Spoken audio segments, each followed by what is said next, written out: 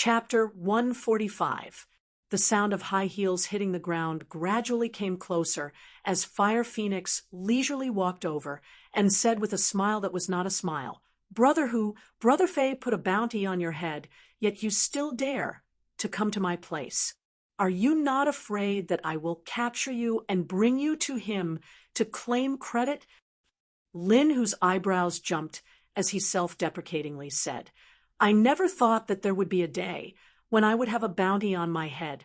Amazed face, amazed face, Not only did he put a bounty on your head, he also spread the news that if you do not go to him and ask for forgiveness, then Dongzi and Daozi will not be able to live. What? Lin, whose face sank. He captured my people to threaten me? Fire Phoenix lightly smiled. He knows that you are a righteous person and knows that this is your weak point. He is certain that you will definitely go find him. Am I right? Of course, I will go find him. He swept my territory and hurt my brothers. I must take revenge for this. Lin, who gnashed his teeth. Fire Phoenix's beautiful eyes turned as she looked at Tang Zheng and said, Young Master Tang, what wind blew you here? Is Boss Fire not welcoming? Tang Zheng calmly asked. Fire Phoenix loudly laughed. Welcome, of course you are welcome. Tang Zheng looked left and right. Although there was not a single person around, he knew that there were many people secretly watching them. As long as Fire Phoenix gave the order, they would definitely attack. Fire Phoenix was truly cautious. Since Boss Fire welcomes us like this, then isn't the welcoming party a bit too grand? Tang Zheng pointed out as he asked.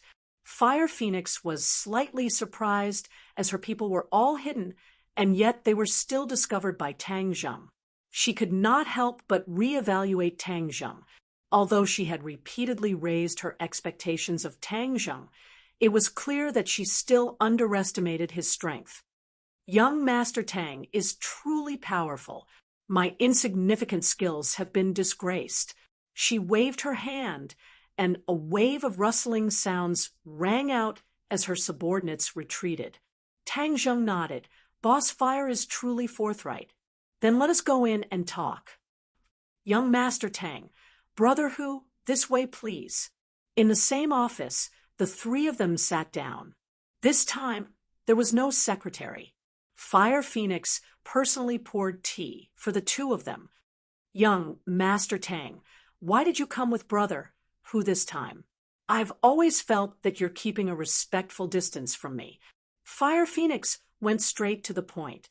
Boss Hua, I'm not keeping you at a respectful distance. It's just that I'm a student, so there are some things that I don't want to interfere too much. But today, Huzi and I came together to give you a big benefit. Tang Zheng said. Fire Phoenix laughed out loud and said meaningfully, Big benefits often mean big risks, don't you think so? Her eyes were very bright. She was a shrewd woman. Tang Zheng was noncommittal and said, You can only win if you dare to fight. Isn't wealth and honor built with real swords and real guns, especially on the streets? Fire Phoenix shook her head and sighed. I'm already old. I'm not as daring as the little girl. Fire Phoenix, don't be modest. You and I have known each other for more than 10 years. We know each other very well. How could I not know your strength? Lin, who interrupted. Fire Phoenix asked with interest, Brother Hu, then what is this wealth and honor you're talking about? Since I don't have anything to do, I can listen. Since there was something to talk about, it was a good sign. It seemed like Tang Zheng and Lin, whose judgment was correct. This woman was tempted. Drag Huang Si off his high horse. His territory, Lin who gets 60%, and you get 40%. Tang Zheng said decisively. Fire Phoenix's pupils shrunk and immediately laughed. Young Master Tang, are you joking? Drag Huang Si off his high horse. No one has ever done this before. No one has ever done it before, but that doesn't mean no one will do it now. Tang Zheng said in a profound manner. Fire Phoenix stopped laughing and stared unblinkingly at Tang Zheng, as if she wanted to see through him. "Young Master Tang, where does your confidence come from?" "Ourselves," Tang Zheng said. "Ourselves?" Fire Phoenix's face was unprecedentedly serious. Tang Zheng's solemn vow did not mean he was an idiot, but she still could not see through him. "Young Master Tang, forgive me for speaking bluntly, but I understand your situation. I don't see anything that can contend against Huang Si, even with brother, who you saw hoodlum take care of brother, who by himself. What do you have to contend against Huang Si?" Her gaze was sharp as she waited for the two's answer. "With young Master Tang here, nothing will be a problem." Lin, who was full of confidence, as he had a kind of blind worship and trust towards Tang Zheng. Fire Phoenix, on the other hand, asked, "Young Master Tang, forgive me for asking, but what is your cultivation level?" "Sixth grade refining body." Tang Zheng answered truthfully. Fire Phoenix's eyes flashed with a trace of astonishment, as she did not expect Tang Zheng's cultivation level to be so high. "Young Master Tang, I have to say that you have made me very surprised. To have such a cultivation level at such a young age, your future achievements will be limitless. But I have to ask you a very realistic question. Huang Si's cultivation level has already reached the 9th grade natal realm. Moreover, I heard that Huang Ziang recently obtained a mysterious cultivation technique which allowed him to progress at lightning speed. He is already a 1st grade natal realm cultivator. Even with the 3 of us together, how do you think we can deal with the 2 pre-celestial experts of the Huang clan?" Lin, who was shocked. Huang Ziang had actually gone from the 6th grade refining body to the 1st grade natal realm in just a few short days. What kind of mysterious cultivation technique did he practice? He subconsciously looked towards Tang Zheng, only to see that Tang Zheng's expression was a bit strange as he remained silent. No one spoke as they all quietly waited for Tang Zheng's answer. But at this time, Tang Zheng was actually communicating with Tian Chanzi. Didn't he say that the so-called mysterious cultivation technique he gave Huang Ziang had side effects? How did he reach the 1st grade natal realm so quickly? He was confused, so he had to ask Tian Chanzi. "Hi, hey, little brat, what I said about side effects is definitely not wrong. That little brat's cultivation speed is a bit faster than I expected.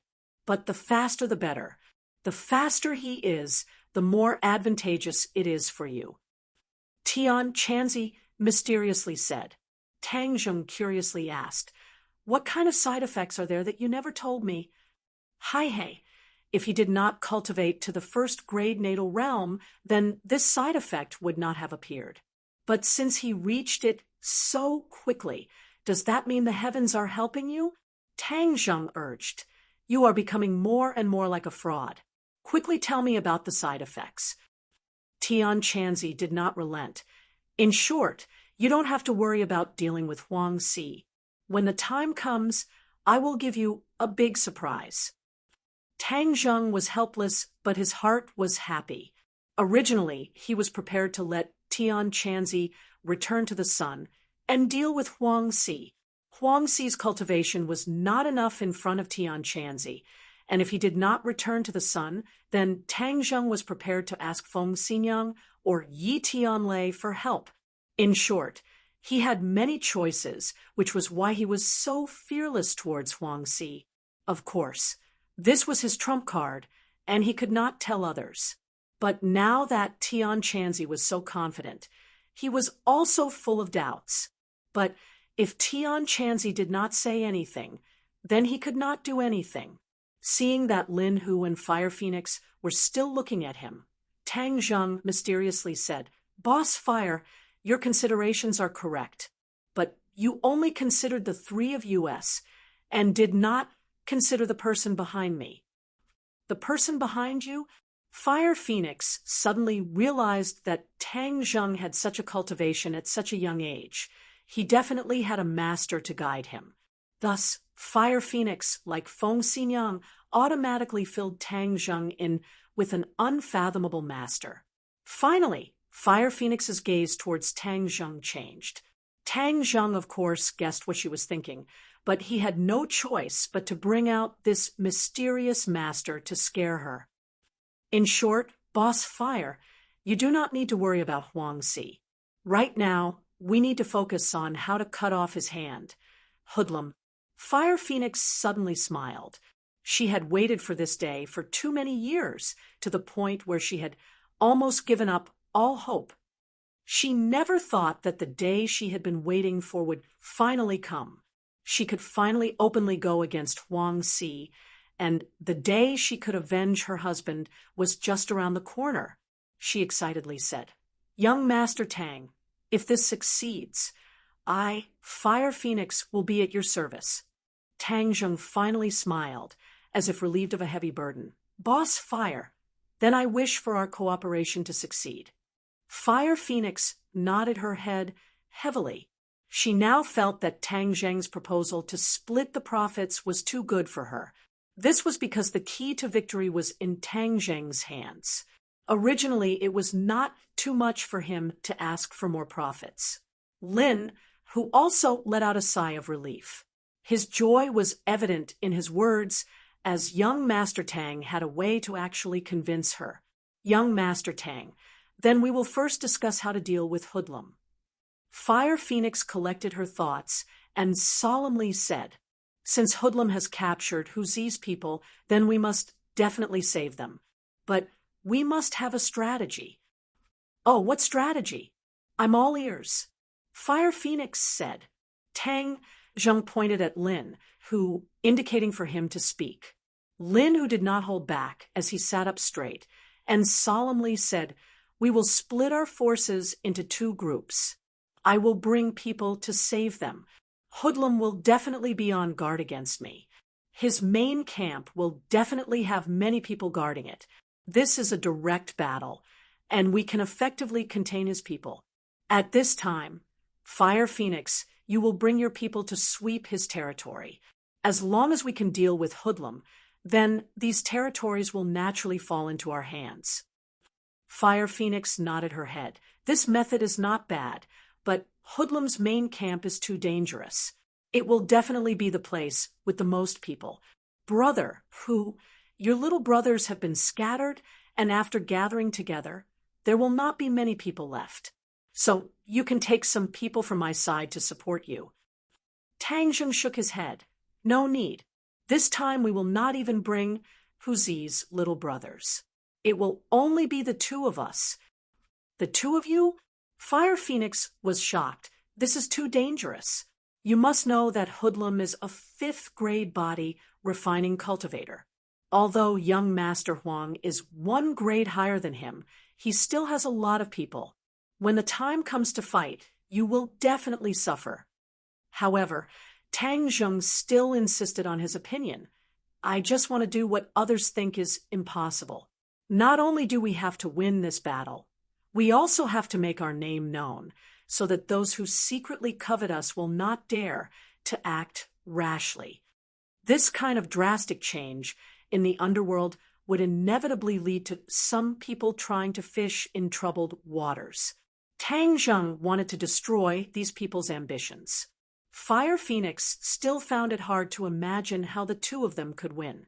But since Tang Zheng was so confident, she did not try to persuade him. "Young Master Tang, relax. Tonight, don't even think about leaving a single one of Hoodlum's territories." Chapter 146. It was early evening. Yi Lai Xiang Entertainment City wasn't as crowded with luxury cars and guests as it usually was. The free novel portal was deserted tonight because the entertainment city was closed. This was the first time something like this had happened in Changheng City. It must be known that Yi Lai Xiang Entertainment City was Brother Fei's home turf, and even the police did not dare to investigate. Even when there were various crackdowns, it still stood tall and was without a doubt the leader of Changheng City's nightclubs. But today, The entertainment city was closed. This meant that there was a storm brewing in the night. Many eyes were watching this place. Although Ordinary Balance had a few big bosses who occupied most of the territory, there were also a few small powers. These small powers were most concerned about this storm. They were ready to take advantage of the situation and use this storm to climb up their ranks. In the night, the neon lights on the Entertainment City signboard were still flashing. It was like a signboard attracting certain people to come, who knew how many people were lying in ambush in the dark. As long as the other party dared to come, there would be no return. The light footsteps gradually got closer. The spies in the dark tensed up their nerves and looked in the direction of the footsteps. That's strange. There were only 2 people. There wasn't a large group like they had imagined. But no one dared to let down their guard. Who knew if a large group of enemies would appear from any corner and catch them unprepared? These 2 people didn't seem to be afraid at all.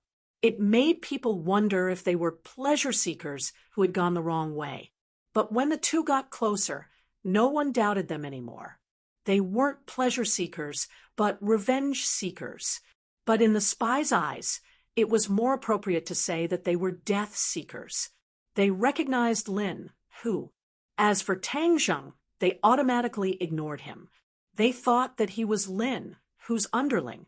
Stop! A few spies appeared and stopped the 2 of them. Lin, who was not afraid at all.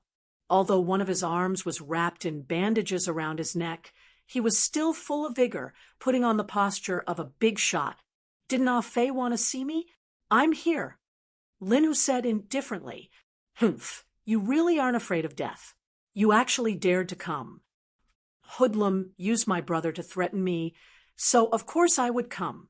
For my brother, what is there to be afraid of? Lin, whose aura was like a rainbow, causing the other party to shiver. Brother Fei has been waiting for you for a long time. Let's go. The 2 of them were brought into the entertainment city under the watchful eyes of many. The entertainment city was brightly lit and filled with hundreds of underlings. The halls and aisles were all filled with people. The 2 of them were truly insignificant, like a drop in the ocean. It was as if as long as Hoodlum gave the order, the 2 of them would be drowned in the sea of people, their heads separated from their bodies. Hoodlum sat boldly in the center of the hall, surrounded by his subordinates. He stared at the newcomer with an unfriendly expression.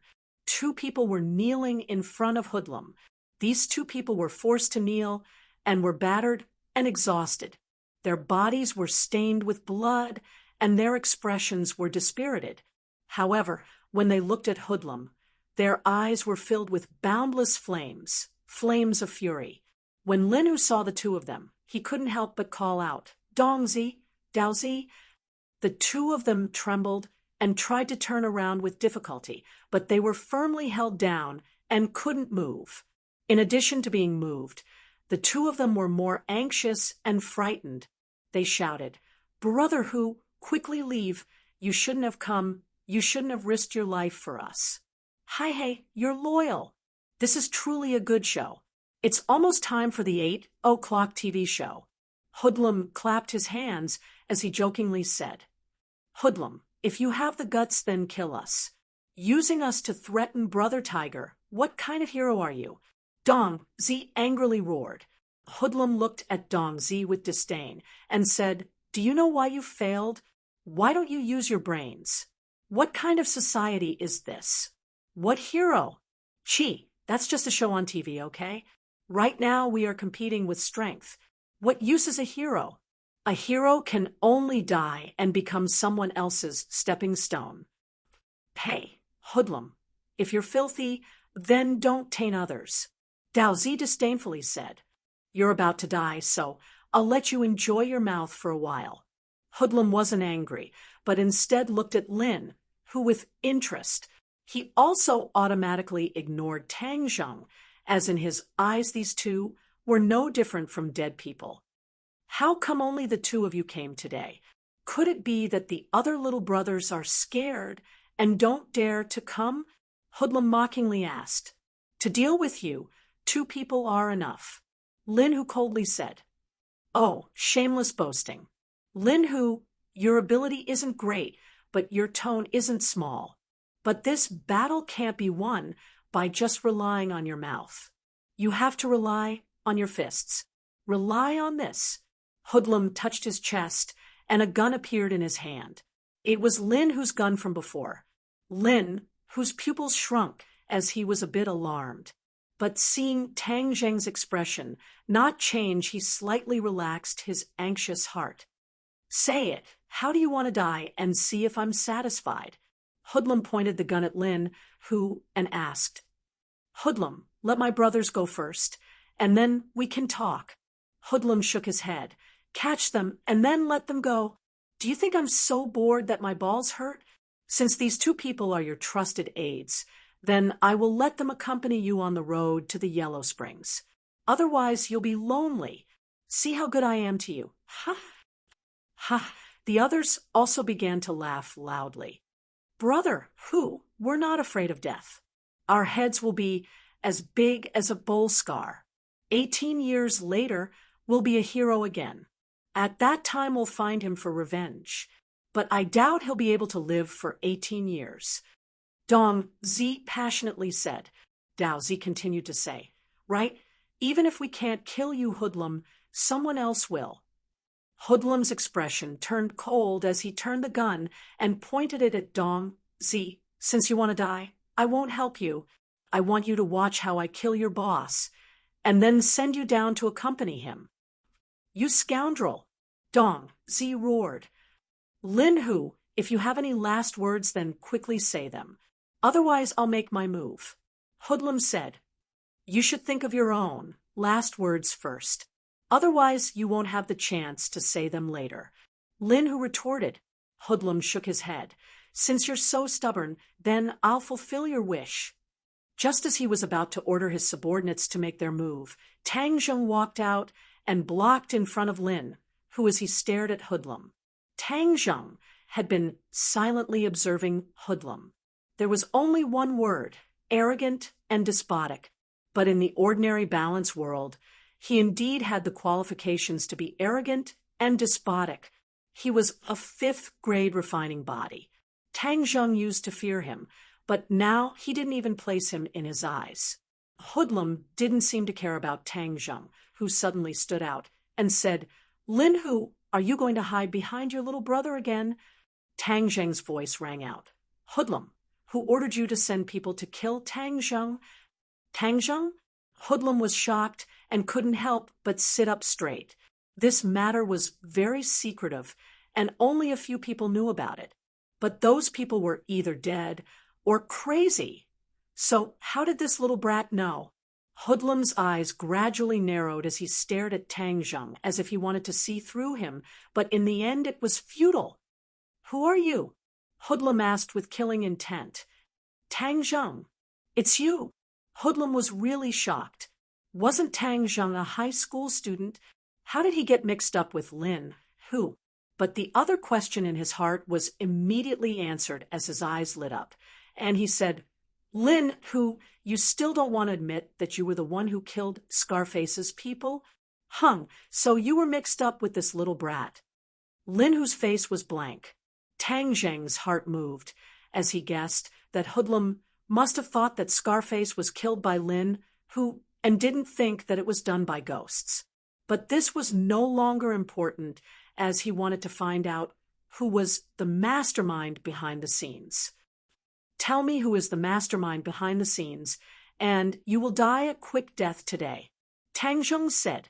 Hoodlum gave a loud laugh. Little brat, have you been scared, silly? You actually dare to say such big words. Fine. In any case, I still wanted to find you.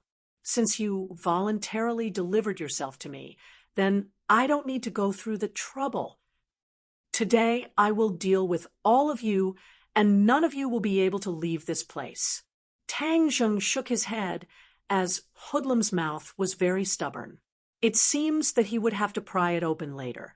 There was no longer any possibility for the two sides to talk, as the atmosphere became oppressive, as if a great battle was about to break out. Hoodlum's eyes turned cold as he loudly shouted, "Attack!" Schwa! The lackeys from all directions pulled out their gleaming machetes and aimed them at Tang Zheng and Lin Hu at the same time. Tang Zheng's eyes trembled as he said in a low voice, "Little tiger, follow me closely." "Yes, young Master Tang." Tang Zheng moved. Before the others could move, he had already taken a large step forward and charged at Hoodlum like a fierce tiger. The two were separated by 5 meters, but in the next second, he was only 1 meter away from Hoodlum. To capture bandits, one must first capture the ringleader. Tang Zheng wanted to take advantage of Hoodlum's underestimation of his opponent to instantly control him, so that he would not be defeated in this battle. Lin, who clenched his teeth as he followed Tang Zheng. He held his knife with one hand and protected Tang Zheng's back. Ping, ping, ping, ping. Metal clashed as sparks flew. He completely blocked the attacks coming from all directions. Although he was injured, he still had an absolute advantage when facing ordinary little brothers. Hoodlum's pupils constricted, as he never would have thought that this unassuming high school student would be an expert. Just these few simple steps caused his heart to tense up. However, he did not believe that his opponent would be able to defeat him. After all, there was a difference in age. Hoodlum did not move as he calmly sat on the fishing platform. His finger lightly pulled the trigger. Pung! A muffled gunshot rang out as Tang Zheng slid to the left. The bullet whizzed past and hit one of the little brothers beside him. His speed was not faster than the bullet, but his reaction was faster than Hoodlum's. In the instant that Hoodlum was about to pull the trigger, he dodged. After experiencing Huang Xiang's shooting incident, he was no longer so afraid of guns. As long as he was within close range, guns would not be able to threaten him. With a slip of his feet, Tang Zheng had already arrived in front of Hoodlum, giving him no time to fire a second shot. He casually grabbed a nearby lackey's machete and swung it towards Hoodlum's arm. Hoodlum pulled his arm back. Schwa! The machete fell and chopped at the gun barrel, splitting it into two. Hoodlum's heart turned cold. When an expert made a move, he could see the depth of the attack with a single glance. He clearly understood how terrifying the power behind that attack was. A gun was not made of wood, but steel. The machete was clearly not a top-notch machete, yet it was able to slice through the gun barrel with a smooth cut. Hoodlum believed that he could do the same, but he would not be able to do it as easily as Tang Zheng. He finally felt a fatal threat. Chapter 147. Under the illumination of the lights, the blade's light was particularly dazzling. Seeing that it was about to land on Hoodlum, Hoodlum roared, "Attack!" The little brothers on both sides who had been waiting for this opportunity swarmed towards Tang Zheng. /**, Tang Zheng flicked his wrist. Schwa, schwa, schwa. The blade's light flashed, and in an instant the people at the front were chopped to the ground, blood splattering everywhere.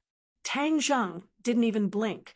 If he were to be soft-hearted at this time, he would be seeking his own death. Hoodlum took advantage of this short moment to retreat, dodging Tang Zheng's attack. He roared in anger, "Kill! I'll chop them to death!" "Kill!" Shouts shook the heavens. Tang Zheng and Lin, who were immediately surrounded by the crowd. Tang Zheng's gaze locked onto the distant Hoodlum. His opponent was too cunning, actually dodging his sure-kill attack. The tide of people made it difficult for the two to move. They could only face the attacks coming from all directions. "Young Master Tang, don't worry about me. Go and catch Hoodlum." Lin Hu anxiously roared. "Can you hold on?" Facing the tide of attacks, if Tang Zheng left, Lin Hu would be in danger. "I won't die yet. As long as you catch Hoodlum, their attacks will collapse." Tang Zheng looked at Hoodlum, who was hiding behind the crowd, and gritted his teeth. Okay, then you be careful. He chopped down the enemy in front of him and then leapt up. He flew over the crowd like a great rock, spreading its wings and pouncing towards Hoodlum. F***CK, you can't even block this. Seeing this, DeFay's heart trembled. Stop him. Blades glittering with cold light flew towards Tang Zheng's legs. Tang!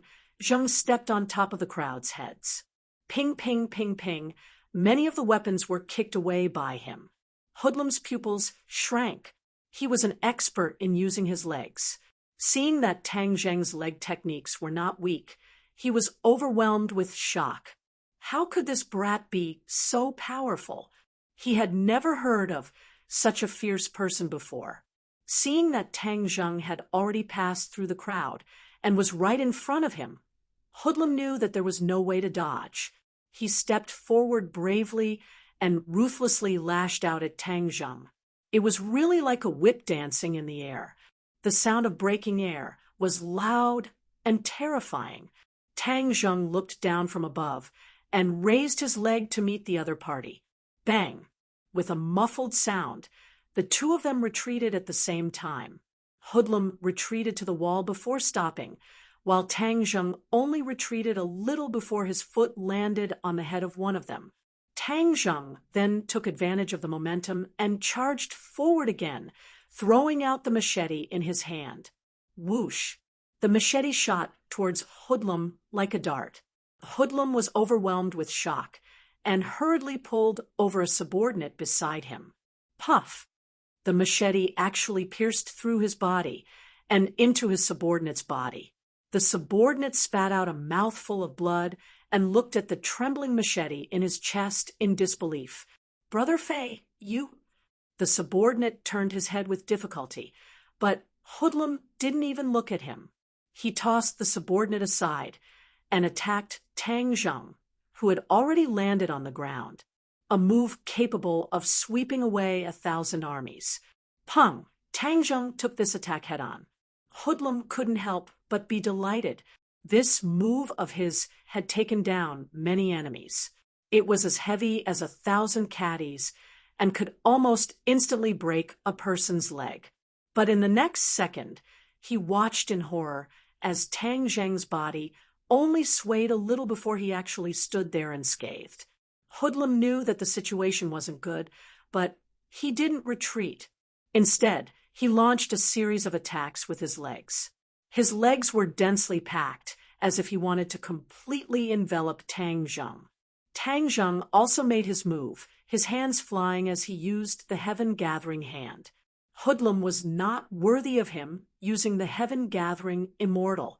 Once the Heaven-Gathering Hand was used, the sky was filled with hand shadows, one by one blocking the opponent's chain kicks. With a muffled sound, Hoodlum's leg took Tang Zheng's attack. His entire leg was abnormally sore, and he couldn't muster any strength. Fuck, this brat's strength is too great. Hoodlum cursed inwardly. Before he could react, Tang Zheng attacked again. This time, his attacks were even more ferocious and had an unstoppable momentum. Hoodlum retreated, retreating again and again until he couldn't retreat anymore. Tang Zheng continued to advance until he forced Hoodlum into a corner. Suddenly, a blood-curdling scream rang out. Tang Zheng couldn't help but turn his head to look. He saw that Lin, who had already been completely surrounded and was covered in blood. Hoodlum suddenly had an idea. He took the opportunity to quickly flee to the side. He already understood that he wasn't Tang Zheng's opponent, and his heart was incomparably shocked. Tang Zheng had been watching Hoodlum from the corner of his eyes. Seeing that Hoodlum wanted to escape, he couldn't care less about Lin, who he had to capture Hoodlum. Stop! Tang Zheng roared, and arrived like a flash of lightning. Hoodlum heard the sound of the wind behind him, but he still didn't dare to stop. The lackeys on both sides were completely unable to block Tang Zheng. Wherever Tang Zheng passed, people would be thrown off their feet. Seeing that the opponent was already behind him, Hoodlum had no choice but to counterattack with a move of the divine dragon tail. Suddenly, his body trembled. His leg was caught by Tang Zheng. Hoodlum cursed inwardly. With a cracking sound, the pain instantly spread to his nerve endings, causing him to involuntarily cry out in pain. His scream was very miserable. Everyone subconsciously looked over and saw their boss's miserable appearance. Tang Zheng directly broke Hoodlum's leg. Then, with a pull, Hoodlum returned to his side. Tang Zheng's hand shot out like lightning and locked onto Hoodlum's neck. This series of attacks was like moving clouds and flowing water. It perfectly illustrated the true meaning of violence, causing people to tremble in fear. "Stay your hand! Your boss is in my hands!" Tang Zheng roared. His voice was deafening. Everyone looked on in shock. Among hundreds of people, he was actually able to catch Hoodlum. This move of his had reached perfection. It was truly an eye-opener and caused people's hearts to tremble. Bravery that couldn't be stopped by 10,000 men. This was truly not a legend. Hoodlum felt the pain, and only after a while did he regain his senses. His face was already dripping with cold sweat. Ever since he started cultivating, he had never been in such a sorry state. Now, even if he wanted to escape, it would be useless. This was because one of his legs was already broken. Even if it was reconnected, his martial arts would be greatly reduced. He was filled with regret and hatred.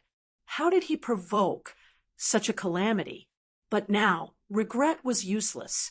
With a cold face, he looked up at Tang Zheng and said, "What exactly do you want?" "First, tell your lackeys to retreat," Tang Zheng said with killing intent. Hoodlum hesitated for a moment before loudly roaring, "Didn't you hear? Everyone retreat." Everyone looked at each other in dismay as they retreated like a tide to the entrance of the hall. They watched this scene from afar. "Little brat, today my skills are not as good as yours, and I have fallen into your hands. However, behind me is Grandpa Huang. If you touch me, Grandpa Huang will definitely not let you off." Even though Hoodlum had been captured, his aura was still the same. This was because he believed that Tang Zheng would not dare to kill him, so he would not lose face in front of his lackeys. Lin, whose body was covered in blood, cut off the ropes on his two lackeys. He stared at Hoodlum with wide eyes and said, "Hoodlum, you want to use Grandpa Huang to scare us?" "Hung, I am not trying to scare you. Ordinary balance is decided by Grandpa Huang. So what if you beat me this time? You still won't be able to cause any big waves. Grandpa Huang's one word is enough to make you die without a burial ground," Hoodlum said with disdain. Tang Zheng revealed a cold smile. "It seems that in your eyes, Huang Si is no different from a deity. Let me tell you, he is nothing in my eyes. I will also clearly tell you that since I dared to make a move against you, I have no intention of shaking hands with him." Hoodlum looked at Tang Zheng in shock and said, "Where does your courage come from? You may have won against me, but that does not mean you are Grandpa Huang's opponent. Little brat, let me tell you, you are still too inexperienced.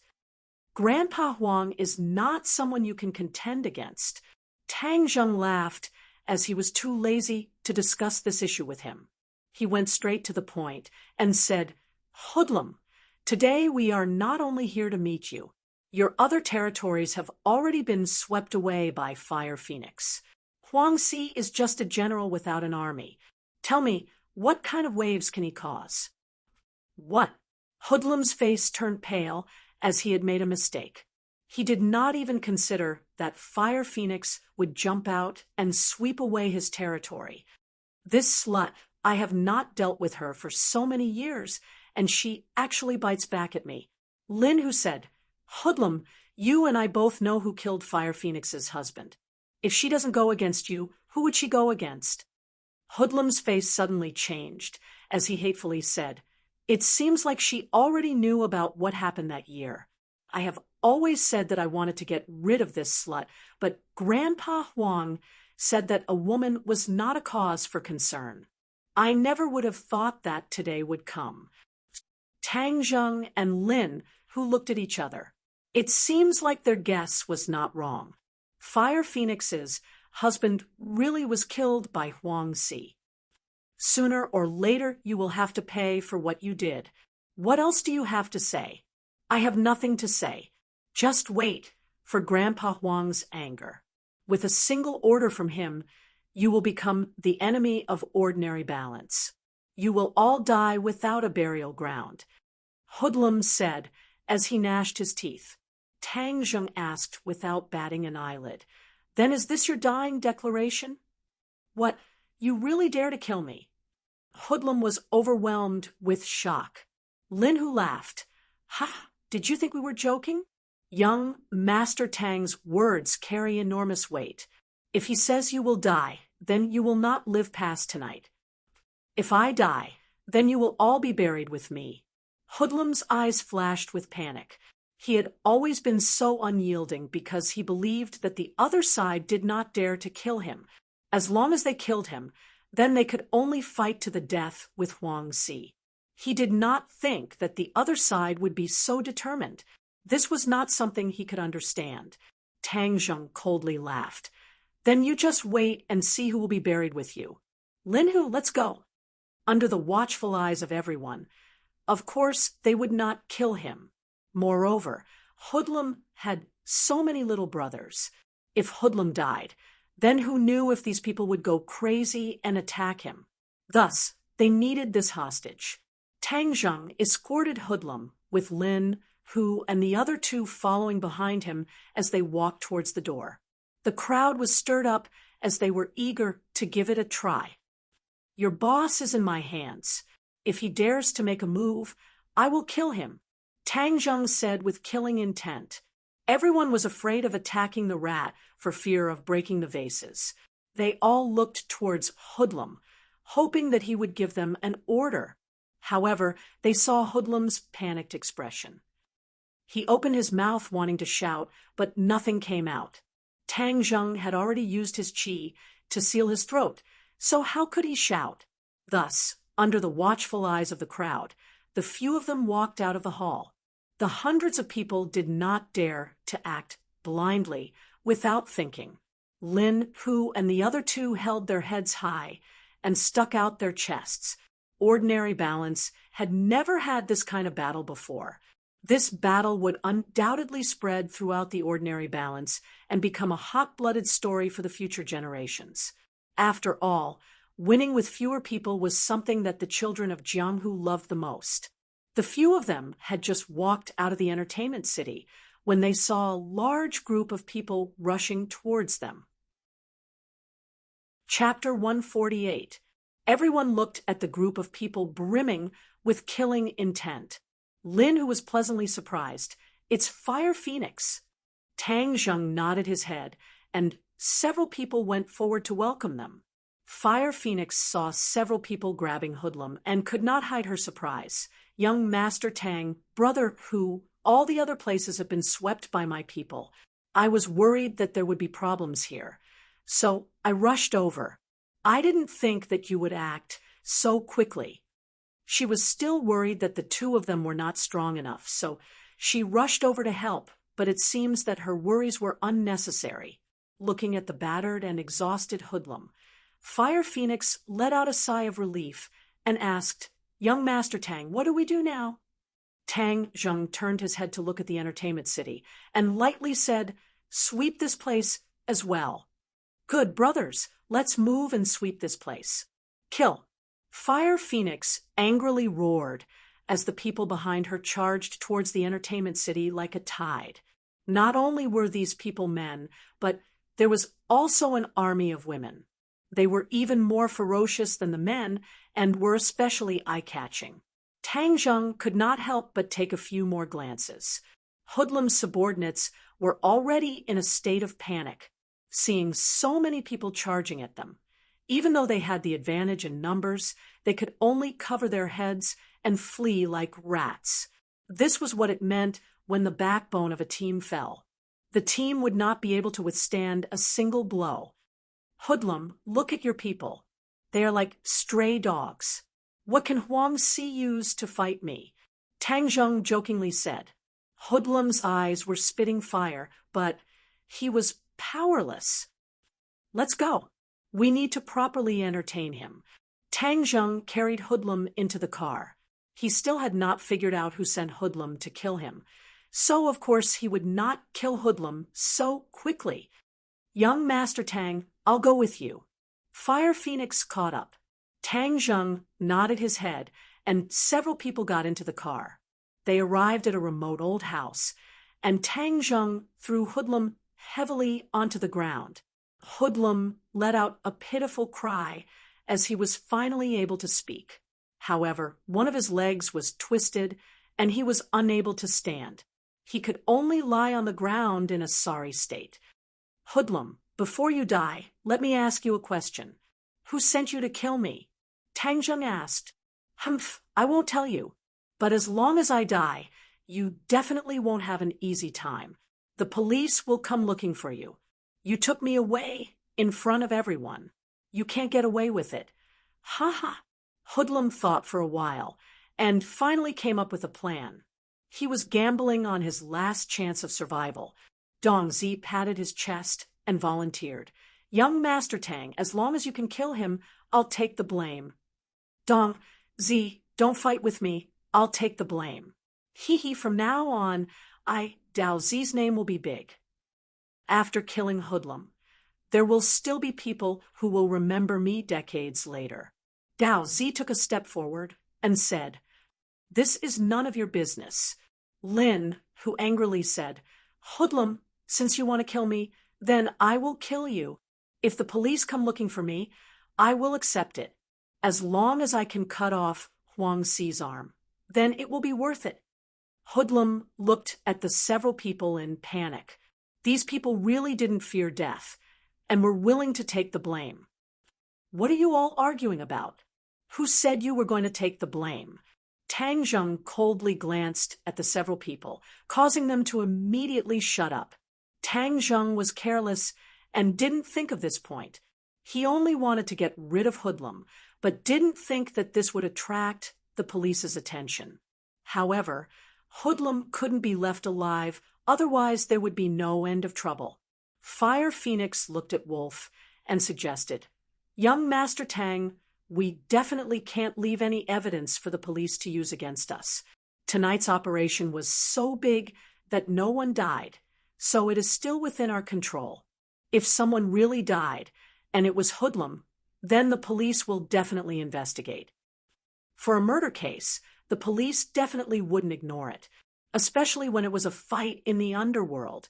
As long as someone died, the police would definitely investigate to the end. This had always been the rule, and was also a red line. As long as this red line was crossed, then the police would intervene. Lin Hu and Fire Phoenix were well aware of this principle. Only a layman like Tang Zheng didn't know. So it's fine as long as we leave him alive? Tang Zheng asked in a deep voice. Fire Phoenix shook her head and said, Young Master Tang, if he doesn't die and the police ask him, then it will be troublesome. Moreover, if he doesn't die, then he will think of ways to get revenge. Being remembered by him is not a good thing. Hoodlum's eyes were about to split open as he angrily stared at Fire Phoenix. His last hope of survival had been extinguished. Fire Phoenix, you slut! If you don't see me die, then you won't be satisfied? Fire Phoenix stared at him and said, If you don't die, then of course I won't be satisfied. That year when my husband died, do you dare say you had nothing to do with it? I regret not getting rid of you that year. That's why you have today. It's too late to regret. Young Master Tang, let me kill him. From now on, take good care of my brothers, and I will die in peace. Fire Phoenix said indignantly. Tang Zheng shook his head. No need to say any more. He doesn't need to die, and you don't need to convict him. How can we do that? Leaving him alive is a disaster. Several people anxiously advised. Hoodlum's eyes lit up as a trace of hope appeared in his heart. As long as he didn't die, then he would have a chance to make a comeback and take revenge. Tang Zheng saw the intention in his eyes and coldly said, "Hoodlum, you don't have a chance anymore. Although I won't kill you, from now on you are no longer yourself." Several people looked at Tang Zheng in confusion, not knowing what these words meant. They only saw Tang Zheng's palm cover Hoodlum's head. Hoodlum lost his head out of fear and shouted loudly, "Tang Zheng, what are you doing? Since you won't tell me the secret, then I can only take it myself." Tang Zheng used his soul-searching technique, and Hoodlum's shouts came to an abrupt end. His eyes stared blankly and gradually became sluggish. The others looked at this scene in shock, not knowing what had happened. After a while, Tang Zheng released his hand, and Hoodlum was dumbstruck, not reacting in the slightest. "Young Master Tang, what happened to him?" Fire Phoenix asked in shock. "He turned into an idiot. This way he won't be able to take revenge and won't cause trouble for the police." Fire Phoenix's heart trembled as she had underestimated Tang Zheng. She didn't think that he would have such a method. Lin, who hatefully said, "This is simply letting him off too easily." But this is also the best outcome.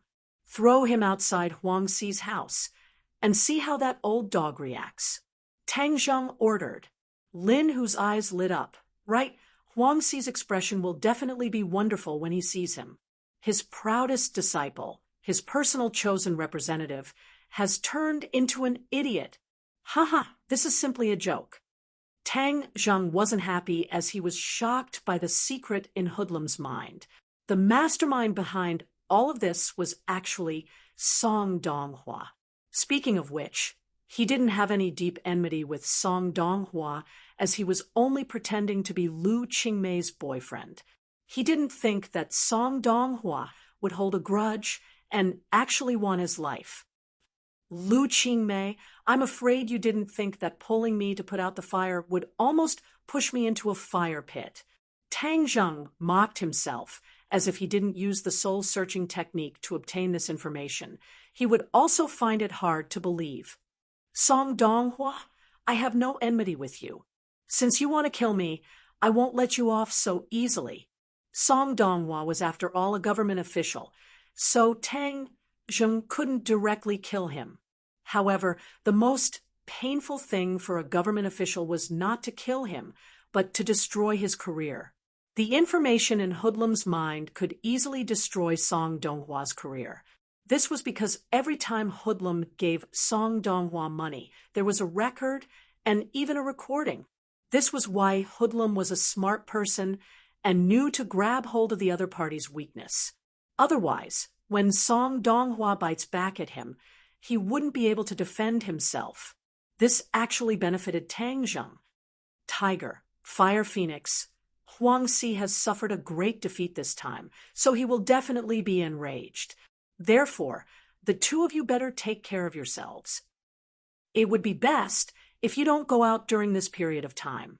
I will find some time to meet with Huang Xi. Once I settle everything, you two can then show off your skills." Tang Zheng warned. "Young Master Tang, when are you going to deal with Huang Xi? I will go with you. He killed my husband, so I want to personally kill him and avenge my husband." Fire Phoenix hatefully said. "Dealing with Huang Xi, it would be better for me to go. You two can just wait for my results." Tang Zheng did not agree as Huang Xi was too powerful. When the time came, he would have to use magic, and he did not want others to see it. Seeing that Tang Zheng had already made up his mind, the two of them had no other choice but were curious as to what methods Tang Zheng would use. After the few of them separated, Tang Zheng went to Hoodlum's house. The record and recording were all hidden in a safe. He easily snuck in and found that there was no one in the house. He directly walked in front of the safe, put on the gloves he had prepared, and entered the password. With a kacha sound, the safe opened. Tang Zheng immediately saw the record and a thumb drive. In addition, there was actually a lot of money in the safe, probably no less than $1 million. Hey, this is really an unexpected harvest. But since I came, I can't go back empty-handed. Tang Zheng found a big bag and stuffed the $1 million in cash into it. He then took it home and had a good night's sleep, completely ignoring the chaos in the ordinary balance underworld. Early the next morning, he carried his bag and arrived at school. Coincidentally, he saw Lu Qingmei coming out of the car, so he went to greet her. "Teacher Lu, good morning." Lu Qingmei raised her head and suspiciously looked at Tang Zheng. Did the sun rise from the west? This little brat had always been avoiding her, but this time he actually took the initiative to greet her. Lu Qingmei slightly nodded and said, "What's the matter?" Tang Zheng took out a bag from his bag and handed it over to her and said, "Teacher Lu, I have a few things for you." "What is it?" Lu Qingmei was very curious. "Good stuff." Tang Zheng mysteriously smiled. "Didn't you want to kick away that annoying fly, Song Donghua? The things in here can do that." As long as Song Donghua's career ended, he would be too embarrassed to continue bothering Lu Qingmei. This blow was definitely more painful than death. Seeing Tang Zheng acting so mysteriously and making such a solemn vow, Lu Qingmei's curiosity was piqued. During this period of time, she had been annoyed to death by this stubborn dog skin plaster. Last time's ball did not seem to have dispelled his enthusiasm. She really did not know how this person's skin was so thick. "Where did you get these things?" Lu Qingmei asked. Tang Zheng shrugged his shoulders. "I picked them up on the side of the road. I thought they would be useful to you, so I gave them to you." After speaking, he waved his hands and confidently walked towards the classroom. Lu Qingmei stared at him and muttered to herself, "You're so young yet you dare to act cool in front of me. I want to see what you gave me. If you dare to play tricks on me, I won't forgive you." She opened the bag and saw the account book. After flipping through a few pages, her face changed. Chapter 149. As the daughter of the governor, Lu Qingmei had been exposed to too many official matters from a young age. She understood the power of this account book too well. This was much more powerful than a gun or a few bullets. Not only did the account book record the fact that Song Donghua had accepted bribes, but it also recorded a few other officials. However, these officials were much more inferior compared to this secretary. Song Donghua was clearly the most deeply involved. Even though he was young, his courage was not small and had accepted millions of dollars worth of bribes from hoodlum.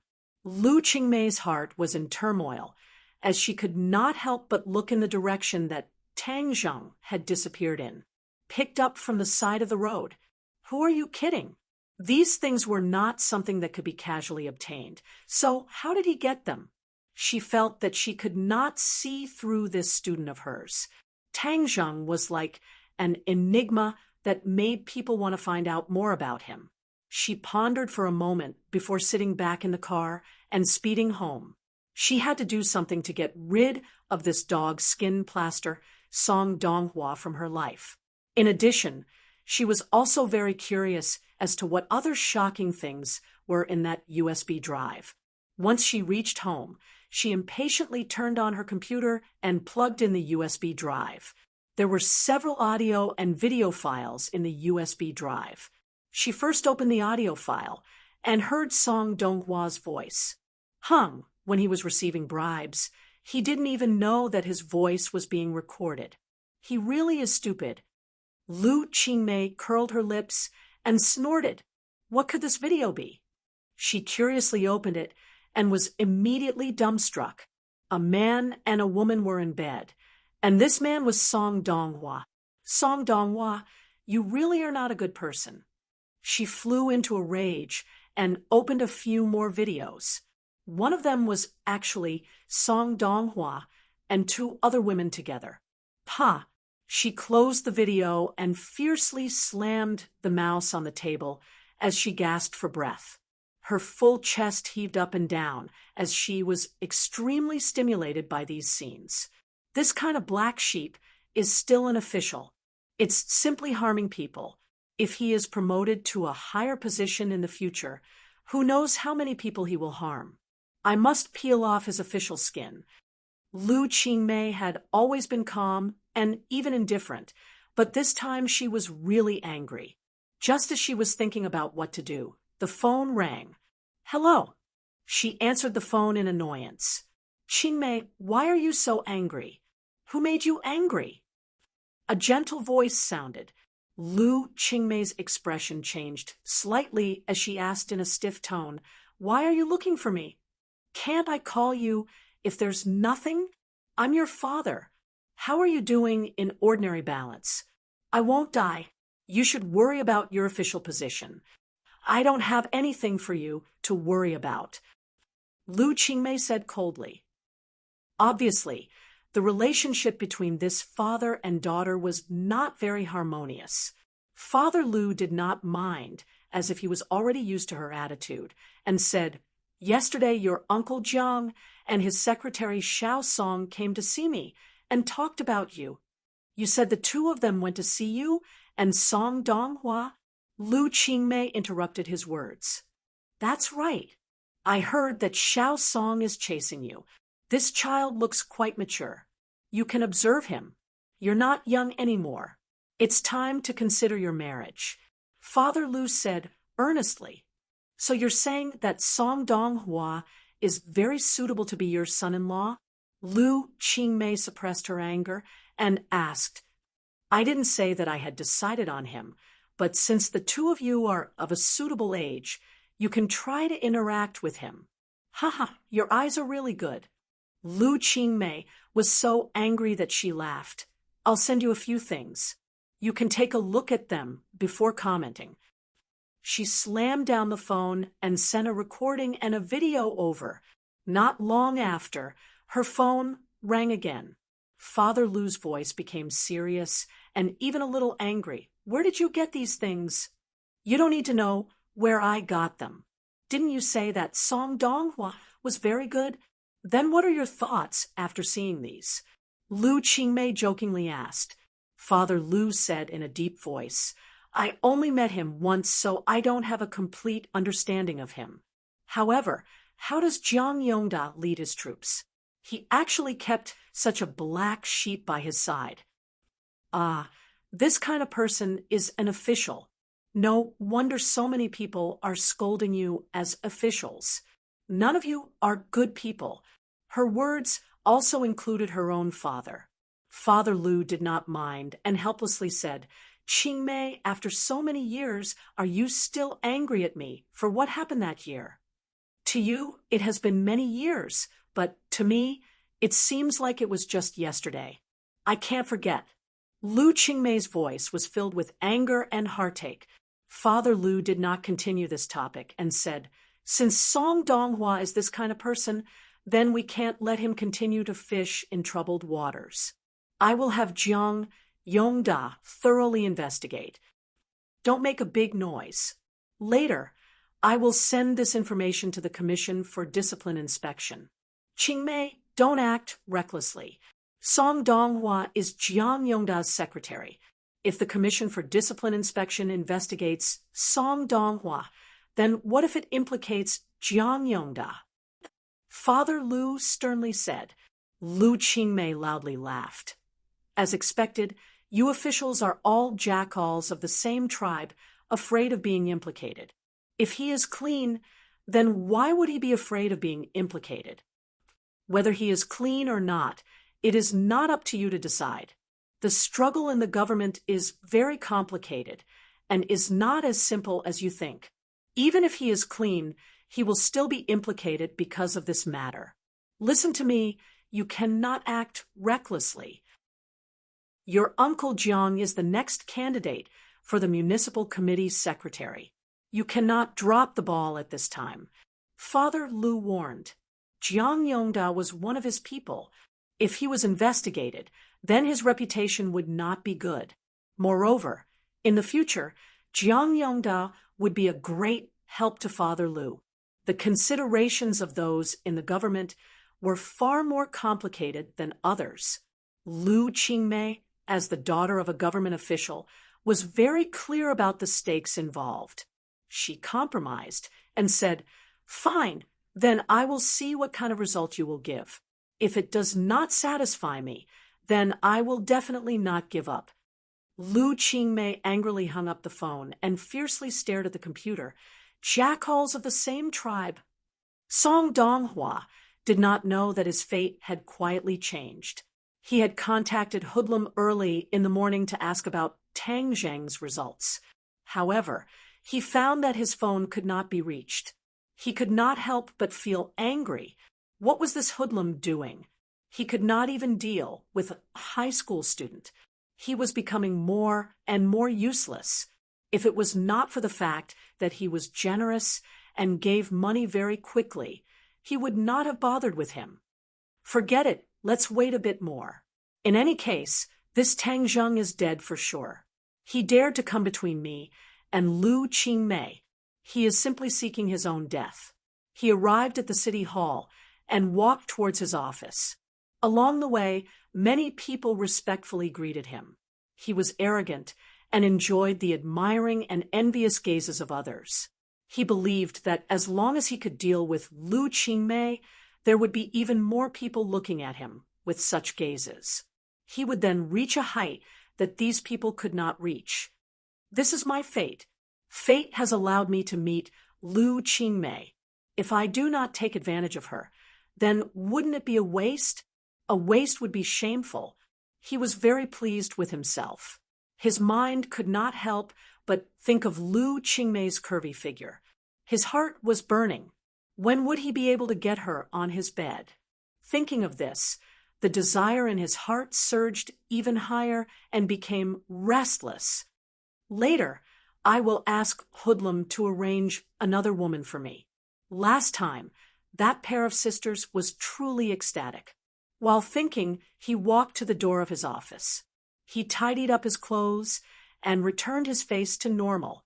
He then pushed open the door and entered. "Boss, you came so early." He saw Mayor Jiang Yongda standing in front of the window, looking out with a serious expression. When Jiang Yongda heard this, he turned around to look at him and said, "Come in with me." Song Donghua was Jiang Yongda's secretary. Their offices were connected. Jiang Yongda's office was inside, while Song Donghua's was outside.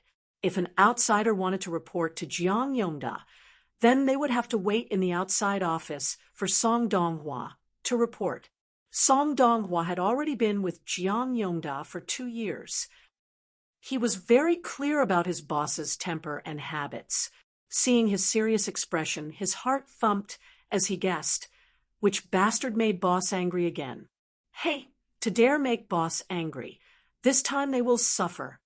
He respectfully walked in and gently closed the door. He found that Jiang Yongda had already walked to the front of the office desk and suddenly turned the computer monitor around. He pointed at it and said, "Take a look at what this is." Then he walked to the side, as if he did not want to see what was on the computer. Song Donghua curiously walked over and looked at the computer. Just as he looked at it, his face changed and became uglier than a dead person. His body uncontrollably began to tremble. On the screen was a man and 2 women having sex. Wasn't the male lead him? Weren't the female leads the 2 sisters that he was still in love with? Boom. His brain felt as if an atomic bomb had been detonated. He felt dizzy, and his legs went soft. With a putong sound, he knelt on the ground. Jiang Yongda coldly looked at him. This video was sent by his old leader. When he saw it, it was as if he had been fiercely slapped in the face. That feeling was unforgettable. He originally wanted to play matchmaker between Song Donghua and Lu Qingmei. After all, if his secretary was able to climb up this branch, then his future political capital would be stronger. But he never thought that things would turn out like this. He really wanted to slap himself twice. His old leader's voice was very serious, causing his heart to feel uneasy. If his old leader had a problem with him, then his dreams of becoming the secretary of the municipal party committee could no longer be fulfilled. He really wanted to kill Song Donghua. All of this was because of him. Song Donghua felt that his doomsday had arrived. Only after a long time did he come back to his senses. Seeing his boss's ashen face, he hurriedly said, "Boss, this was all set up by others. The reason they attacked me like this was because they wanted to harm you." Song Donghua knew how to divert the attention of others. This was a very clever move. By tying Jiang Yongda to his chariot, this matter could be turned into a small matter and a small matter into nothing. Unfortunately, he had miscalculated. Not only did Jiang Yongda not have a common enemy, he instead angrily roared, "Do you know who gave this to me? Governor Liu." "What? Governor Liu?" Song Donghua's face was ashen. A few days ago, he thought that he had left a good impression in front of Governor Liu. But today he saw this. Didn't all of his efforts go to waste? How could he still have a chance to climb up the branch? As if he had lost his parents, he lost his soul and muttered to himself, "How could Governor Liu have this thing?" Lu Qingmei gave it to him. Jiang Yongda bitterly said, "How could he face the father and daughter of the Liu family in the future?" Chapter 150. Song Donghua did not know how he left the office. It was as if he had lost his soul. Even when people greeted him, he did not respond. Now, when he heard those greetings, it was as if they were mocking him. Free Novel Portal Jiang Yongda did not hand him over to the Commission for Discipline Inspection, nor did he punish him. He only sent him to a remote village to be a village official. He was still a part of the system, but what use was that? Once he was sent to that remote place, no one would remember him. He would never have the chance to return to the center of power. The only thing he could do was to wait for death. He gasped for breath, feeling as if he was about to suffocate. His eyes were in a daze. He was furious. "Lu Qingmei, didn't I chase after you? You actually used such a method to deal with me. You instantly knocked me from the immortal realm to the mortal realm. Too ruthless.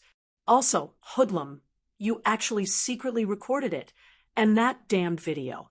He was filled with regret and hatred, but he did not dare look for Hoodlum for revenge. Before, he could rely on his status to make Hoodlum treat him with respect, but now he was nothing. Looking for Hoodlum? That was simply seeking death. Thus, he transferred all his hatred and anger onto Lu Qingmei. "It was all because of this woman that my reputation was ruined. I lost everything. Without power, what difference is there between me and death? You won't let me have an easy time, so I won't let you have an easy time either. At worst, we will all die together. Before I die, I will obtain you and let you know how powerful I am." Song Donghua's eyes were filled with anger and hatred as he reluctantly looked back at the majestic city hall. He then quickly ran to the parking lot, started his car, and quickly drove towards Pengcheng International School. Seeing that he was about to reach the school entrance, a fashionable mini car entered his line of sight. It was this car that had left a deep impression on him.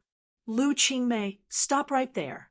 Song Donghua loudly roared as he stepped on the accelerator and rammed into the car.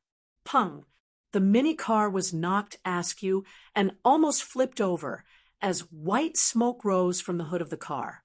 Song Donghua's car also stopped, and he quickly jumped out. Seeing that Lu Qingmei had already been caught in the airbag, he immediately pulled her out and carried her into his car before quickly driving away from the scene. This series of actions was extremely clean and quick, as if it had been rehearsed. Song Donghua's car had already disappeared into the endless traffic before the people who saw the car accident could even scream. Pengcheng International School was an aristocratic school.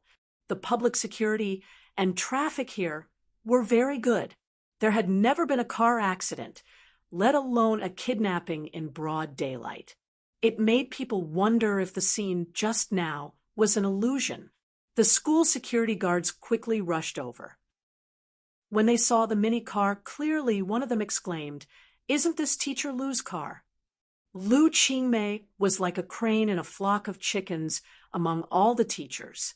She was too beautiful and too cold. Her reputation as the Ice Mountain Goddess was loud enough and influential enough. Even the security guards couldn't help but look at her from afar. Naturally, they were very familiar with her car. Lu Lauscher had been kidnapped. The news seemed to have grown wings and quickly spread to every corner of the school. Whether it was the teachers or the students, especially the males, all of them were filled with righteous indignation. They all said that they would save Lu Lauscher, a hero saving a beauty. Moreover, it was the Ice Mountain Goddess. If this move moved the Ice Mountain Goddess's heart, then wouldn't they be able to hug the beauty and make a fortune? Thus, they all contacted their friends and family to track down the car. They also wanted to find the bastard who kidnapped Goddess Lu and tear him to pieces. Damn, to even have the heart to kidnap the Ice Mountain Goddess, he really didn't know how to show mercy to the fairer sex. Luckily, the security guards remembered the license plate number, so they quickly found out that the owner of the car was Song Donghua. Regardless of whether the kidnapper was Song Donghua or not, the most important thing was to rescue Lu Lauscher. Tang Zheng was also shocked by the news, especially when he heard that the owner was Song Donghua. He didn't even need to think too much to conclude that this was definitely done by Song Donghua. He was too crazy to actually kidnap Lu Qingmei. Tang Zheng guessed that it was the information he gave to Lu Qingmei that angered Song Donghua. So Tang Zheng couldn't shirk the responsibility. Moreover, Lu Qingmei was his class teacher, so he couldn't stay out of this matter. Grade 12 Class 7, the original Hell class, was now a model student class. No matter if it was the boys or girls, no one was in the mood to attend class. They all clamored to find Lu Lauscher and mobilize the power of the masses to find that bastard. While everyone was brainstorming, Tang Zheng walked out of the classroom. Feng Yong looked at him and shouted, "Boss, where are you going?" "We are discussing how to save Lu Lauscher." "I'm going to the restroom." Tang Zheng quickly walked to the end of the corridor and dialed Lin, whose number. "Who's he? Help me find a car. A bastard kidnapped my class teacher, and she is currently in this car. Even if you have to dig 3 feet into the ground, you have to find her."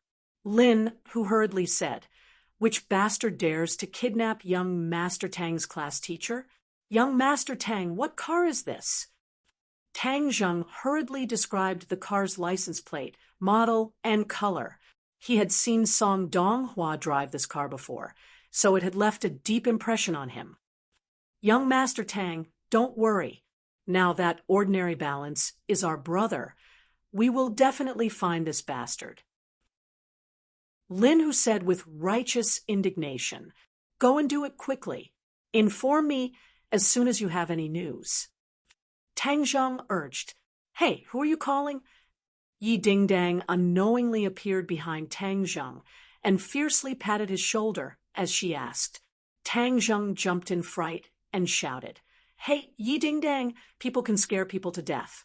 In the future, don't secretly stand behind me. Be careful that I don't hurt you." Yi Dingdang curled her lips and said, "I'm not porcelain. How could I be hurt so easily? Moreover, aren't you only 1 level higher than me? You talk as if you're so strong." Tang Zheng shrugged his shoulders. "In any case, I'm stronger than you." Yi Dingdang coldly snorted and said, "Let me tell you, I've been practicing the Jade Women's Heart Sutra and have made great progress. I believe that I will soon reach the 6th grade refining body and catch up to you." Tang Zheng waved his hand and said, "Wait until you catch up to me." Then he walked towards Fong Shishir. Seeing the two of them holding hands intimately, Yi Dingdang angrily stomped her feet and gritted her teeth as she muttered, Show off your love and break up quickly. Fang Shishir held on to Tang Zheng and worriedly said, Tang Zheng, do you think something will happen to Teacher Lu? Tang Zheng shook his head, as he did not dare to guarantee anything. Without a doubt, Song Donghua had already lost his wolf, and with his vengeful personality, he was capable of doing anything. If something really happened to Lu Qingmei, Tang Zheng would feel very guilty, as he had an unavoidable responsibility. Do you have a way to save Teacher Lu? Don't you know some friends from the underworld? Fang Shishir asked. Tang Zheng nodded his head. I've already contacted them, and they are investigating. Once they have any news, they will inform me. The person who kidnapped Teacher Lu is too evil. I don't even know what kind of deep hatred he has for Teacher Lu. Fang Shishir wrinkled her nose and hatefully said, It was very difficult for a normal person to make Fang Shishir feel hatred, as she was a very kind girl. However, Song Donghua was able to do this. From this, it could be seen that he had done something that angered both humans and gods. Of course, the ones who were angry were not only the teachers and students of Pengcheng International School, but also the police and Jiang Yongda. A kidnapping in front of the school, and it was a kidnapping of a teacher. With such a big incident, the police were the first to rush to the scene, and the one leading them was the old acquaintance Deng Maokai. He really had a headache. Why were there so many things happening in the school recently? He really did not want to come to Pengcheng International School, as there were two people he did not want to see. One was Tang Zheng, who had something on him, and the other was Lu Qingmei, who seemed to have a deep background. But when he heard that it was Lu Qingmei who was kidnapped this time, his back was drenched in cold sweat. God, are you playing with me? Deng Maokai wanted to cry but had no tears. Lu Qingmei had actually been kidnapped. Although Deng Maokai did not know Lu Qingmei's identity, he was sure that she was a great bodhisattva and he could not afford to offend her. For such an important person to be kidnapped in his district, he felt that he had reached the end of his career. This was truly an unlucky year. Just as his heart was about to turn to ash, the investigation of the kidnapper's car came out, and the owner was actually Song Donghua. At this moment, Deng Maocai's heart almost stopped beating. Was there a mistake? Song Donghua kidnapped Lu Qingmei? Wasn't the relationship between the two of them good? He did not dare to confirm whether or not the kidnapper was Song Donghua, so he hurriedly reported it to his superiors and finally to Jiang Yongda. Jiang Yongda was already very unhappy and nervous. He did not know what his old leader would think of this matter, and suddenly heard that his own secretary had kidnapped his old leader's daughter. He almost had a heart attack, but luckily he grabbed onto the table and did not fall to the ground. He hurriedly dialed Song Donghua's phone, but it was already turned off. He was almost certain that this matter was done by Song Donghua. He definitely could not accept this cruel reality, so he wanted to take revenge on Lu Qingmei. Jiang Yongda was filled with regret, as he should not have told him that it was Lu Qingmei who gave him the information. What should he do now? He immediately gave the order to mobilize the entire city's police force to use all means to track down the two people's whereabouts. Then, he fearfully dialed his old leader's number. This news was too important, and he did not dare to hide it. Afterwards, he did not even remember how he finished explaining this matter. In short, the old leader was very angry, and the usually cultured and refined leader almost cursed out loud. Jiang Yongda knew how much the old leader treasured his daughter and truly treated her as the apple of his eye. But now she had been kidnapped by his secretary. Jiang Yongda felt that his career had come to an end. Secretary of the municipal committee, stop dreaming. But even if he had to retire, he had to rescue Lu Qingmei. Moreover, he had to rescue her unharmed. Otherwise, he would die a very ugly death. Jiang Yongda cursed Song Donghua's 8 generations of ancestors. Song Donghua, you really deserve to die. Chapter 151. The Hell class was in an uproar, and no one could suppress their anger. Even when the school leaders came, they didn't care about anything. Everyone stopped attending class and rushed to the streets to look for Lu Qingmei's whereabouts. Sogu 360. Soso searched JDXS to download novels for free. Tang Zheng also took the opportunity to walk onto the street. Deng Maokai saw Tang Zheng from afar and wanted to avoid him, but he realized that Tang Zheng had already seen him. He braced himself and walked over with a bitter smile. Long time no see. Tang Zheng nodded without batting an eyelid. He didn't have any bad feelings towards Deng Maokai. Although this person wasn't a good person, he knew when to advance and retreat. He knew that Tang Zheng had something on him, so he didn't rashly do anything. Seeing that Tang Zheng had no intention of chatting, Deng Maokai awkwardly said, "Then you go ahead and do your work. I'll continue to look for Teacher Lu. The entire city's police force has been mobilized. I'm going crazy." Tang Zheng's heart skipped a beat. "Chief Deng, please wait." Deng Maokai embarrassedly asked, "What's the matter?" Tang Zheng stared at him with a burning gaze. Deng Maokai was actually a little afraid of his gaze. How could a high school student's gaze be so sharp that it made him want to retreat? However, he did not dare to leave, as the black gauze hat on his head was still in Tang Zheng's hands. But now he was a lot more relaxed and lightly said, "Tang Zheng, in the past we had a bit of a misunderstanding, but that is all in the past. If you have anything you need my help with, then quickly tell me, because I won't be able to be the director for long. This time, such a bad kidnapping case occurred in my area, so I will definitely be held accountable." When Deng Maokai said this, he couldn't help but breathe a sigh of relief. Since his career was going to be over, then the evidence in Tang Zheng's hands was insignificant. When Tang Zheng heard that Deng Maokai had actually taken the initiative to offer his help and was even respectful towards him, he had a new idea. He pretended to be mysterious and said, "I'll give you a great merit. I wonder if you dare to accept it." "Great merit?" Deng Maokai smiled bitterly. "What great merit can there be now? Save Lu Qingmei." Deng Maokai was stunned. He sucked in a breath of cold air and looked at Tang Zheng in disbelief. "What did you say? Don't you want to find her? You saved her, so you can keep your position, right?" Tang Zheng asked. Tang Zheng had indeed acted on a whim. Hoodlum's efforts to curry favor with Song Donghua had given Tang Zheng a great deal of inspiration. Since his men were going to make a living in the ordinary balance underworld in the future, it would be very troublesome if they didn't have official resources, especially the resources of the police. Since Deng Maokai was very obedient, Tang Zheng didn't mind nurturing him. The higher Deng Maokai went, the better it would be for him.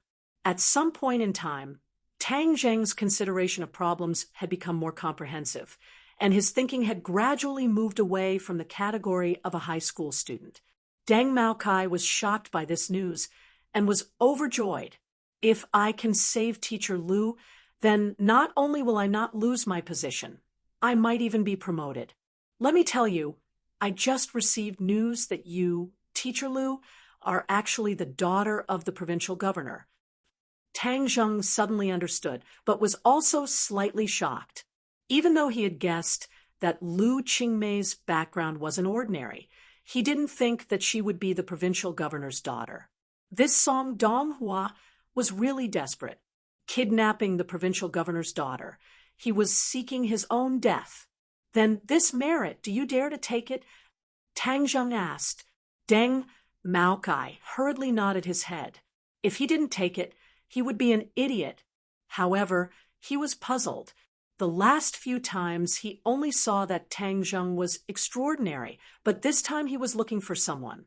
Just relying on one person's martial arts was not enough. If you believe me, then follow me. If you don't believe me, then you can continue to look for her yourself. Tang Zheng lightly said.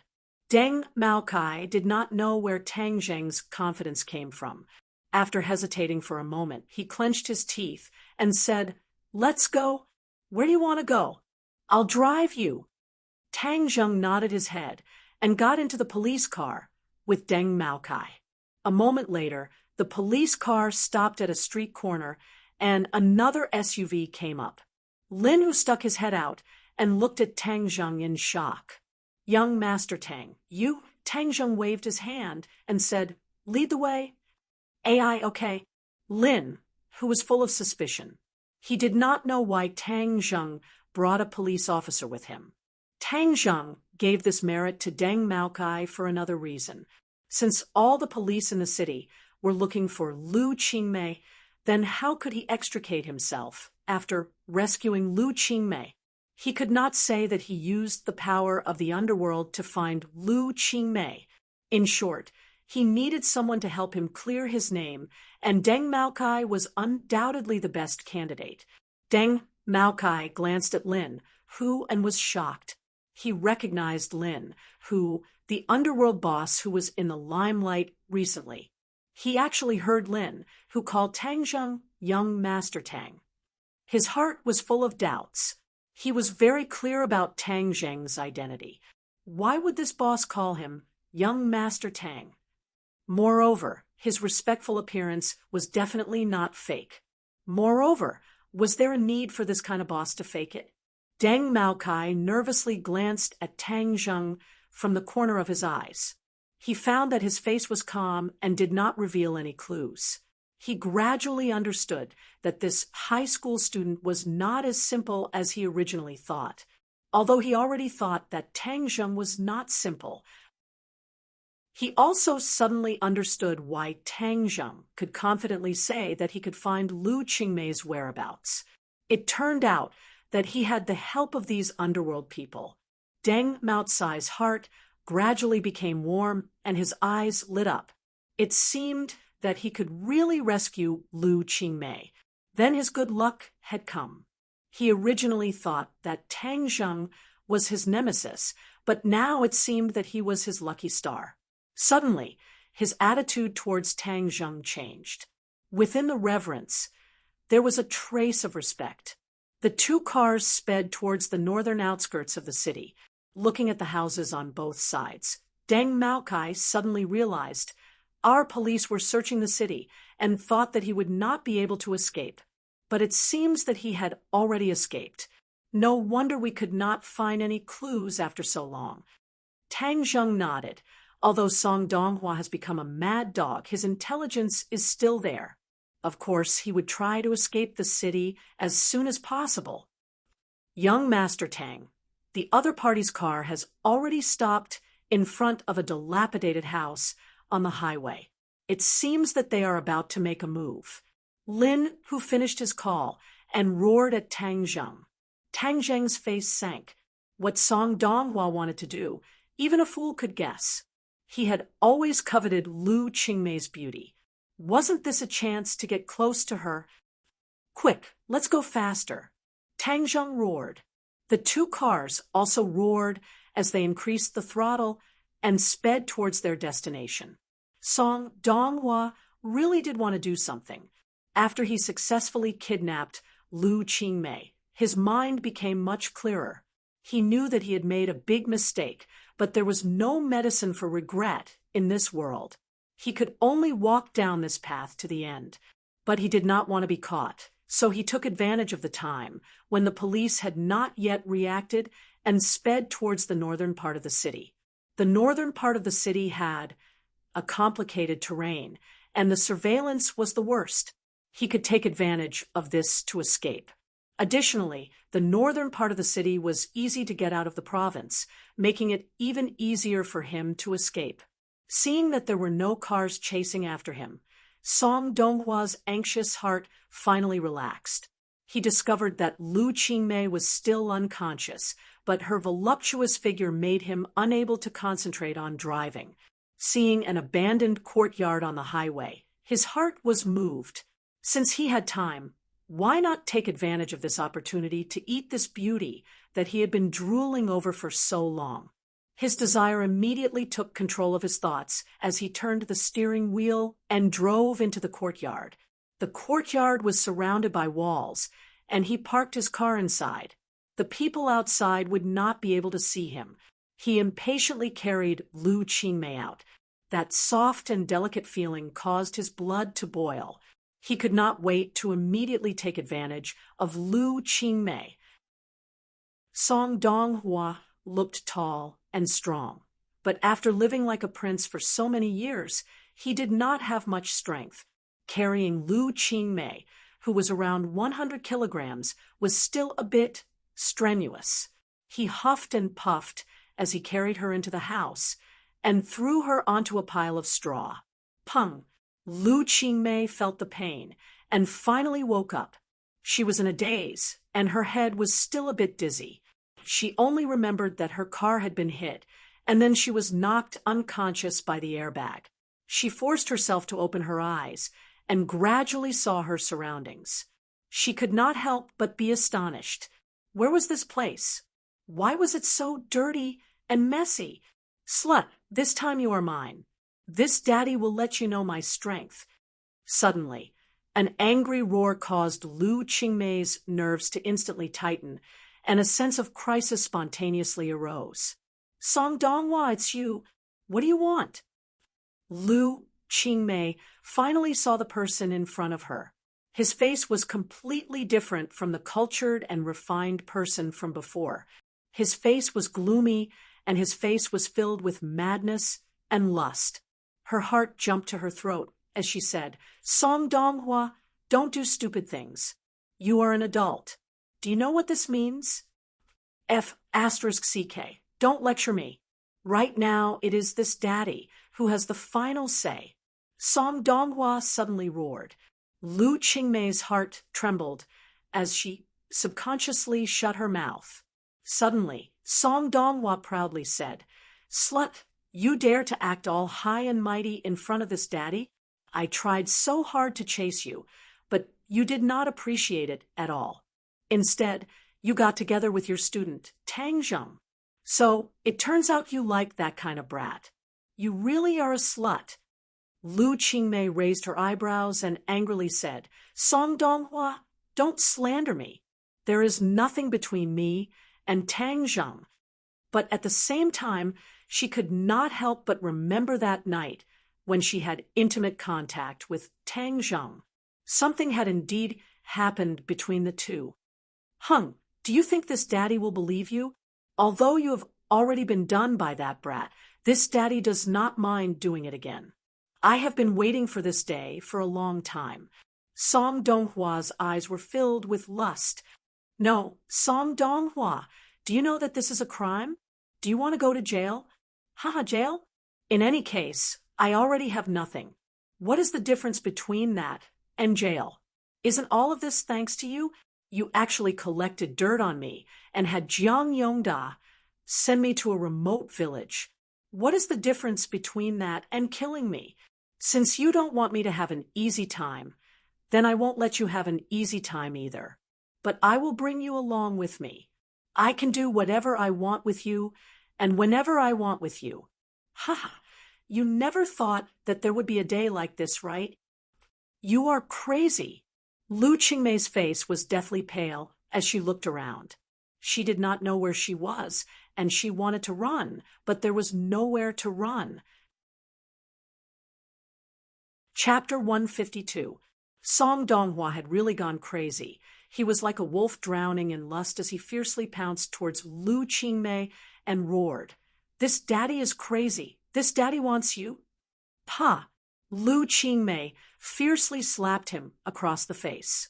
Net, but this did not make him afraid. Instead, it aroused his ferocious nature as he fiercely grabbed Lu Qingmei's hands and pressed them against the grass.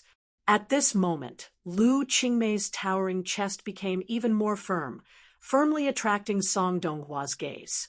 He licked his lips and exclaimed, "So big, you must have let that little brat Tang Zheng play with you many times. Now it's this daddy's turn to play with you." Lu Qingmei was heartbroken. Although she usually had a cold appearance, it did not mean that she was indifferent to this kind of situation. She felt disgusted, ashamed, and also a deep sense of despair. This was truly a situation where she could neither cry for help nor cry for help. At this moment, she could not help but think of the scenes of heroes saving beauties in movies, but this was reality. In reality, how could there be so many miracles of heroes saving beauties? "Song Donghua, I will kill you." Lu Qingmei clenched her teeth as a teardrop fell from the corner of her eye. "Ha ha, you can't kill me. I will have you now." Song Donghua grabbed her shirt and fiercely tore it apart, causing the buttons to fall off, revealing her black bra and the snow-white skin underneath. Song Donghua's eyes were about to spit out fire as he forcefully swallowed his saliva and exclaimed, "So big and so white, this daddy wants to properly taste it." "No," Lu Qingmei screamed, but Song Donghua had already grabbed her bra and used all his strength to knead it. "Haha, this is so good. You beast, I will not let you go. I will kill you." "Haha, scream. The louder you scream, the more excited this daddy will be." Song Donghua's hand quickly slid down and grabbed onto her skirt, fiercely pulling it down. Poochie, the skirt was directly torn apart as it retreated to her knees, revealing her black-laced underwear. Song Donghua's eyes widened as he praised, "So beautiful! These legs are really strong." As he spoke, he reached out to grab her legs and began to stroke them. Lu Qingmei's heart was like dead ashes. "Who can save me?" Bang! With a loud bang, the tattered wooden door was fiercely kicked open and a few people rushed in. Song Donghua's good deed was interrupted, and he angrily roared, "Which bastard ruined this daddy's good deed?" "Bastard!" A furious roar sounded out, and Song Donghua only saw the fist enlarging in front of his eyes before fiercely smashing into his face. With a kacha sound, his nose was broken and blood splattered everywhere. He screamed and fell to the ground. Tang Zheng raised his leg and kicked him directly into the courtyard. This was a living person who weighed more than 50 kilograms, yet he was sent flying more than 10 meters with just one kick. This showed the power of this kick. Deng Maotsai's heartstrings trembled, and the corner of his mouth twitched involuntarily. Then their gazes fell on Lu Qingmei, who was on the haystack. She was only left with her underwear, and her spring scenery was extremely alluring. "Get out!" Tang Zheng roared with red eyes. Seeing this, Lin, who hurriedly pulled Deng Maokai out of the courtyard. Tang Zheng had already seen Lu Qingmei's body once, and could not help but admit that it was very beautiful and alluring. But this time, he did not have any romantic thoughts, only pity and heartache. Lu Qingmei was almost defiled, and he could not absolve himself from the blame. Although Song Donghua did not succeed in the end, looking at her terrified and miserable appearance, where was the cold and indifferent appearance of an ice goddess?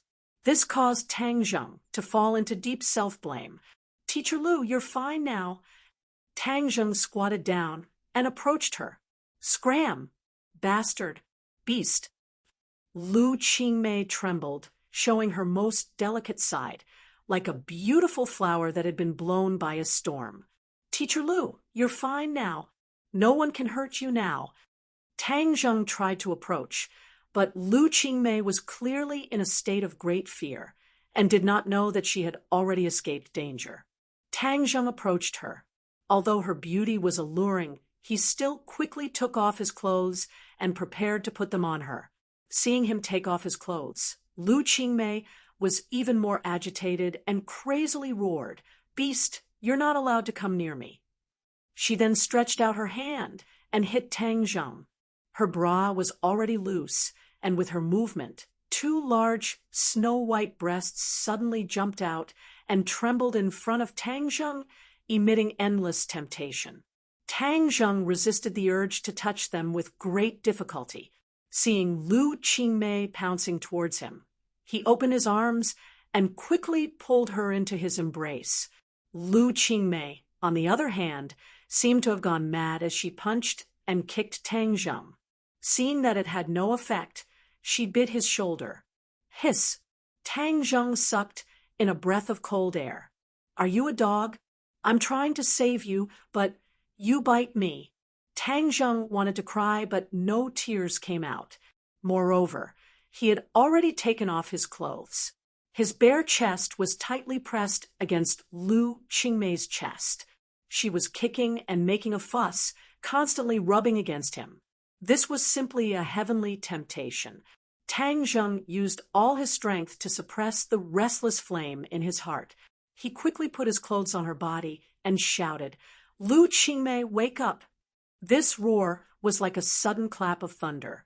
It blew her mind and made her stop moving. Teacher Lu, you're safe now.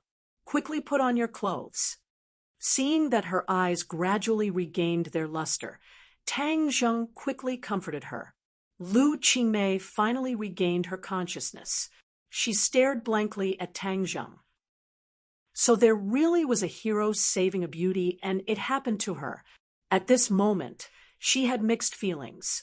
There was the joy of surviving a calamity and also a deep gratitude towards Tang Zheng.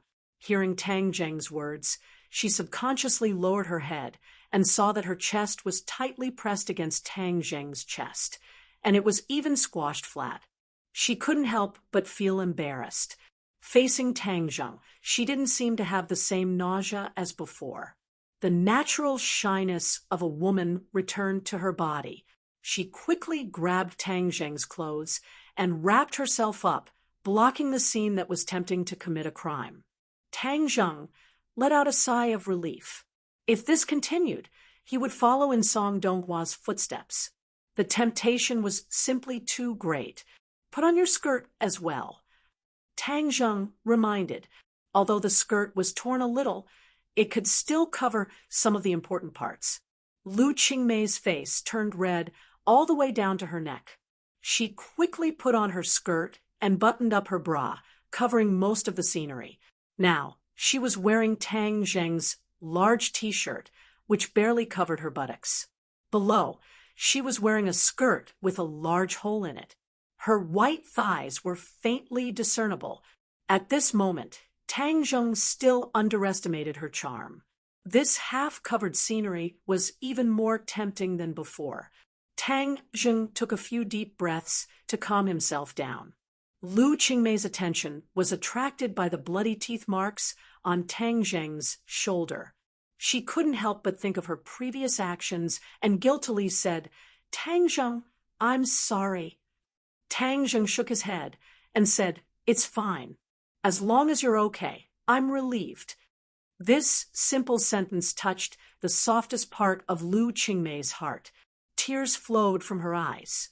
She had already shed her usual coldness and revealed the true and weak side of a woman. She suddenly threw herself into Tang Zheng's embrace and began to cry like a little girl who had been wronged. Tang Zheng was slightly startled. He secretly sighed and gently hugged her. He patted her back and gently comforted her. Don't be afraid. It's all in the past. Everything will be fine. Lu Qingmei, other than hugging her father when she was young, had never thrown herself into another man's embrace. But at this moment, she couldn't help but throw herself into Tang Zheng's embrace. She felt unusually warm and at ease. This boy who was a few years younger than her didn't have broad shoulders, but it was like a harbor, firmly protecting her and allowing her heart to calm down. In the courtyard, several people watched this scene from afar with different thoughts. Deng Maokai had seen the relationship between Tang Zheng and the underworld. Now that he saw him being so close to the governor's daughter, all sorts of feelings welled up in his heart. But at the same time, he rejoiced that he wasn't stupid enough to go against Tang Zheng. Otherwise, he would probably be in the same miserable state as Song Donghua. At the same time, Deng Maokai gradually made a decision. If before he was filled with reverence towards Tang Zheng, now there was a trace of admiration. Moreover, he couldn't help but no longer see him as a high school student. Instead, he saw him as an important person who was much more powerful than him. Not only was he strong, but he also had great potential. Now that Tang Zheng had the governor's support, his future prospects were limitless. Deng Maokai knew that his chance for promotion had come. As long as he held onto Tang Zheng's thigh, he would be able to eat the meat while he drank the soup. That way, he would be able to reach a height that he didn't dare to imagine. Lin Hu's thoughts were much simpler. He didn't know Lu Qingmei's identity, but he subconsciously believed that this little girl wouldn't be able to escape from young Master Tang's grasp. A hero saving a beauty was too romantic. It was simply one of the best ways to capture a beauty. Song Donghua was battered and exhausted as he lay on the ground. The blood on his face blurred his vision. He gnashed his teeth as he stared at the pair hugging together. He unwillingly and angrily roared, "This daddy knew that you and Tang Zheng had an affair. You still dare to pretend to be pure and virtuous. You pair of dogs, this daddy will kill you." Song Donghua had already been completely blinded by his hatred and anger. When Lin Hu heard this, his expression changed. He kicked Song Donghua in the stomach and cursed, F***K. You dare to scold young Master Tang? This daddy will kill you. He was truly incomparably fierce. Song Donghua's body was curled up like a shrimp as he continuously sucked in cold air. He no longer had the strength to speak. Lu Qingmei stood up from Tang Zheng's embrace, her face red. Song Donghua had always believed that she and Tang Zheng had an affair. This made her angry and embarrassed. "Tang Zheng, don't listen to his nonsense." Tang Zheng shrugged and said, "It's just a mad dog. Why listen to his barking? Come, let's go meet this mad dog." Tang Zheng casually grabbed Lu Qingmei's hand and walked out. Lu Qingmei was slightly startled but didn't struggle. Instead, she felt a great sense of security. Chapter 153. Tang Zheng led Lu Qingmei into the courtyard and faced Song Donghua. He did this not to show off, but to help Lu Qingmei walk out of her shadow. Please, without a doubt, Song Donghua's actions had left a huge shadow in Lu Qingmei's heart. Tang Zheng had once read a story in a book about a girl who did not dare to face her past after being raped. She was immersed in despair and pain until she finally committed suicide due to depression. Tang Zheng did not wish for Lu Qingmei to follow the same path, so he struck while the iron was hot and got rid of the shadow and fear in her heart. As expected, when they approached Song Donghua, Tang Zheng could clearly feel her nervousness and fear. Tang Zheng did not stop and directly walked in front of Song Donghua and looked down at him. Song Donghua trembled as he curled up on the ground, fiercely staring at the two. He was about to curse when he saw Tang Zheng's quick reflexes. Pa! A foot stepped on his finger, causing Song Donghua to scream in pain. When Lu Qingmei heard this scream, she subconsciously wanted to escape, but was tightly held back by Tang Zheng. Tang Zheng gently said, "Don't be afraid. He is no longer a threat to you. He is just a dead dog, and what awaits him is prison time." Tang Zheng's voice was like magic, infinity, causing Lu Qingmei to involuntarily calm down. Looking at the painfully screaming Song Donghua, the fear in her heart gradually disappeared, and she fiercely said, "This kind of person must be severely punished, otherwise who knows how many more people he will harm." Tang Zheng let out a breath of relief. As long as she dared to face Song Donghua, the shadow in her heart would disappear by more than half. He nodded and said, he can forget about harming others in the future. Chief Deng, why haven't you arrested him yet? Deng Maokai was eager to show off in front of Lu Qingmei. He fiercely lifted Song Donghua up and took out a pair of handcuffs to cuff him before dragging him to the side. Tang Zheng then said to Lin Hu, "You guys go back first." Lin Hu and the others didn't say much and quickly left the courtyard. "Who are they?" "My friend. How did you find this place?" Tang Zheng pointed at Deng Maokai, who had walked to the entrance of the courtyard, and said, "Chief Deng felt that Song Donghua would run in this direction, so he brought me along to chase after him. Fortunately, we arrived in time." Deng Maokai stopped and nodded towards Lu Qingmei. He was secretly delighted as he quickly dragged Song Donghua into the car. "Let's go back," Tang Zheng said. Lu Qingmei nodded as the two held hands like a couple as they sat in the police car. Song Donghua was directly stuffed into the trunk as no one wanted to see him.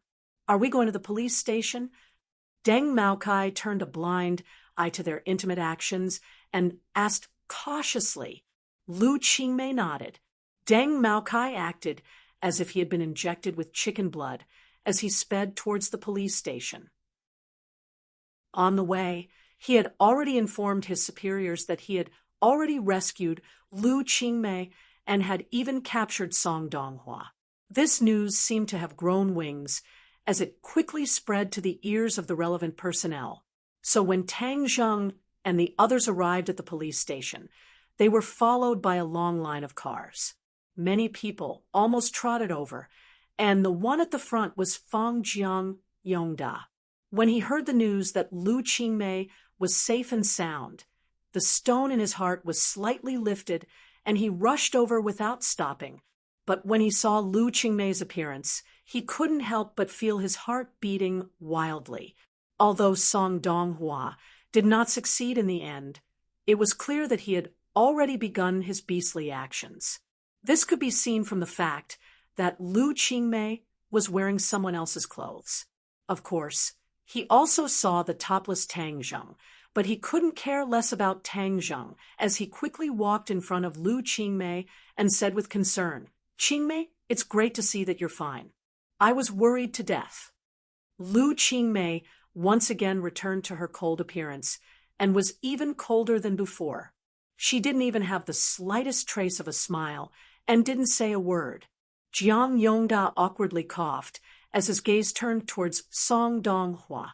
He immediately flew into a rage and fiercely slapped Song Donghua's face as he angrily roared, "Song Donghua, you bastard! You actually dare to kidnap someone in broad daylight. Who gave you the dog guts?" Song Donghua was like a stray dog as he hung his head dejectedly. He didn't even dare to talk back as he obediently hid beside the car. He no longer had any of his previous arrogance. Relying on his anger to commit such a vile crime, he clearly knew what kind of result awaited him. Put on. His legs went soft, and he knelt in front of Lu Qingmei. He kowtowed like he was pounding garlic and begged, "Qingmei, please forgive me. I didn't do it on purpose. Please spare me, and tell them not to send me to prison." Lu Qingmei's face was cold as she didn't say a word. Seeing this, Jiang Yongda hurriedly waved his hand in disgust. "Drag him away." "Qingmei, please let me go. I'm not a human, I'm a beast. Please let me go." Song Donghua desperately begged. "Since you admit that you're a beast, then you should be locked up in a cage." Lu Qingmei said, without any trace of politeness. Jiang Yongda hurriedly gave a look to his subordinates, and Song Donghua was dragged into the police station. GA. Suddenly, another car stopped in front of the police station, and a 50-year-old man quickly stepped out. When he saw Lu Qingmei, he quickly walked over with an expression of concern. "Qingmei, are you all right?" Lu Qingmei coldly looked at the person and said, "I won't die." Father was worried to death. Luckily, your mother's spirit in heaven protected you, so you're all right, Governor Lu said with lingering fear. The atmosphere in the police station became heavy because the arrival of the governor made everyone hold their breath. This small police station had never had such a big figure come before. "Don't mention my mother," Lu Qingmei said, without any trace of politeness. Governor Lu was a little embarrassed as he turned his gaze to Jiang Yongda and sternly asked, "Yongda, what happened?" "Your secretary actually kidnapped my daughter. How did you lead your soldiers?" Jiang Yongda's legs went soft as he ignored the cold sweat on his forehead and hurriedly explained, "Old leader, it was my fault. I didn't protect Qingmei well. Song Donghua's actions were also out of my expectations. I didn't think that he would be so crazy. I cannot shirk the responsibility." Governor Lu waved his hand and interrupted his self-reflection and said, "Did you catch the person?" "We caught him." "How did you catch him?" This, Jiang Yongda, was speechless as he didn't know the exact details. Lu Qingmei pointed at Deng Maokai and said, "It was Police Chief Deng who saved me." Deng Maocai's heart bloomed with joy. This joy was even stronger than when he first married his wife. He used all of his willpower to hold back his smile, solemnly saluting Governor Lu, sonorous and powerful, as he said, "This is what I should do as a people's police officer." Governor Lu looked deeply at Deng Maokai and took the initiative to extend his hand. Deng Maokai hurriedly grasped it with both hands as his excitement was written all over his face. Only this kind of police officer can protect the people. "Good," Governor Lu praised. Everyone else looked at Deng Maokai with envy. This little brat had run into dog shit luck to actually obtain such a large contribution. With Governor Lu's words, Deng Maokai was definitely going to be promoted. Deng Maokai was extremely excited, as he couldn't help but secretly look at Tang Zheng. All of this was bestowed upon him by Tang Zheng. Suddenly, he felt that Tang Zheng was simply his second parent. Tang Zheng was shirtless and was particularly eye-catching in this group of officials and police officers. However, his eyes were focused on his nose, and his nose was focused on his heart. He didn't have stage fright at all. Governor Lu's gaze finally fell on Tang Zheng's body as he asked, "This is—" Jiang Yongda didn't have a chance to interrupt until he heard Governor Lu's question. He finally found a chance to interrupt and impatiently said, "He is Qingmei's boyfriend." "Boyfriend?" Governor Lu's gaze trembled as he stared straight at Tang Zheng. The others were also extremely shocked. Governor Lu's future son-in-law. Heavens, they had to remember this face. In the future, they had to curry favor with him. Tang Zheng helplessly looked at Lu Qingmei. For the first time, she didn't explain anything. Instead, she pulled on Tang Zheng and said, "I want to go home." The others naturally didn't dare to stop her. Although they still had to record her statement, special people obviously needed special treatment. Governor Lu nodded. "I'll send you back." "No need. I'll go back myself." "Tang Zheng, let's go." Tang Zheng was pulled and left the police station under everyone's gaze. The two sat in a taxi, and Tang Zheng finally couldn't help but sigh in a low voice. "I didn't think your identity was so illustrious." Lu Qingmei wrinkled her eyebrows and said, "He is him and I am me. Don't confuse him with me." "Your relationship isn't good."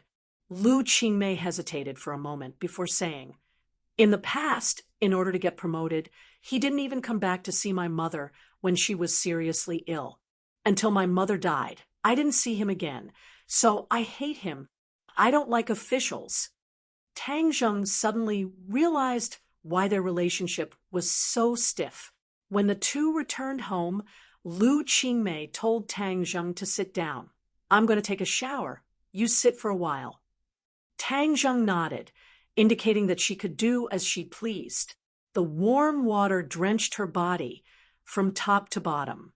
Lu Qingmei gradually calmed down, but her heart still had a lingering fear. Looking at her curvaceous body, this body that was enough to make countless men go crazy, actually brought her such a disaster.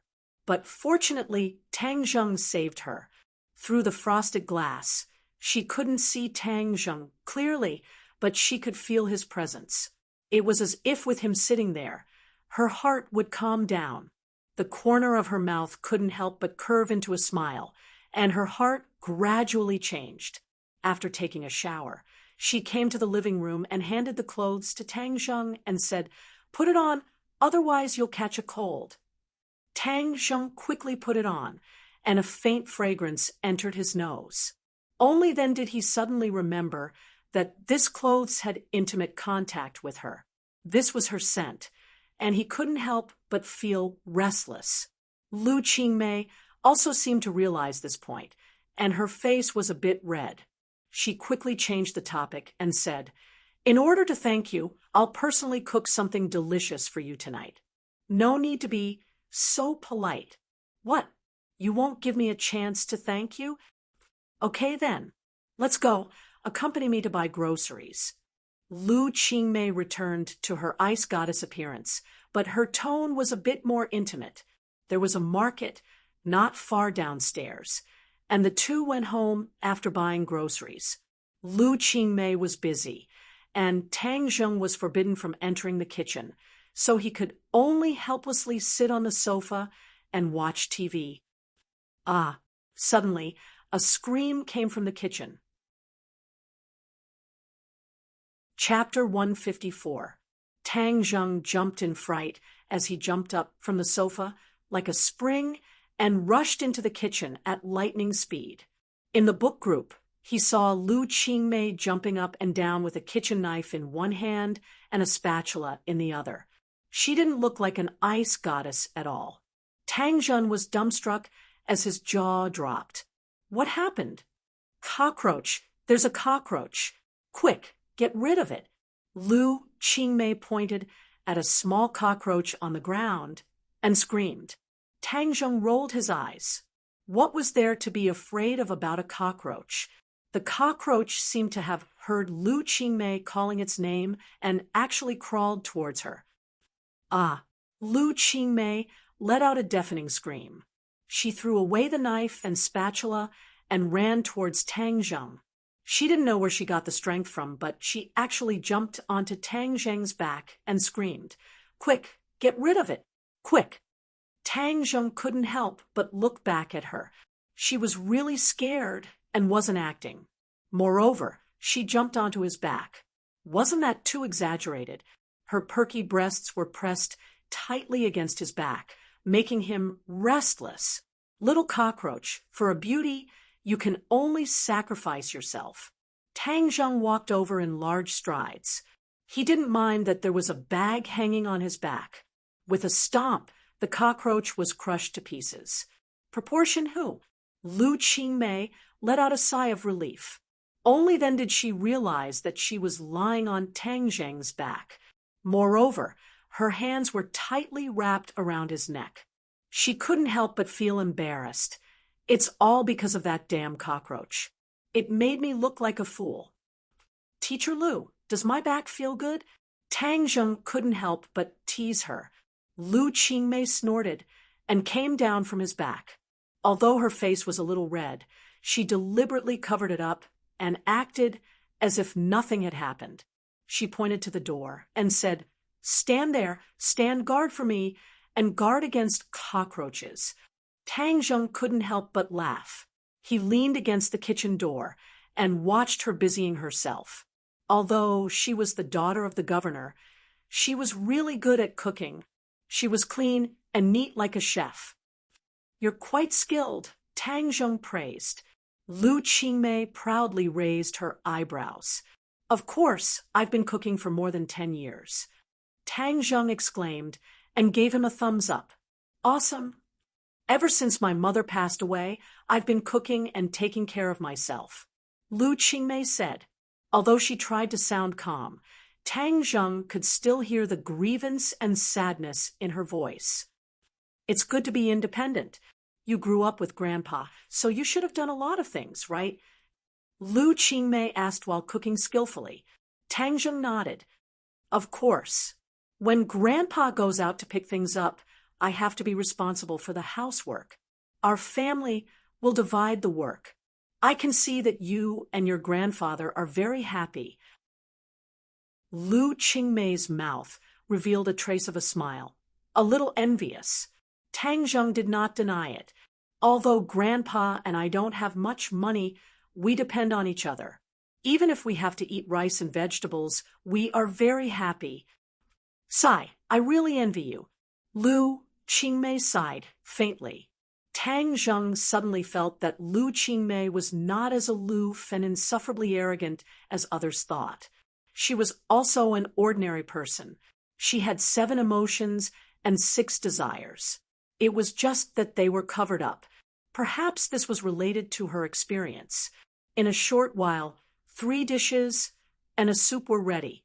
Looking at the dishes that looked, smelled, and tasted good, Tang Zheng had a great appetite. Wait a minute, let's drink some wine. Lu Qingmei poured 2 glasses of red wine. Tang Zheng laughed involuntarily. Didn't you forbid me from drinking at the ball last time? You can drink a little occasionally. Don't think that I don't know that you students secretly drink wine nowadays. This red wine delicacy, if paired with candles, would be a candlelight dinner. Raising the wine glass, Lu Qingmei's expression became serious. Tang Zheng, thank you. Teacher Lu, this is what I should do. Moreover, if I did not give you that information, Song Donghua would not have been driven to such desperate actions. Tang Zheng said guiltily. Lu Qingmei shook her head. He was originally a vermin. This kind of person should be pulled out. As for what he did afterwards, it was because he was not a good person. I only exposed him. That's right. Tang Zheng, where did you get that information from? Don't say that you picked it up from the streets. I am not a 3-year-old child. Tang Zheng awkwardly said. Teacher Lu, can we not harp on this question? Everyone has their own secrets. Lu Qingmei looked at him. Seeing that his attitude was firm, she compromised. Fine, I won't ask you. In short, I have to thank you for this matter. Also, in the future when there is no one around, don't call me Teacher Lu. Call me Sister May. Sister May? Tang Zheng did not think that she would take the initiative to make this request. What, you don't want to? Lu Qingmei's face immediately changed. No. Tang Zheng hurriedly waved his hand. That's exactly what I was looking for. Then I will call you Sister May from now on. Lu Qingmei smiled. Actually, since I was young, I have always wished for a little brother. However, an official's family can only have 1 child, so I was unable to fulfill my wish. Who would have thought that I would have a little brother like you? Come, little Zheng, let's toast. Tang Zheng could feel her good intentions. He smiled, clinked his cup, and lightly took a sip. Eat, try my cooking. Lu Qingmei was really like a big sister, as she passionately picked up food for him. Tang Zheng was not overwhelmed by the favor. He only felt a faint warmth. After eating dinner, Lu Qingmei stretched her waist. Her chest was especially conspicuous. Tang Zheng secretly glanced at it and hurriedly lowered his head. I'll cook. You wash the dishes. Quickly go. Tang Zheng cleaned up the dishes and entered the kitchen. He quickly washed them. After a while, he heard a noise outside. He hurriedly went out and found that Governor Lu was actually standing at the door. Lu Qingmei directly refused his request to enter the house. Governor Lu also saw Tang Zheng. He solemnly waved his hand, indicating that Tang Zheng should go over. Lu Qingmei stopped him and said, "Continue to wash the dishes." Tang Zheng smiled and returned to the kitchen. However, he clearly heard the conversation between the two. He only heard Governor Lu solemnly say, "Qingmei, you are making trouble. He is your student. How can he be your boyfriend?" Obviously, Lu Qingmei already knew that Tang Zheng was a student. Lu Qingmei coldly said, "Why can't a student be my boyfriend? Moreover, it is my freedom to find a boyfriend. It has nothing to do with you. I am your father. I have to care about your marriage."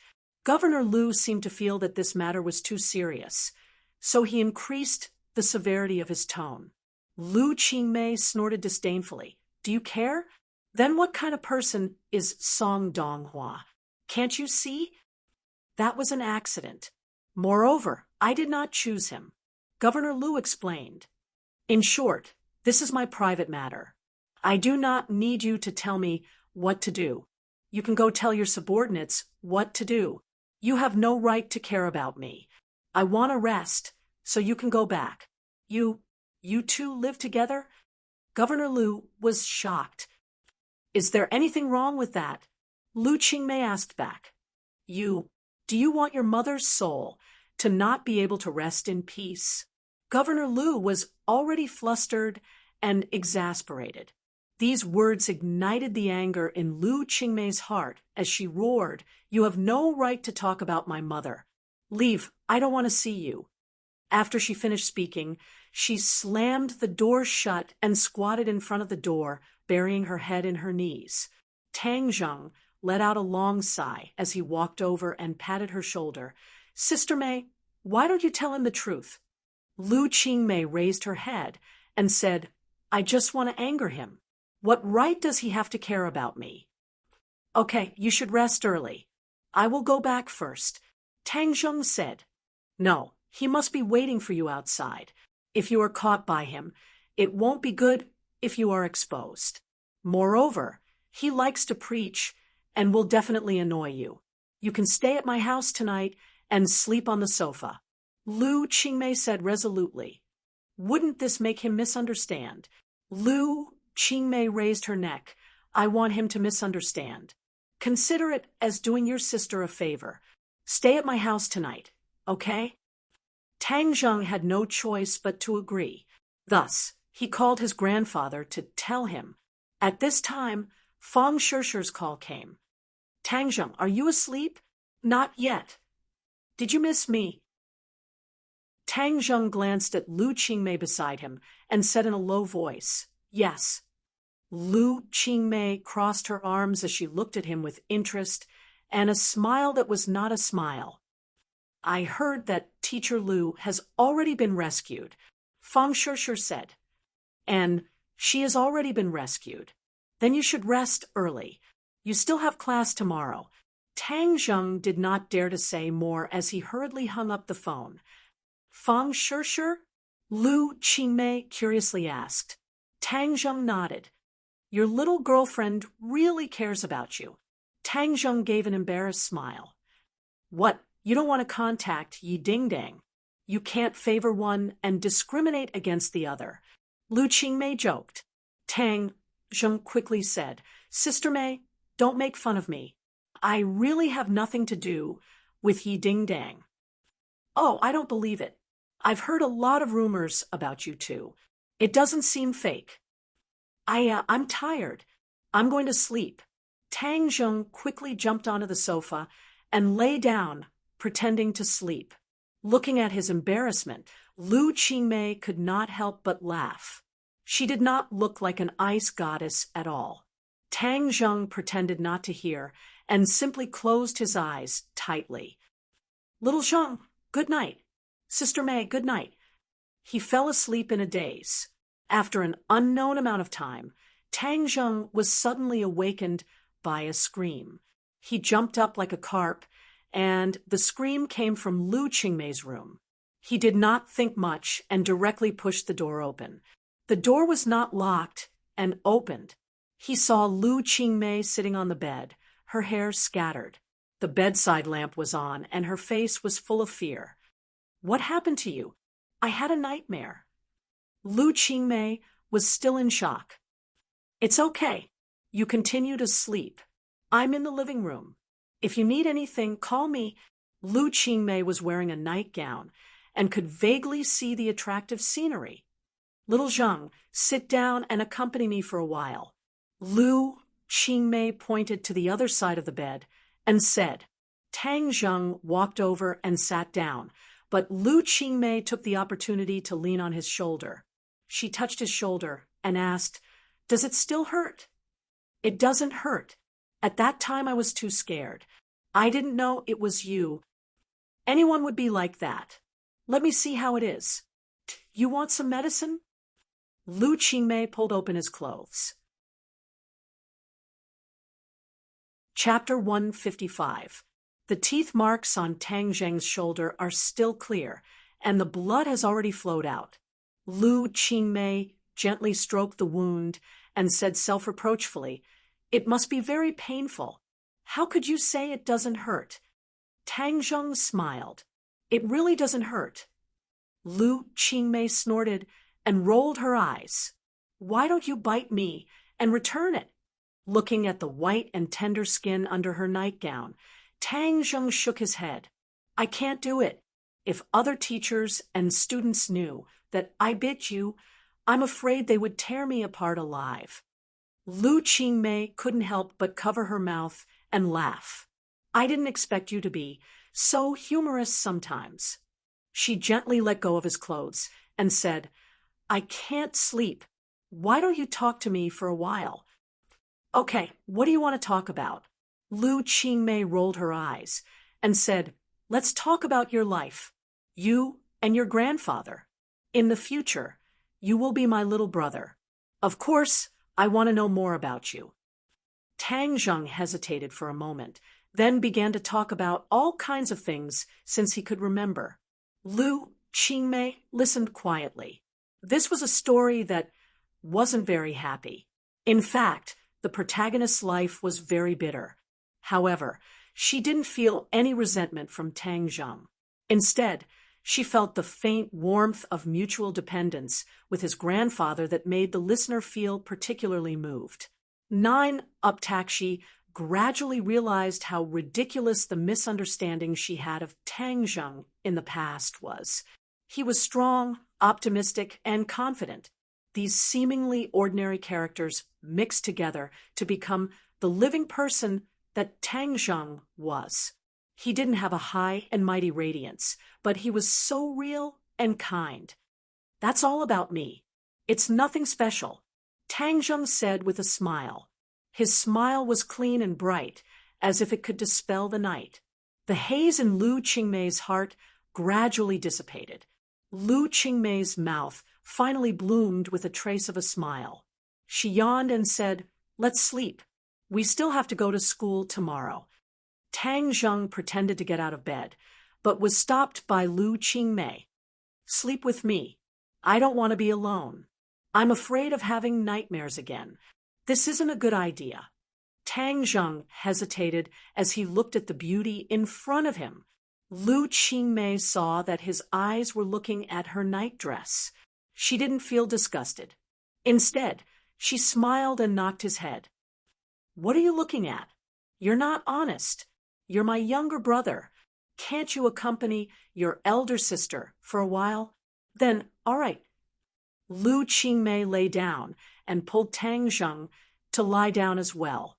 Then she leaned half of her body into his embrace. That embrace was as warm as it was during the day, making her feel particularly at ease. She slowly closed her eyes, and unknowingly, she had already fallen asleep.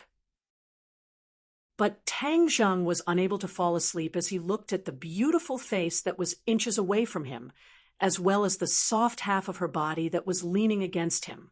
He could clearly see the snow-white half of her body through the collar of her nightgown. She was not wearing a bra. So even though there was no way to get a full view, this half of her face was even more alluring. Tang Zheng couldn't help but think of her naked upper body during the day. His heart fiercely beat, and he swallowed a mouthful of saliva. She really wasn't on guard tonight. Tang Zheng was extremely conflicted.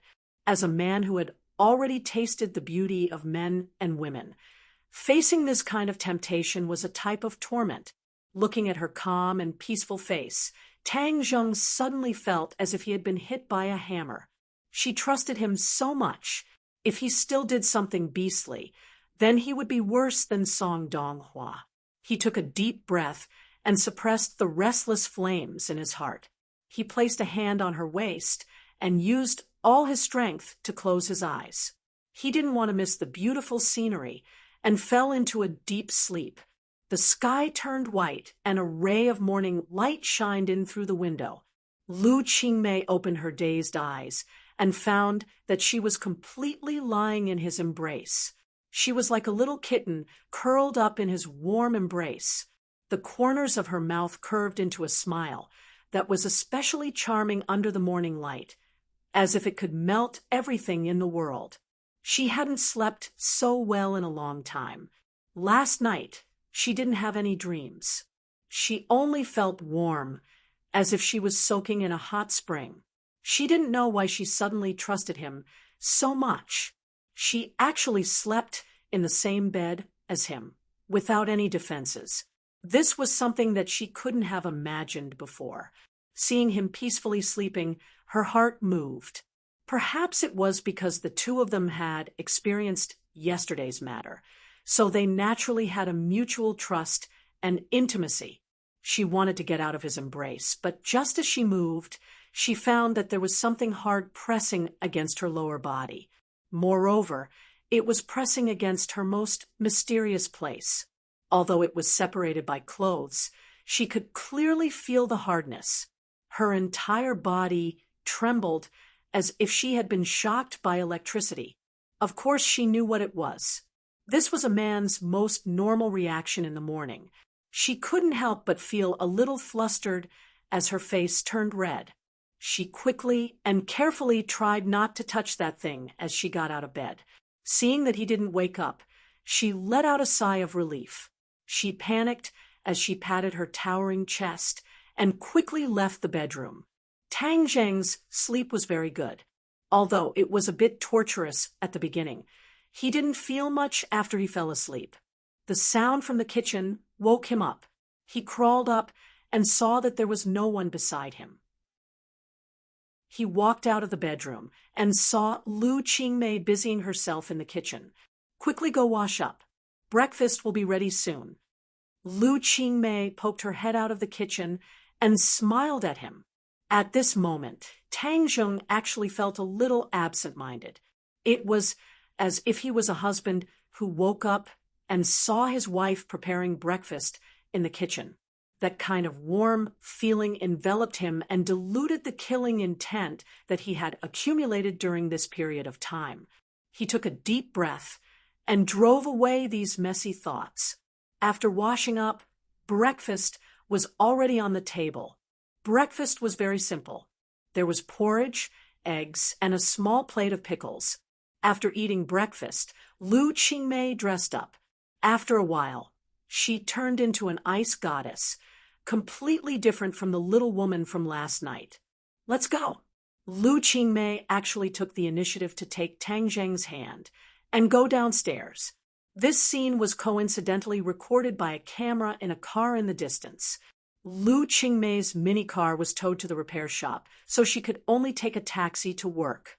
When the two of them got out of the car in front of the school gate, they instantly attracted everyone's attention. Of course, Tang Zheng also received a lot of attention. Fortunately, Lu Qingmei did not take his hand, or else the whole school would have exploded.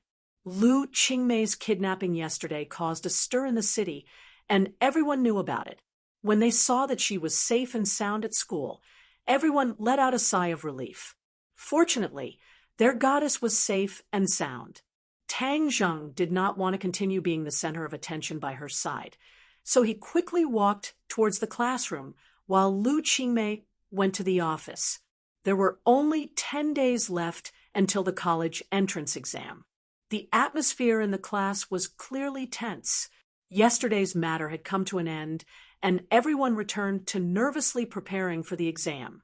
Tang Zheng also did not dare to be careless. He seriously prepared for the exam and gradually integrated himself into this tense and busy school life. But after school, his life was completely different. Lin, who called to say that Huang Si wanted to see him, What will come will come. Huang Xi's underlings had already been scattered by Lin, so the biggest threat now was Huang Xi. Obviously, Huang Xi had found out that Tang Zheng was the mastermind behind the scenes, so he directly asked to see him instead of Lin, Pu, and Fire Phoenix. The location was at the Huang family. Tang Zheng hid Battle Spirit on his body, and then, accompanied by Lin, Pu, and Fire Phoenix to this high-walled courtyard. When Tang Zheng got off the car, the two elders nervously looked at him and volunteered. "Young Master Tang, we will accompany you in." Tang Zheng waved his hand. "It is not good to have too many people. Whether Huang Xi wants to negotiate or fight, I am not afraid of him. You don't need to worry." He had Tian Chanzi's guarantee, so he was not afraid of Huang Xi. Seeing that Tang Zheng had already made up his mind, Lin Hu and Fire Phoenix worriedly said, "Young Master Tang, if Huang Xi dares to act recklessly, we will rush in. Our people are all hiding behind that small hill. When the time comes, we will directly sweep through his lair." Tang Zheng laughed out loud. "You guys must be addicted to sweeping the field." Lin Hu scratched his head and embarrassedly laughed. "These past few days have been really satisfying. Originally, Hoodlum's lair was under our control, but because the matter is not over yet, we have not opened for business. Once Huang Xi's problem is solved, we can open for business with great fanfare. When the time comes, the money will roll in." Soon, Tang Zheng looked deeply at the old mansion and meaningfully said. Tang Zheng walked towards the old mansion with large strides.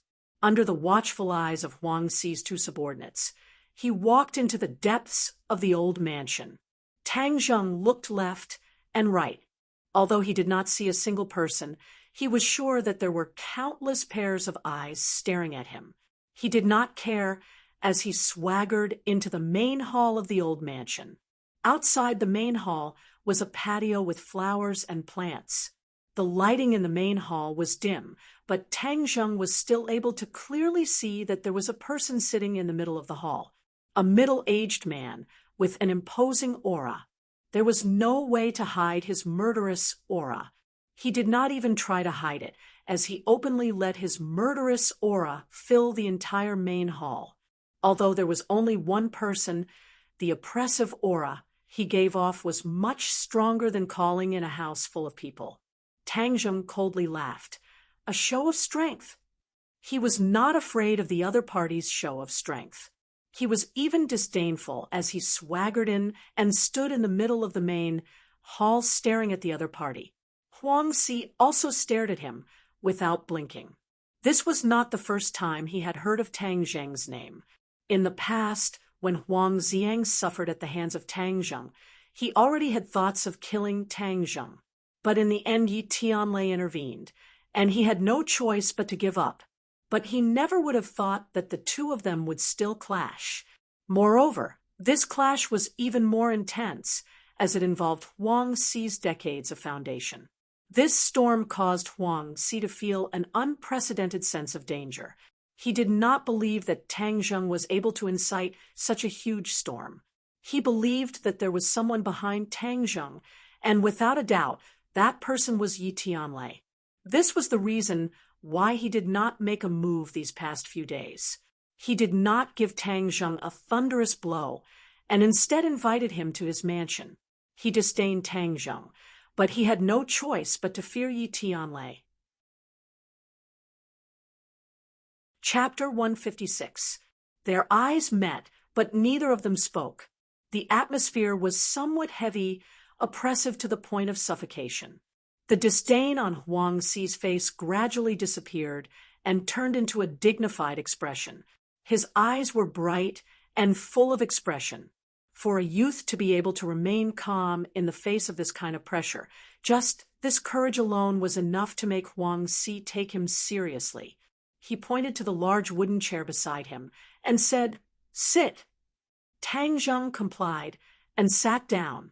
The servants served tea, but Tang Zheng did not drink it. This place was filled with danger, And if there was poison in the tea, then he would be finished here. Young man, do you know what you have done? Huang Si asked condescendingly. Tang Zheng shrugged his shoulders and casually said, I swept your place. Sweeping my place, what a big tone. You really have guts. Huang Si's eyes flashed as he said with a murderous look. Tang Zheng curled his lips and said, If you don't have guts, then you don't need to eat this bowl of rice. You are like me in the past, daring to fight and risking your life. At such a young age, you were able to stand out among your peers. Tang Zheng laughed. I am not like you. Huang Si laughed coldly. There is a difference, but I am not as ignorant as you. I know what to do and what not to do. Otherwise, I would not have been able to live to this day. Those who dared to fight and risk their lives like you in the past have all died long ago. Oh, it seems you are very lucky. It is not luck, it is having a brain, and not an idiot like you. Huang Si pointed to his own head and said proudly, Compared to me, you really are not that smart. You must know that my grades are number 1 in the entire school. Tang Zheng said in a deadpan manner.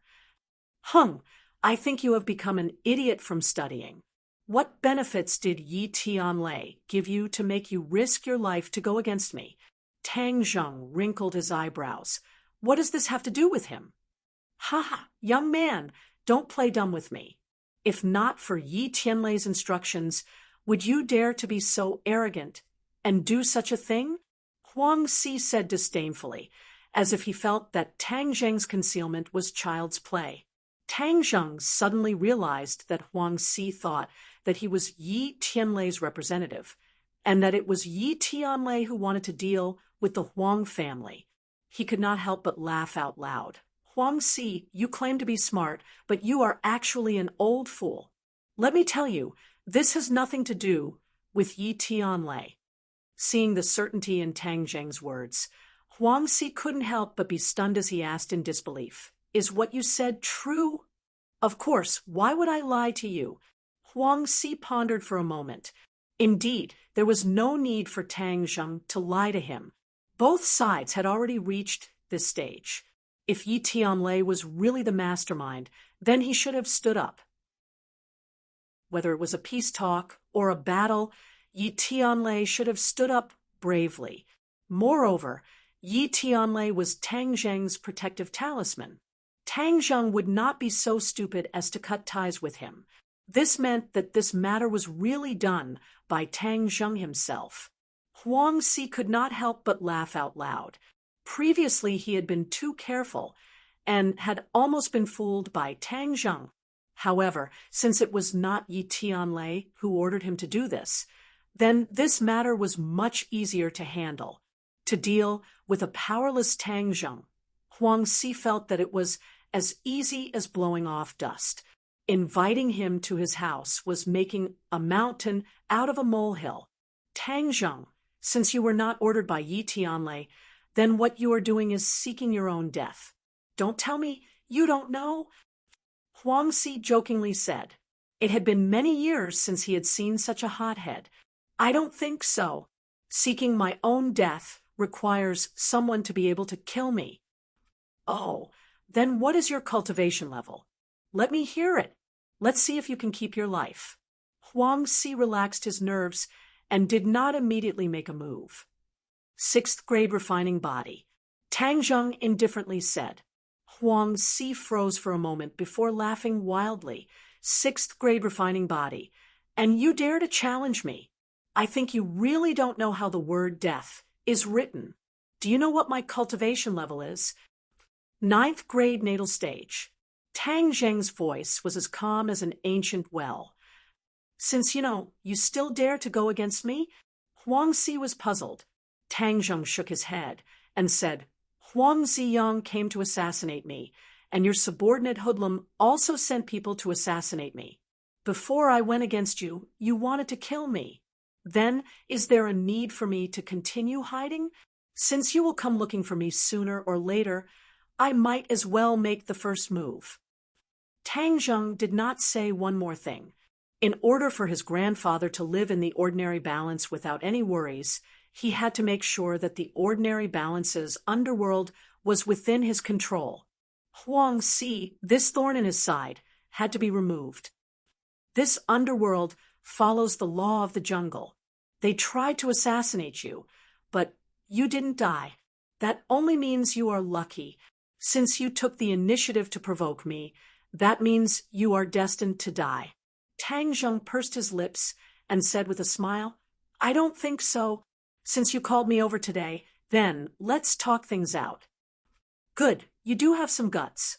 If you hadn't done so many things to offend me, I would have taken you under my wing. You are stronger than Hoodlum. Tang Zheng shook his head. You will never have the chance to take me under your wing. You also don't have the qualifications. Hung, arrogant. Do you know that you made a mistake today? What mistake?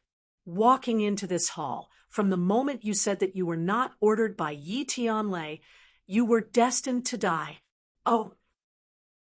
Tang Zheng's expression was calm.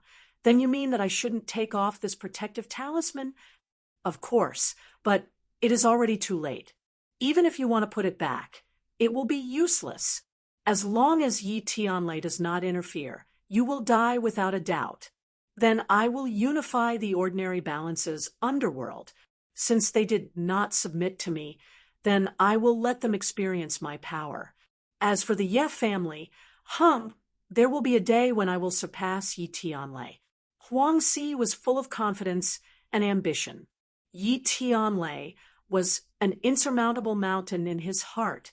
Crossing this mountain was his greatest wish. Tang Zheng understood Yi Tianlei's true background.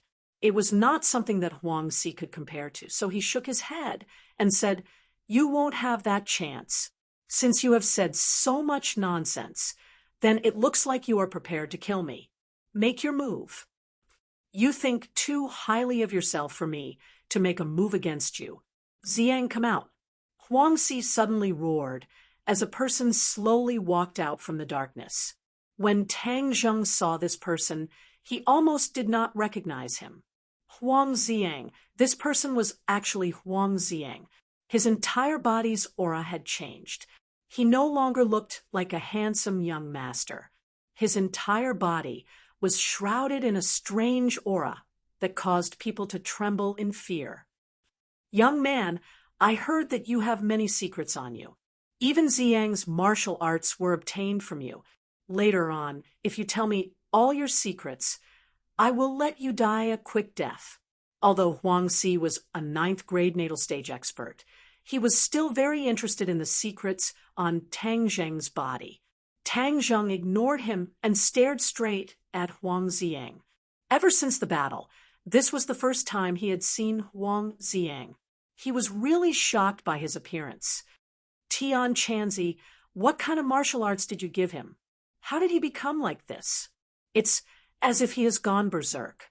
Tang Zheng asked curiously. Huang Ziyang's strange aura was very similar to that of a demon. Tian Chanzi chuckled. This set of martial arts is good stuff. You will know in a while. Tang Zheng did not continue to ask. Huang Ziyang looked at Tang Zheng with a complicated expression. There was hatred, contempt, and an undisguised killing intent. Tang Zheng, today is the day you die. Huang Ziyang said with a murderous look. Even his voice had changed. Tang Zheng frowned and said, When you came to the hospital to kill me, you were forced to retreat by an old man, right? That old fart. After I kill you, I will go find him. He dares to ruin my plans, so he must die. It seems like it was really the king of medicine who saved him. The next time he saw him, he would have to thank him. Tang Zheng shook his head and said, You won't have the chance to kill him.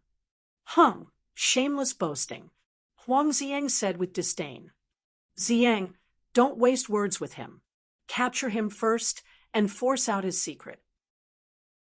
With his secret, perhaps our Huang clan will be able to suppress the Ye family in the future. Huang Si ordered. Relax, he won't be able to stir up any waves. I will slowly torture him until he dies. Huang Xiang said with a cold smile, causing others to tremble in fear. Little brat, later on don't use your true fire on him. It would be bad if he was burnt to a crisp. Leaving him alive will be of great use, Tian Chanzi warned. He is a first-grade natal realm cultivator, and I am a sixth-grade body refining cultivator. If I want to win against him, I am afraid it will be very difficult. Tian Chanzi, what method do you have? Don't hide it, and quickly tell me. Hi hey, little brat, until the very end, how can I reveal my trump card? You should fight first. Remember, fighting is one of the best ways to increase your cultivation. Huang Xiang is the best opponent for you to train with. Tang Zhang was helpless, but he did not feel any pressure. Since Tian Chanzi did not want to say anything, then he would fight in peace. He really did want to fight. The great battle was about to begin. Huang Xiang approached Tang Zhang step by step. His movements were not very fast, but with every step he took, his aura condensed by a bit. When he finally arrived in front of Tang Zhang, his aura had already condensed to the peak. Huang Xi stared at his son without blinking. He was also very curious about the martial arts his son practiced. This was the first time he saw Huang Xiang in action.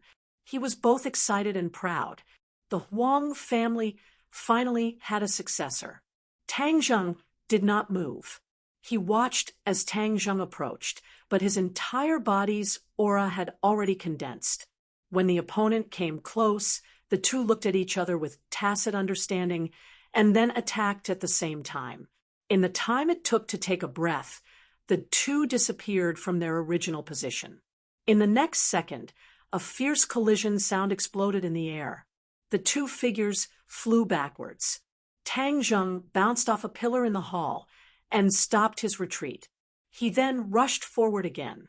Huang Xiang also retreated a few steps. The limestone floor under his feet shattered, leaving behind two long scars. This was the first time Huang Xi saw Tang Zhang in action. Just by seeing the first move, his face could not help but become serious. Tang Zhang was far more powerful than he had imagined. Kill! Huang Xiang gave a loud roar as he fiercely stomped his foot on the ground. Pong! Stone fragments flew into the air as he casually pushed them in a circle. These stone fragments were like a rain of bullets that filled the sky, bringing with them the aura of death as they shot towards Tang Zhang, densely packed and covering the earth. Chapter 157. Facing this barrage of attacks, Tang Zhang could only helplessly pull out Battle Soul. With a flash of light, a large number of sword images appeared. Pung, pung, pung. The stone fragments were all blocked and fell to the ground. Tang Zhang was completely unscathed. Then he swung his sword downwards with a terrifying aura. Huang Xiang's eyes flashed with astonishment, as he had never seen Tang Zhang's sword before. At the same time, he hurriedly dodged. Kacha! Battle Soul fell on the floor, creating a crack that extended from the center of the hall to Huang Xi's feet. It was like a spirit snake. Pung! Huang Xi stamped his foot on the ground, causing the cracks to abruptly stop. If he had not used his own strength to block this sword, who knows how far this force would have traveled. His eyes turned cold as he stared at Tang Zhang and said, "What a powerful sword technique." Huang Xiang's eyes flashed as he pounced forward. His 5 fingers formed a claw, and the air seemed to be torn apart as he quickly attacked Tang Zhang. Tang Zhang used his heaven-flying immortal sword technique, and Battle Soul welcomed the attack. The nimble sword technique made Huang Xiang not dare to approach. "You think this is enough to stop me? Don't even think about it." Huang Xiang roared as both of his hands pierced through the sword light. Isn't he afraid of being cut off? Tang Zhang was puzzled, but in the next second, he knew what his opponent was relying on. With a ding-dang sound, Battle Soul slashed at his arm, creating a burst of sparks. It turns out that his arms were covered with stainless steel. No wonder he was so fearless. Huang Xiang's face flashed with hostility as he proudly said, "Now you know how powerful I am." Tang Zheng coldly snorted as he attacked with his sword. Immediately, the ding-dang sound rang out incessantly as the two dodged. All that could be seen was sparks bursting out and shadows flipping. In this large hall, only the two of them were left. Huangzi finally let out a sigh of relief and secretly said, "Ziyang's martial arts is indeed powerful. In time, he will surpass me. In the future, I will be relieved to hand over my family business to him." After a fierce battle, both of them fought more and more valiantly. However, their consumption was considerable. After all, Huang Xiang's cultivation was stronger, and he gradually gained the upper hand. However, Tang Zheng's otherworldly flying, immortal swordsmanship was not an undeserved reputation. It made Huang Xiang hesitate to attack, so he was temporarily unable to obtain victory. "We can't go on like this. We have to find a way to break through." Tang Zheng pondered. Suddenly, he had a flash of inspiration. Yes, use the body lock technique. Tang Zheng was worried about exposing his identity as a cultivator, so he had never used this spell on anyone before. But now he couldn't care less. Moreover, one of the advantages of this spell was that the other party would mistake it as a pressure point technique and wouldn't connect it to his identity as a cultivator. Thus, when the two of them were once again close to each other, Tang Zheng silently chanted an incantation. Heaven and Earth's spiritual energy slightly vibrated and rapidly attacked Huang Xiang's pressure point. Huang Xiang's attack came to an abrupt halt in front of Tang Zheng. His eyes were filled with disbelief as he roared, "What's going on? Pressure point technique?" He clearly discovered that Tang Zheng was not even close to his body, yet his pressure point was still sealed. This was truly unheard of. Tang Zheng did not give him any time to be shocked. He casually grabbed him and placed Battle Soul's sharp blade on his neck. Huang Si originally had an expression of watching a good show, but upon seeing this scene, he jumped up from his chair and was inexplicably shocked. Air pressure point technique. Tang Zheng curled his lips. This was a body lock technique. What air pressure point technique? This guy doesn't know what's good for him. Huang Si was still in a state of shock as he asked again, "Who exactly are you? How can a 6th grade body refinement cultivator use air pressure point technique? Is an air pressure point technique a high-level martial art that only great scholars can use?" Tang Zheng coldly laughed. "Why do you care so much? The most important thing is that your son is now in my hands." Huang Si turned a deaf ear to his words and shook his head. "Impossible! A 6th grade body refinement cultivator who knows how to use pressure points through the air is unheard of. Who taught you that? Who is your master? Could he be a martial scholar?" Huang Si's heart began to feel apprehensive. If Tang Zheng had a great scholar realm master, then this matter would be difficult to deal with. Although he had always been conceited, in front of a great scholar realm master, he was nothing. His opponent could crush him to death with a single finger. If he were to kill a great scholar realm master's disciple, then when the matter was investigated, not only would Huang Si die, but the entire Huang clan would also be annihilated.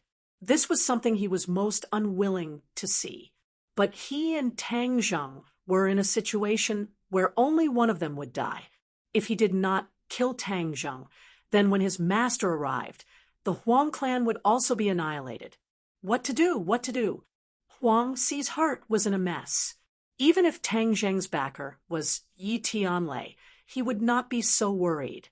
Now that he knew that Tang Zheng had a great scholar behind him, his intestines were green with regret. Why didn't he investigate properly before making his move? Seeing him remain silent and his expression constantly changing, Tang Zheng suspiciously asked, "What are you thinking about? If you want to make your move, Then hurry up. Don't dilly-dally. Huang Si fiercely raised his head, an ominous glint in his eyes. Tang Zheng, you really want to fight to the death with me? Tang Zheng coldly laughed. Things have already reached this point. Do you think we can still shake hands and make peace? Moreover, Fire Phoenix's husband was killed by you. I also want to take revenge for him. Since that is the case, then don't blame me for being ruthless. Huang Si had already made his decision. With a low roar, he charged forward like a ghost. Before Tang Zheng could react, he had already arrived in front of him. With a grab of his hand, the space in front of Tang Zheng seemed to have been sucked away, causing him to feel suffocated. This was the might of a ninth-grade natal stage master. Tang Zheng had previously exchanged blows with Yi Tianlei, but Yi Tianlei had intentionally suppressed his strength. Tang Zheng did not have such a deep feeling. This time, Huang Si had used all of his strength to kill Tang Zheng in one strike. Tang Zheng was overwhelmed with shock. This kind of expert was not someone he could contend against. He hurriedly used the puppet-like Huang Ziang to block in front of his chest. Suddenly, he felt his hands become empty. Huang Ziang had actually been taken away by Huang Si. Damn it. So Huang Si's move was just a feint. His main goal was to save Huang Ziang. Tang Zheng did not counterattack. Instead, he hurriedly retreated. As expected, Huang Si lifted his son with one hand and swept out with his leg. It really had the power to sweep away 1,000 soldiers. Tang Zheng did not dare to use his body to block this attack like he did with Hoodlum. He hurriedly retreated and waved Battle Spirit in front of his chest. So, a black sword light shot out from Battle Spirit like a raging black flame. Huang Si was shocked. He stopped his attack and exclaimed, "What is this?" Tang Zheng sneered. Of course, he would not tell him that this was his treasure. Just now, when he was fighting with Huang Ziang, he had purposely suppressed Battle Spirit's light. Now that it was released, although it was black, it was still very eye-catching. Treasure sword. This is a real treasure sword. Father, you must snatch it. Huang Ziang shouted in surprise. Huang Si had never seen such a treasure sword before. He was both surprised and happy. If he had this treasure, then even if he were to fight with Yi Tianlei, he would not be defeated. This treasure sword in your hands is like casting pearls before swine. Give it to me. Huang Si reached out with his hand, wanting to snatch Battle Spirit. But how could Tang Zheng let him do as he wished? With a flick of his wrist, a sword light shot out. This sword light was much more powerful than the previous one. It intertwined into a black sword light that emitted an aura of death. Battle Spirit even let out a resounding sword cry, like the cry of a dragon or tiger. Huang Si's face was filled with indescribable shock. This treasure sword far exceeded his imagination.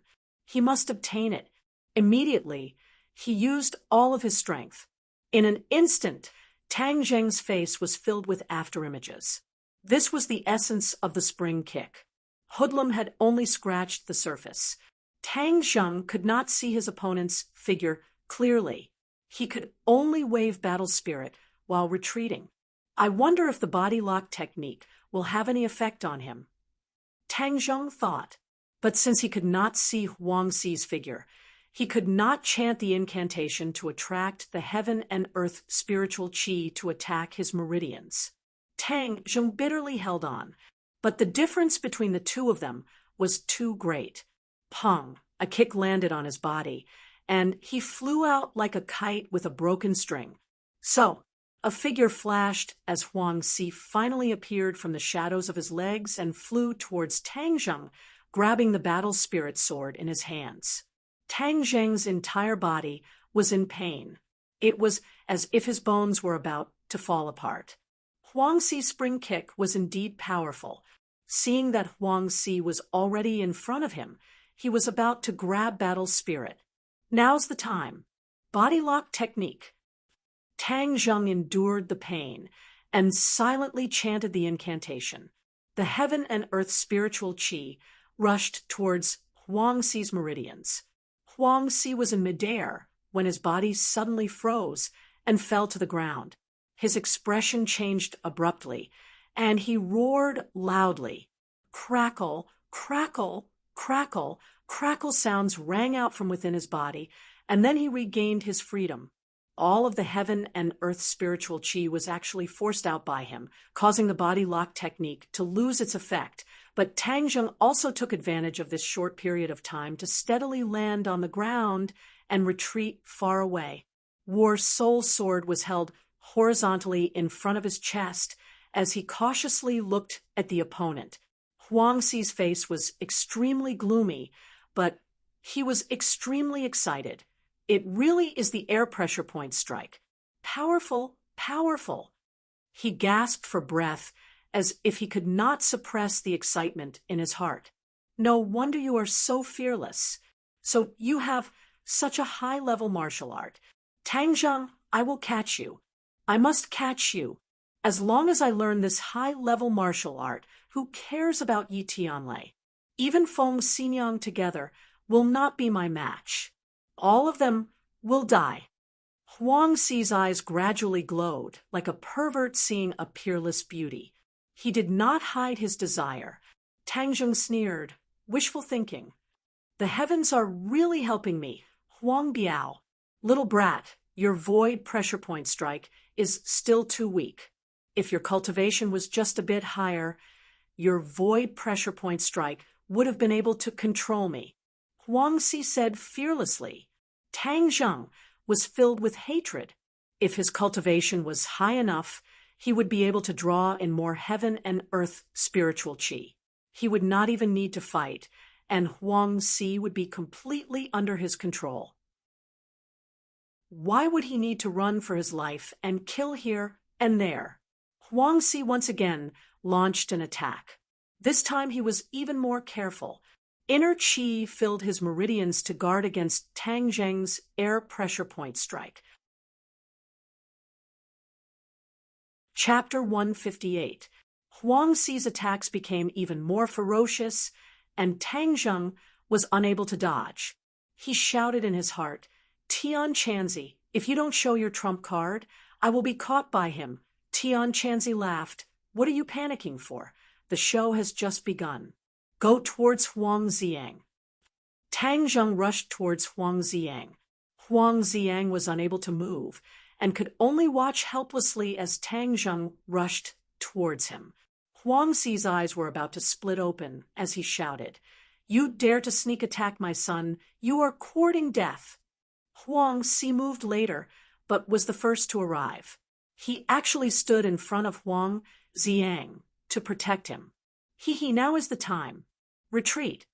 Tian Chanzi proudly commanded. Although Tang Zheng did not understand what was going on, he immediately retreated. Suddenly, he saw an inconceivable scene. Huang Xi's back was facing Huang Xiang, and he did not notice the strange change in Huang Xiang's eyes. Huang Xiang's eyes lost their spirit and became sluggish. Huang Xi then moved and pushed his palms forward. Pung! A thunderous sound rang out as the two palms viciously landed on Huang Xi's back. Huang Xi staggered forward as he spat out a mouthful of blood. His face turned deathly pale. He turned his head in fear and was shocked to discover that the two palms were from his own son. His liver and gallbladder were torn apart, and he was inexplicably shocked. What is going on? Percent is not equal to. Huang Xiang actually attacked Huang Xi. Not only was Huang Xi baffled, but Tang Zheng was also confused. He was dumbstruck, as this scene of a father and son killing each other was too strange. He did not dare to believe that this was real. Haha, this is a good show. Tian Chanzi proudly laughed. Tang Zheng was puzzled. Could it be that Huang Xiang had gone crazy? What is going on? Didn't I tell you that Huang Xiang's martial arts have side effects? This is the side effect, Tian Chanzi boasted. Could it be that the side effect is going berserk? Of course not. Going berserk is child's play. Tian Chanzi, do not make a move, but when I make a move, it will be different. He's under the effects of the puppet technique. Puppet spell? Tang Zheng had never heard of this spell, so he was confused. The puppet technique is to control his mind and turn him into a puppet. From then on, you can do whatever you want. The martial arts I gave him are the puppet cultivation martial arts. As long as he reaches the Hotian realm, I can use the puppet technique to control him. Tang Zheng shivered. This Tian Chanzi was much more ruthless than him. Sure enough, no one in the cultivation world was easy to deal with. When Tang Zheng dealt with his enemies, the most he would do was to kill them. However, Tian Chanzi turned his enemies into his puppets. Not only would they not die, but they would also work for him. This was much more ruthless than killing them directly. Little brat, don't think that I am ruthless. The cultivation world is a world where the strong preys on the weak. If you are too kind, you will only be killed. In the cultivation world, there are massacres every day. Remember, only by surviving can you be the final victor. Moreover, being merciful to your enemies is being cruel to yourself. Have you forgotten that Huang Zieng wanted to kill you? Tian Chanzi warned. Tang Zheng did not say a word, but he had to admit that Tian Chanzi's words were true. Huang Zieng wanted to kill him first, so he could not be blamed. Seeing that Tang Zheng did not have any thoughts of being soft-hearted, Tian Chanzi was relieved. He praised. That is the correct way of thinking. Huang Si was hit by 2 palms. He won't die, but his threat is greatly reduced. The pressure on you is temporarily relieved. Tang Zheng let out a sigh of relief. He looked at Huang Si, who had already climbed up from the ground. He stared at his son in disbelief. Zieng, why did you sneak attack me? Huang Si did not bother to wipe the blood from his mouth as he asked. Huang Zieng, however, remained indifferent as he walked towards Tang Zheng. Little brat, don't be afraid. He is now my puppet and will not harm you. He is now your helper, Tian Chanzi said. Huang Zieng quietly stood by Tang Zheng's side, both of his eyes looking straight ahead, as if he was really a puppet. Huang Si looked at his son and then looked at Tang Zheng. He seemed to have thought of something as he angrily roared. Tang Zheng, what did you do to my son? Tang Zheng spread out his hands. It was not him who did anything, but Tian Chanzi who did it. What benefits did you promise him to make him attack me? Huang Si was still unable to restrain his anger as he asked. Zieng, come back. No matter what benefits he gave you, I will return it to you in double. Huang Si said. Huang Zieng was indifferent. Tang Zheng, I can only blame myself for not killing you. Even if Yi Tianlei came to stop me, I should have killed you. Huang Si was filled with regret. Huang Si, you are used to being high and mighty, and do not put other people's lives in your eyes. There is also your son, Huang Zieng. I only fought a few matches, and he coveted my martial arts. He wanted to kill me and steal my martial arts. He did not even hesitate to kidnap my family. Hung, now it is your turn. Now you know the pain, but it is too late. There is no medicine for regret in this world. Tang Zheng thought back to the time when his grandfather was almost destroyed by Huang Zieng. He still had a stomach full of anger. In the past, the Huang clan did not put him in their eyes and did not treat his life as their own. This was the reason for the current situation. They could not blame Tang Zheng. If they wanted to blame someone, they could only blame themselves. Huang Si was speechless.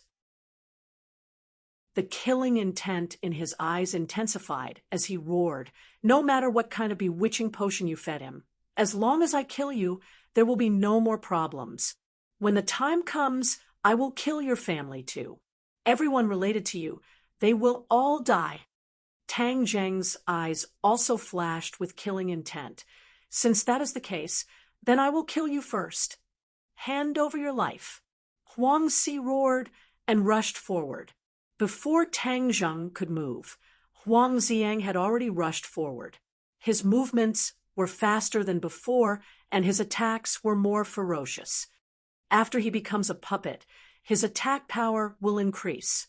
Tian Chanzi explained. Tang Zheng nodded his head and did not move. He quietly watched the scene unfold before him.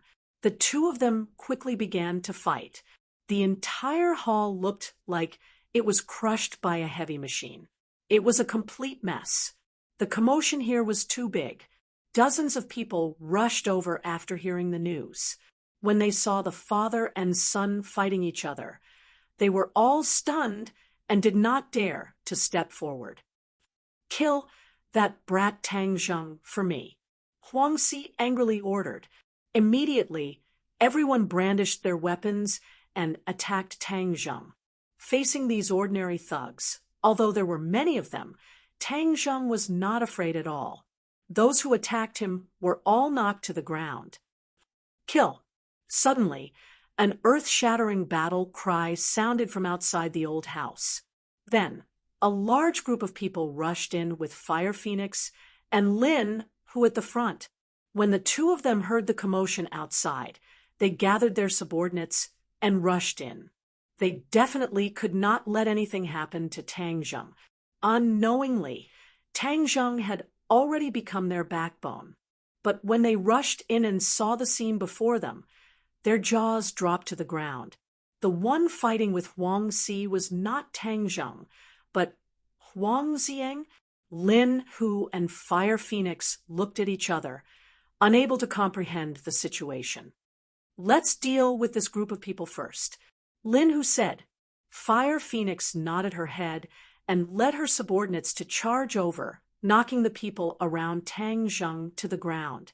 Immediately, the hall quietened down as everyone stared at the strange battle unfolding before them. Lin Hu asked in a low voice, Young Master Tang, what is going on here?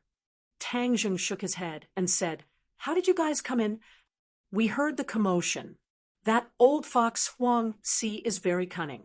We were worried about your safety, so we rushed in. Lin Hu explained.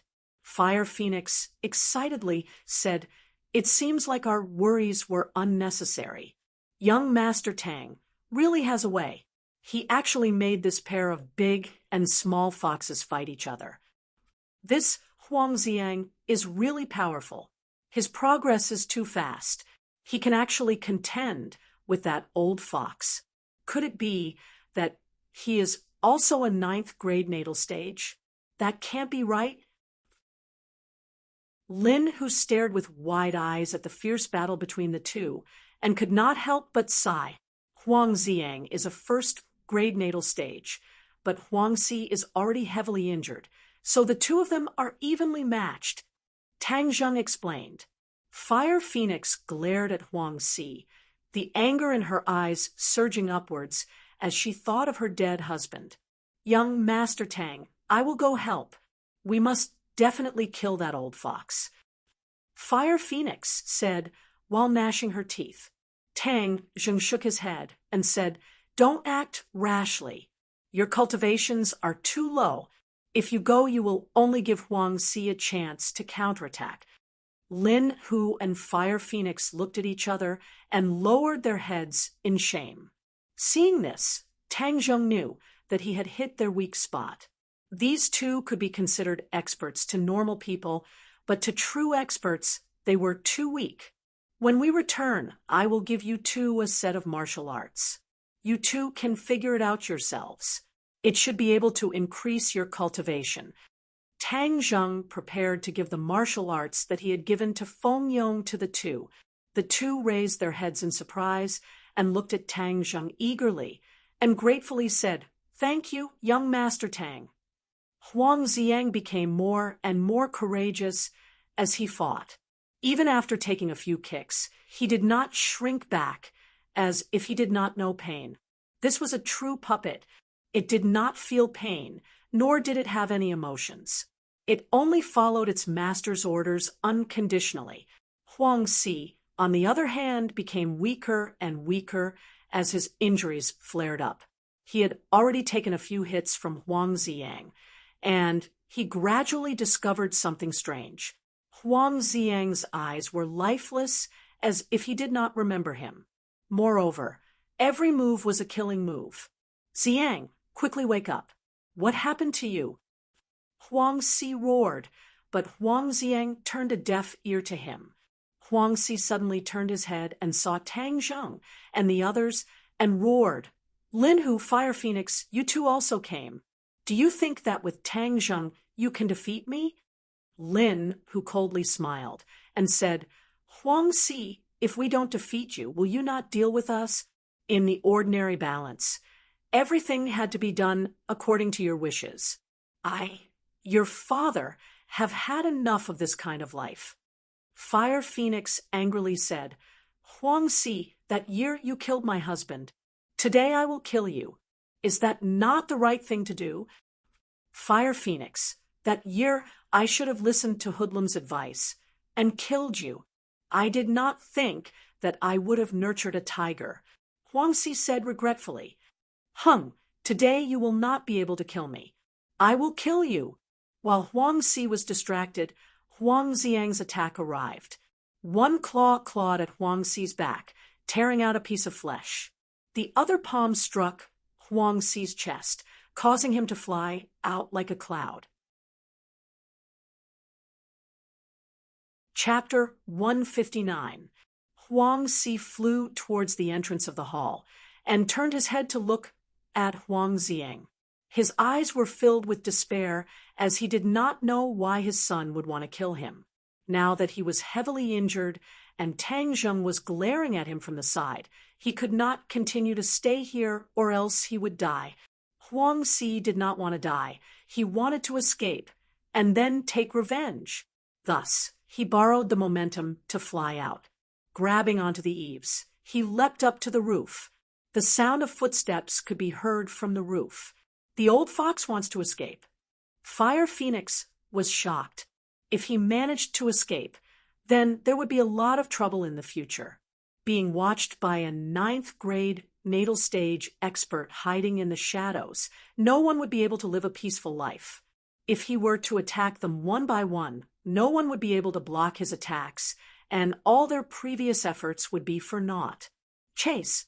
Tang Zheng let out a deep roar, and with a push from the pillars of the hall, he and Huang Ziyang flew up to the roof at the same time, stepping on the tiles as they quickly chased after each other. Lin Hu and Fire Phoenix left behind a few of their younger brothers to watch over Huang Si's men before they also rushed out of the old house and chased after them. From afar, they could see that under the moonlight, the three of them were like cheetahs as they rushed towards the forest not far away. As long as Huang Si rushed into that small forest, then it would really be like finding a needle in a haystack. Tang Zheng obviously saw through his intentions and shouted, "Quick, don't let him escape." He and Huang Ziyang simultaneously increased their speed. Huang Si was like a stray dog as he madly ran, not daring to stop. Looking back at the approaching pursuers, he clenched his teeth and also increased his speed to the limit. So. At this time, Lin Hu and the rest could only see the three leaving behind afterimages, as their speed was incomparable. Both sides were separated by 100 meters. Seeing that Huang Si was about to enter the forest, Tang Zheng knew that he could not wait any longer. Steeling his heart, he simply raised Battle Soul and used all his strength to throw it forward. So, a piercing sound rang out as the air was torn apart. Battle Soul shone with a black light as it shot towards Huang Si like a gigantic concealed weapon. The speed of the War Soul sword was faster than everyone else. In the blink of an eye, it streaked across the night sky. The dark sword seemed to have blended into the night sky. If not for the sound of breaking through the air, it would have been hard to detect. Huang Si heard a gust of wind behind him and turned around to look. Battle Soul was already 5 meters away from him. If he did not take any countermeasures, he would be pierced through. He had no way to continue forward, so he had no choice but to dodge to the side. The War Soul sword brushed past his shoulder, and it was extremely dangerous. Kacha! The War Soul sword cut through the trunk of a large tree in front of him and fiercely stabbed into a rock. Cracks quickly spread out on the rock, and in an instant it burst open and shot in all directions. Taking advantage of this momentary delay, Tang Zheng and Huang Ziyang had already caught up to Huang Si. Huang Si was shocked as his eyes inadvertently fell on the battle spirit, and his eyes lit up. Treasured sword. With this exceptional treasured sword, his battle strength would instantly increase. The threat of Tang Zheng and Huang Ziyang would no longer be a concern. Huang Si threw himself forward and rolled on the ground, grasping the War Soul sword in his hands. The cold sword hilt caused his spirit to soar. He did not continue to run, but instead stood there proudly. Under the moonlight, his face was filled with malevolence as he glared at the two people charging at him. The treasured sword is in my hands. Tang Zheng, you are dead. Just what kind of demonic technique did you use to confuse Ziyang? Quickly turn him back. Huang Si held the sword in one hand and pointed it at Tang Zheng, threatening him with a murderous aura. Tang Zheng and Huang Ziyang both stopped and stared at Huang Si. Tang Zheng hesitated for a moment before saying, "Puppet technique, have you heard of it?" Puppet technique. Huang Si's face was filled with doubt as he had never heard of it before. However, the name was easy to understand. Are you saying that my son has become your puppet? It is Tian Chanzi's puppet, Tang Zheng said, but did not deny it. What kind of technique is this? I have never heard of it before. Tang Zheng shook his head and said, "In this world, there are many things that you have never heard of. Little brat, did your master teach you all of this?" Tang Zheng declined to comment. "If I kill you now, I will kill your damned master in the future." Huang Si leapt forward. The War Soul sword in his hand did not emit a black light, but it was still filled with killing intent. At this moment, Huang Si felt like he was an invincible god of war. His heart was filled with an indescribable self-confidence as his eyes widened and he gave a deafening roar. Kill! Tang Zheng did not dodge and instead charged forward. Huang Ziyang also attacked, one from the left and one from the right, forming a pincer attack. Huang Si acted as if he did not see it. With the treasured sword in hand, what did he have to fear? Shua! The biting cold sword pierced straight towards Tang Zheng, but Tang Zheng did not stop and instead reached out to grab the War Soul sword. Huang Si was overjoyed, as this sword would definitely cut off Tang Zheng's arm. Then he would have nothing to worry about. Lin Hu, Fire Phoenix, and the others saw this scene from afar and turned pale with fright. They loudly shouted, "Young Master Tang, be careful!" Would Tang Zheng really take the risk? Of course not. Was the War Soul sword an ordinary treasured sword? Of course not. The War Soul sword was a treasure, and Tang Zheng was its master. Both parties were connected, and with a thought from Tang Zheng. The War Soul sword's attack came to an abrupt halt as if it was blocked by an invisible force. Huang Si was shocked as he used all of his strength to stab forward, but the War Soul sword did not move an inch. Tang Zheng's hand was already on the blade of the sword, but his hand was not cut off. Suddenly, the War Soul sword blazed with a black light and began to tremble with a buzzing sound, a sword cry that sounded like a tiger's roar, and a dragon's roar resounded in all directions. Huang Si was originally full of confidence and was determined to win, but upon seeing this scene, he was shocked, especially the feeling that came from War Spirit. Although he was still holding on to War Spirit, it was completely out of his control. A huge force was transmitted from the sword hilt to his hand, causing his 5 fingers to involuntarily loosen as he watched the War Soul sword land in Tang Zheng's hand. He felt as if the War Soul sword had a soul and was not like an ordinary treasured sword. At this moment, he felt as if his liver and guts were about to burst. How could this be? Huang Si roared. Tang Zheng coldly smiled. This is not a treasure that you can control. Huang Si did not understand the true meaning of this sentence because Huang Xiang's attack had already reached him from the other side. With a pincer attack from the left and right, he had no way to retreat. Even if I die, I will kill you. Huang Si suddenly pounced towards Tang Zheng as if he had gone mad. His legs flew over, and in a flash, Tang Zheng was enveloped in them. But there was someone faster than him. Huang Xiang's fist struck out and ruthlessly slammed into Huang Si's back. This palm strike contained all of his strength and was enough to shatter stone. With a crisp sound, Huang Si staggered and fell at Tang Zheng's feet. The sky full of leg shadows disappeared without a trace. Fire Phoenix and Lin, who saw this unfathomable scene, and were both shocked. Tang Zheng's ability to snatch a white blade with his bare hands was too shocking and convincing, and Huang Xiang's ruthlessness and decisiveness caused them to tremble in fear.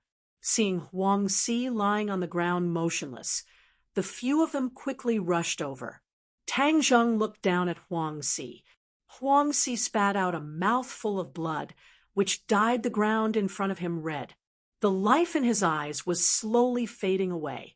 The two palms just now were killing moves and had already shattered his heart meridians. There was no way to reverse the situation. Huang Xiang remained expressionless, as if everything that had happened had nothing to do with him. He made Lin, Hu, and the others who had caught up to hide far away from him. This was too strange and had exceeded their imaginations. Tang Zheng, I am not satisfied. I should have killed you earlier. I should have killed all of you earlier. Huang Si spat out a mouthful of blood as he continuously shouted. Fire Phoenix angrily said, That year, when you killed my husband, you should have known that this day would come. You only have yourself to blame. Huang Si glanced at her and said, I do not regret it. At the very least, I have lived longer than that dead husband of yours. I was able to rule over Changheng City, and he did not. I am simply stronger than him. Ha ha! You will never be stronger than him. I will always remember him. But in this world, no one will remember you. Fire Phoenix flew into a rage and ruthlessly kicked Huang Si. Huang Si rolled over, and his cries came to an abrupt end. All that was left was a series of rapid breathing sounds. Fire Phoenix was very emotional. Her eyes filled with tears as she said, Young Master Tang, let me personally kill him. Let me do it. Lin, who also indignantly requested. Tang Zheng shook his head and ordered Huang Xiang, You go. Lin Hu and Fire Phoenix were startled as they stared at Huang Xiang, as if they wanted to see what kind of reaction he would have. They were also very curious about the relationship between Tang Zheng and Huang Xiang. They only saw Huang Xiang expressionlessly walk towards Huang Si, without a trace of resistance. Huang Xiang squatted down and grabbed Huang Si's head with both hands. Huang Si's eyes widened as he angrily roared, No, I don't want to die. Gotcha! His cries came to an abrupt end as his neck was broken by Huang Xiang. This ordinary balance underworld boss had ended his life just like how he ended the lives of others. Sooner or later, he would have to pay for what he did. Woo, woo, woo. Suddenly, Fire Phoenix squatted on the ground and wailed, Huang Si is finally dead. I have avenged you. Do you see? Your spirit in heaven can now rest in peace. Lin, who let out a long sigh and patted her shoulder. Fire Phoenix sobbed, completely lacking the ruthlessness a boss should have. However, at this time, no one would force her as this was the truest expression of her emotions. Fire Phoenix's cries gradually stopped as she turned towards Tang Zheng and firmly said, "Young Master Tang, you have avenged my husband. From today onwards, I, Fire Phoenix, will be at your disposal." Tang Zheng hurriedly supported her and said, "Everyone will work hard together in the future. We will definitely have a more glorious future." Lin Hu and Fire Phoenix nodded their heads at the same time. "We pledge our lives to follow young Master Tang. Even if we have to go through mountains of blades or seas of flames, we will not hesitate." In this battle, Tang Zheng made Fire Phoenix truly submit to him. This was not only a relationship of benefits, but also a type of subservience that strengthened the relationship between both sides. From this moment onwards, Tang Zheng became the true leader of Changheng's underworld and sat on the top seat. Chapter 160. After leaving someone to deal with Huang Xi's corpse, Tang Zheng, Lin Hu, and the others returned to the city by car. The atmosphere in the car was a bit strange. Tang Zheng sat in the middle with Lin Hu and Fire Phoenix beside him. Huang Xiang sat alone in the last row, not making a sound. Even his breathing was very light. Lin Hu and Fire Phoenix would occasionally turn their heads to look at Huang Xiang, only to see that his eyes were tightly shut as if he was asleep. However, the two knew that he was definitely not asleep and could explode at any time to injure them. The key point was that his relationship with Tang Zheng was very similar to that of a servant and a master. They did not look like collaborators at all, much less the high and mighty young Master Huang from before. How did Tang Zheng manage to do this? The two were puzzled. Fire Phoenix gave Lin Hu a look, and Lin Hu hesitated for a moment before asking, "Young Master Tang, how should we deal with him?" Tang Zheng did not turn his head and lightly said, "You guys find a place to put him in order and provide him with food and drink. Don't worry about anything else. He won't run around randomly." But he is Huang Xiang, the famous young Master Huang. Who knows how many people have fallen at his hands? He is also a first-grade natal stage cultivator. What if he hurts someone? Lin Hu carefully asked in an almost inaudible voice, as if he was afraid that Huang Xiang 6 would hear him. Of course, Tang Zheng could not explain that Huang Xiang was a puppet, so he patted Lin Hu's shoulder and comforted him. "Don't worry, he won't cause trouble. He will only train and won't do anything else." This was what Tian Chanzi told him. Since Huang Xiang had already become a puppet, then there was only one thing he could do, which was to train and raise his cultivation, and then carry out his master's orders. Seeing Tang Zheng's solemn vow, the two did not dare to doubt him. However, they felt that Tang Zheng was even more unfathomable and admired him even more. The next day, when Tang Zheng went to school after a good night's sleep, he met Yi Tianlei and Feng Xinyang at the entrance. The two's faces were very serious as they purposely sent Yi Dingdang away, and then stared at Tang Zheng. "What's the matter?" Tang Zheng suspiciously asked. Looking at the two's expressions, there must be something big. Yi Tianlei said in a deep voice, "Huang Xi is dead. Huang Xiang is missing." Tang Zheng stared blankly for a moment. So it was this matter, and he thought it was something big. Feng Xinyang said, "Little handsome brother, Huang Xi's death is too strange. It is said that he was killed by someone from the underworld. However, Huang Xi's cultivation is at the 9th grade natal stage. In the ordinary balance, there is no one who is his opponent. As for Huang Xiang, it is said that he has already broken through to the 1st grade natal stage.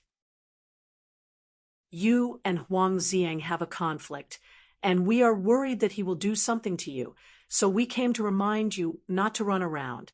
If you don't mind, you can come to our house to stay for a few days." Feng Xinyang's concern was expressed in her words. It was really like the concern of a husband and a mother for their future son-in-law. "In a while, I will be going to Beijing. Ding Dang will also be going to Beijing to study in the future. Therefore, it is best that you get into a school in Beijing for the college entrance exams. In the future, when you go to Beijing, we can take care of each other. Even if Huang Ziang wants to do something, he will still have some restraints. Yi Tianlei said. Tang Zheng felt a warmth in his heart. This family really cared for him. He thought for a while and decided not to hide anything.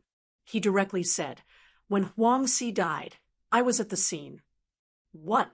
The husband and wife were both shocked. What happened? Huang Si wanted to kill me, so I killed him. No, he was killed by Huang Ziang. Right now, Huang Ziang is one of my people, but it is not convenient for him to show himself. Tang Zheng said, after some consideration. He still could not reveal the matter of his puppet technique to the public. It was too shocking.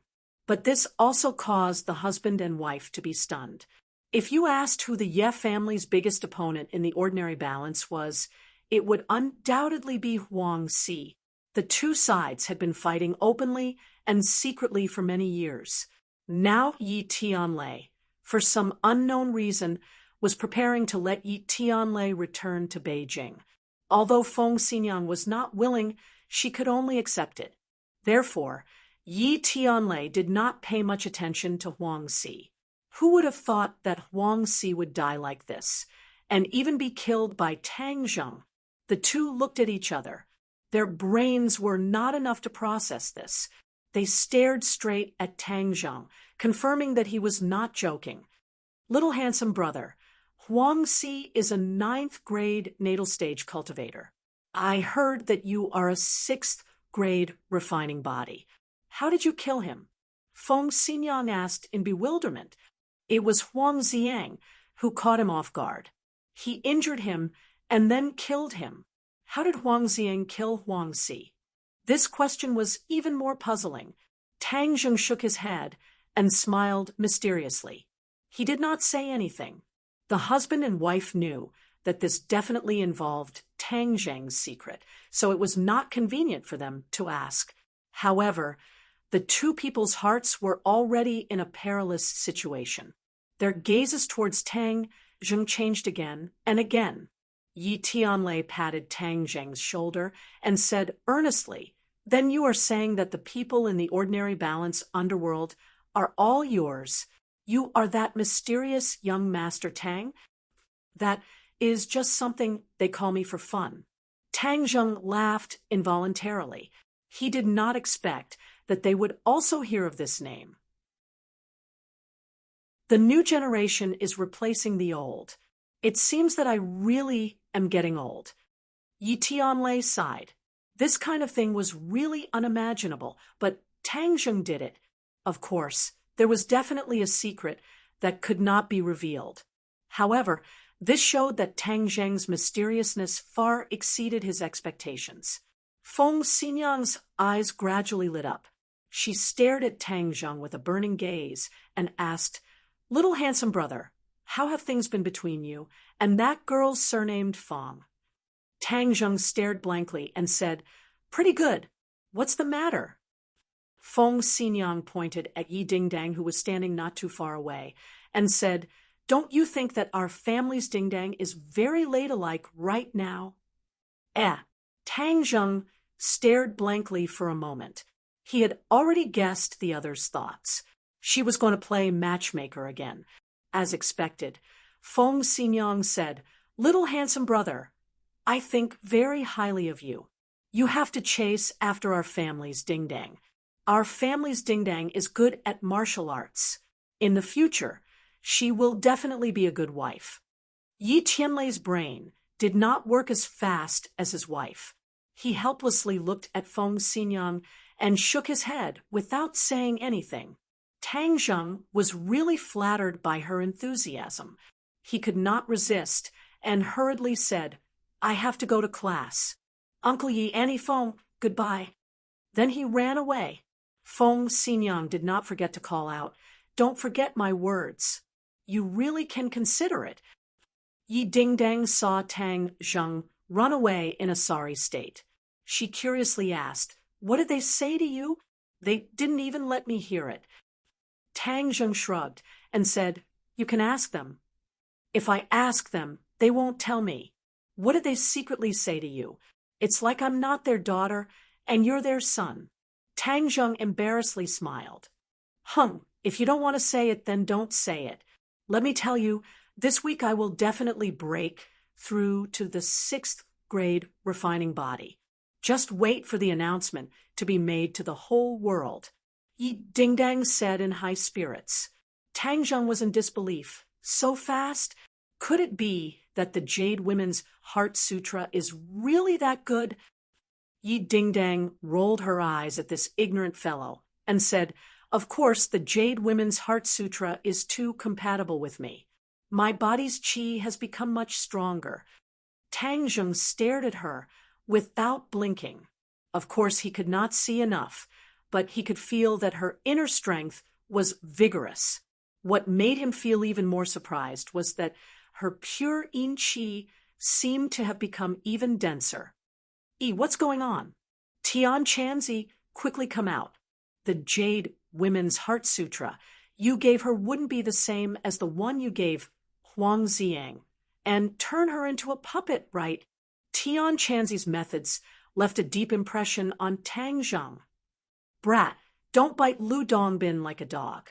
You don't know how to appreciate good intentions. The Jade Woman Heart Sutra that I gave to this girl is a very high-level martial art. How could it be such a mess? Tang Zheng let out a sigh of relief, but why did the pure yin qi in her body increase? Hey, this is the beauty of the Jade Women's Heart Sutra. Because this martial art is specially designed for women, it can naturally accumulate a woman's pure yin qi. Isn't this just to benefit you, little brat? In the future, when you are together with her, you will be able to obtain even more pure yin qi. I really put a lot of thought into this. Tian Chanzi boasted. Tang Zheng was stunned for a moment. Tian Chanzi, can you not randomly matchmake me? I already have Fong Shirshir. You still blame me? I won't lower myself to your level. You will know in the future. Tian Chanzi simply shut up, leaving Tang Zheng helpless. Seeing Tang Zheng staring at her, as if he was in a daze, Yi Dingdang couldn't help but shout, Tang Zheng, what are you looking at? Nothing. Tang Zheng returned to his senses. You are clearly looking at me, and you still say nothing. What do you mean by that? Yi Dingdang was like an angry little lion as she asked righteously. Tang Zheng bitterly smiled. Seeing Fong Shirshir come, he quickly ran over. Yi Dingdang was so angry that she fiercely stomped her feet. What are you guys talking about? Why is Yi Dingdang so angry? Fong Shirshir curiously asked. If it was said that she was a bit worried about Yi Dingdang before, but in this period of time, Tang Zheng and her were stuck together like glue. Yi Dingdang had nothing to do with her, so she was very relieved. Nothing much. Last time you said that after using the spirit pill, my cultivation would increase faster. Why don't you come to my house tonight? I want to quickly increase my cultivation. Fong Shirshir impatiently said. Okay, no problem. Tang Zheng had taken care of Huang Si, and his mood was much more relaxed. As for Taoist Tianji, he bowed and knew where he was, so he didn't need to worry too much. Then come to my house tonight. Your parents won't have any objections, right? Fong Shirshir couldn't help but think of the embarrassing scene from last time. She fiercely pinched him and said, I asked you to guide me in my cultivation, not to do that. In bed, martial arts is also martial arts. Don't pinch me. My flesh is about to fall off. Tang Zheng shouted. Liar. This little bit of pain is nothing to you. Fong Shirshir glared at him, but still let go. Tonight, you can secretly come to my house. Just don't let my parents see you. A few days ago, they were watching us very closely. Sometimes my mom would even eavesdrop at the door. But these 2 days, she hasn't eavesdropped. So you just have to secretly come here tonight and leave before the sun rises. Tang Zheng gave a naughty laugh. After cultivating, can't I do something else to relax? Ah, why is your brain filled with these things? Fong Shishir fiercely poked Tang Zheng's forehead and pouted. Tang Zheng gave a silly laugh. These days were truly blessed. Chapter 161.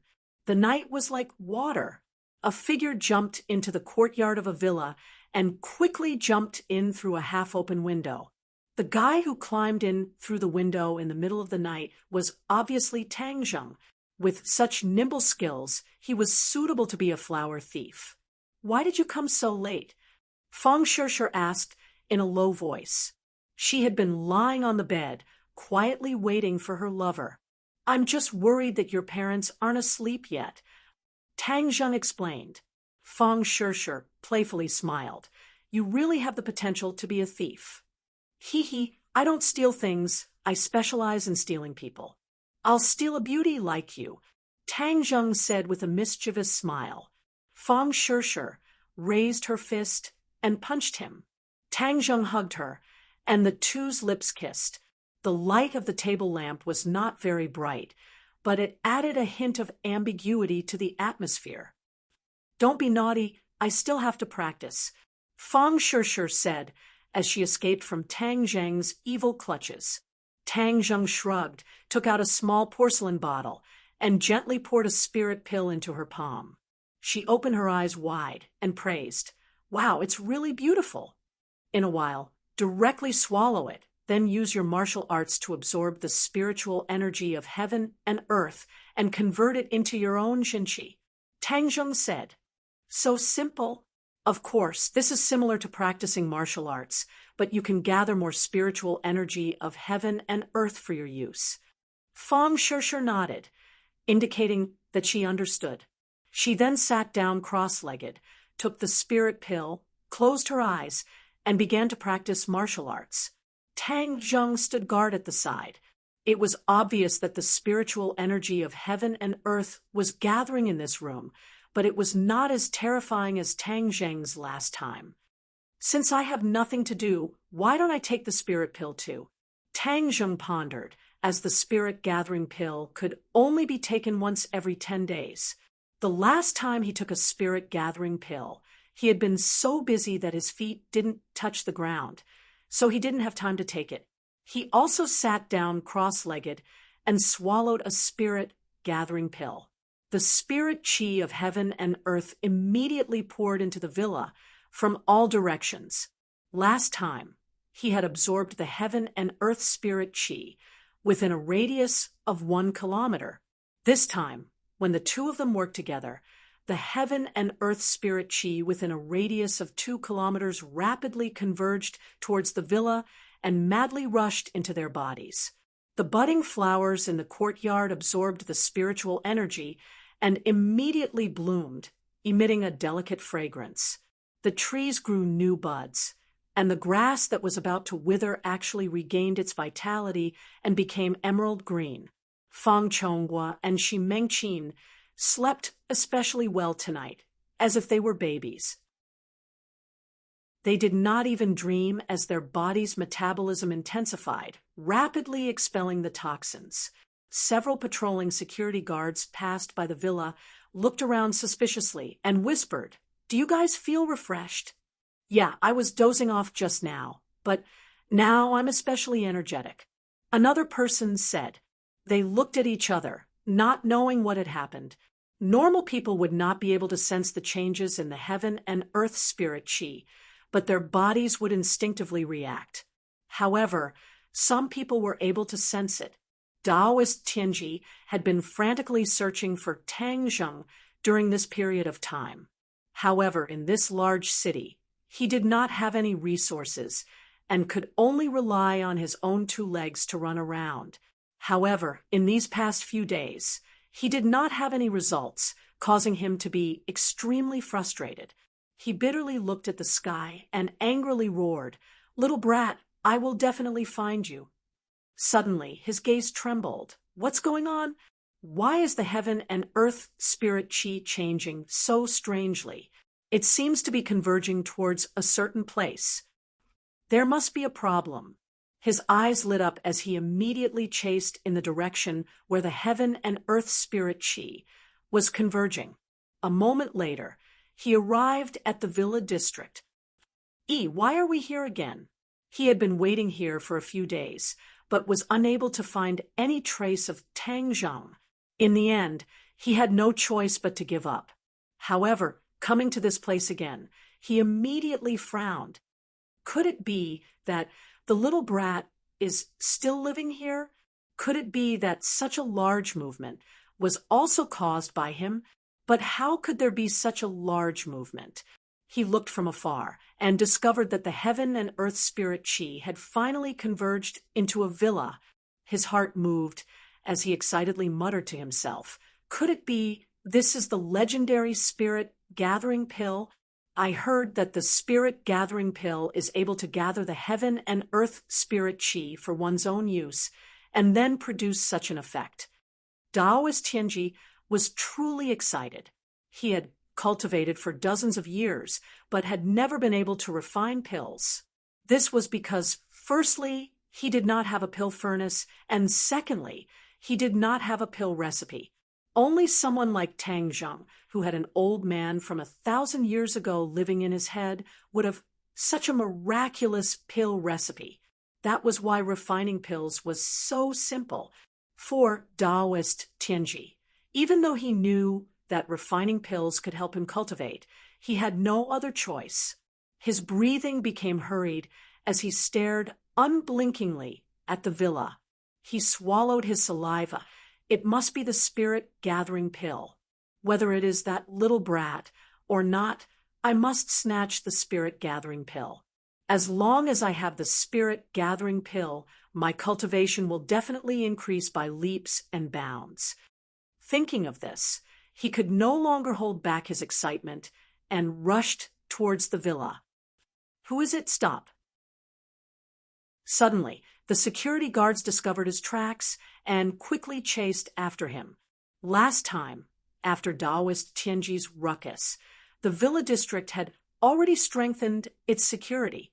Taoist Tianji did not expect that his tracks would be discovered, but he did not care. No one could stop his determination to obtain the spirit-gathering pill. Thus, he immediately pulled out his sword.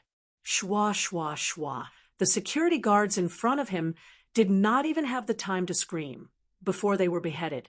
Seeing this, the security guards behind him angrily shouted, "The criminal has a weapon. It's that beggar from last time. Quickly call the police." Someone recognized Taoist Tianji. Taoist Tianji completely ignored the people behind him and directly rushed into the villa's courtyard. Following the gathering point of the world's spiritual energy, he quickly arrived outside of Fang Shishi's room. Through the window, he could clearly see Tang Zhang and Fang Shishi sitting cross-legged. Taoist Tianji's eyes lit up. "Little brat, it really is you. There is also a little girl who is also a cultivator. Spirit gathering pill. They really are using the spirit gathering pill to cultivate. No wonder they have such a cultivation at such a young age. Hey, little brat, I have finally found you. This time you won't be able to escape, so I will dig out all of your secrets." Taoist Tianji's eyes flashed with an ominous light as he leapt into the air, wanting to jump in through the window. Just at this time, Tang Zheng suddenly opened his eyes. With a wave of his hand, the world's spiritual energy formed a powerful gale that slammed into the window. Pung! Taoist Tianji raised his sword to block, flipped through the air, and landed in the courtyard. "Little brat, I have finally found you. You have nowhere to run, so obediently hand over the spirit-gathering pill to me, and I will let you die a quick death," Taoist Tianji proudly said. Tang Zheng's face was gloomy to the extreme. Just now he was at the crucial moment of breaking through to the 7th grade, refining qi, but was interrupted. Now his chi had stopped at 6 inches and 9 fun. This damn Taoist Tianji, why is he still haunting me like a ghost? He glanced at Fang Shishir, who was still cultivating. Her cultivation was still lacking and could not be like him.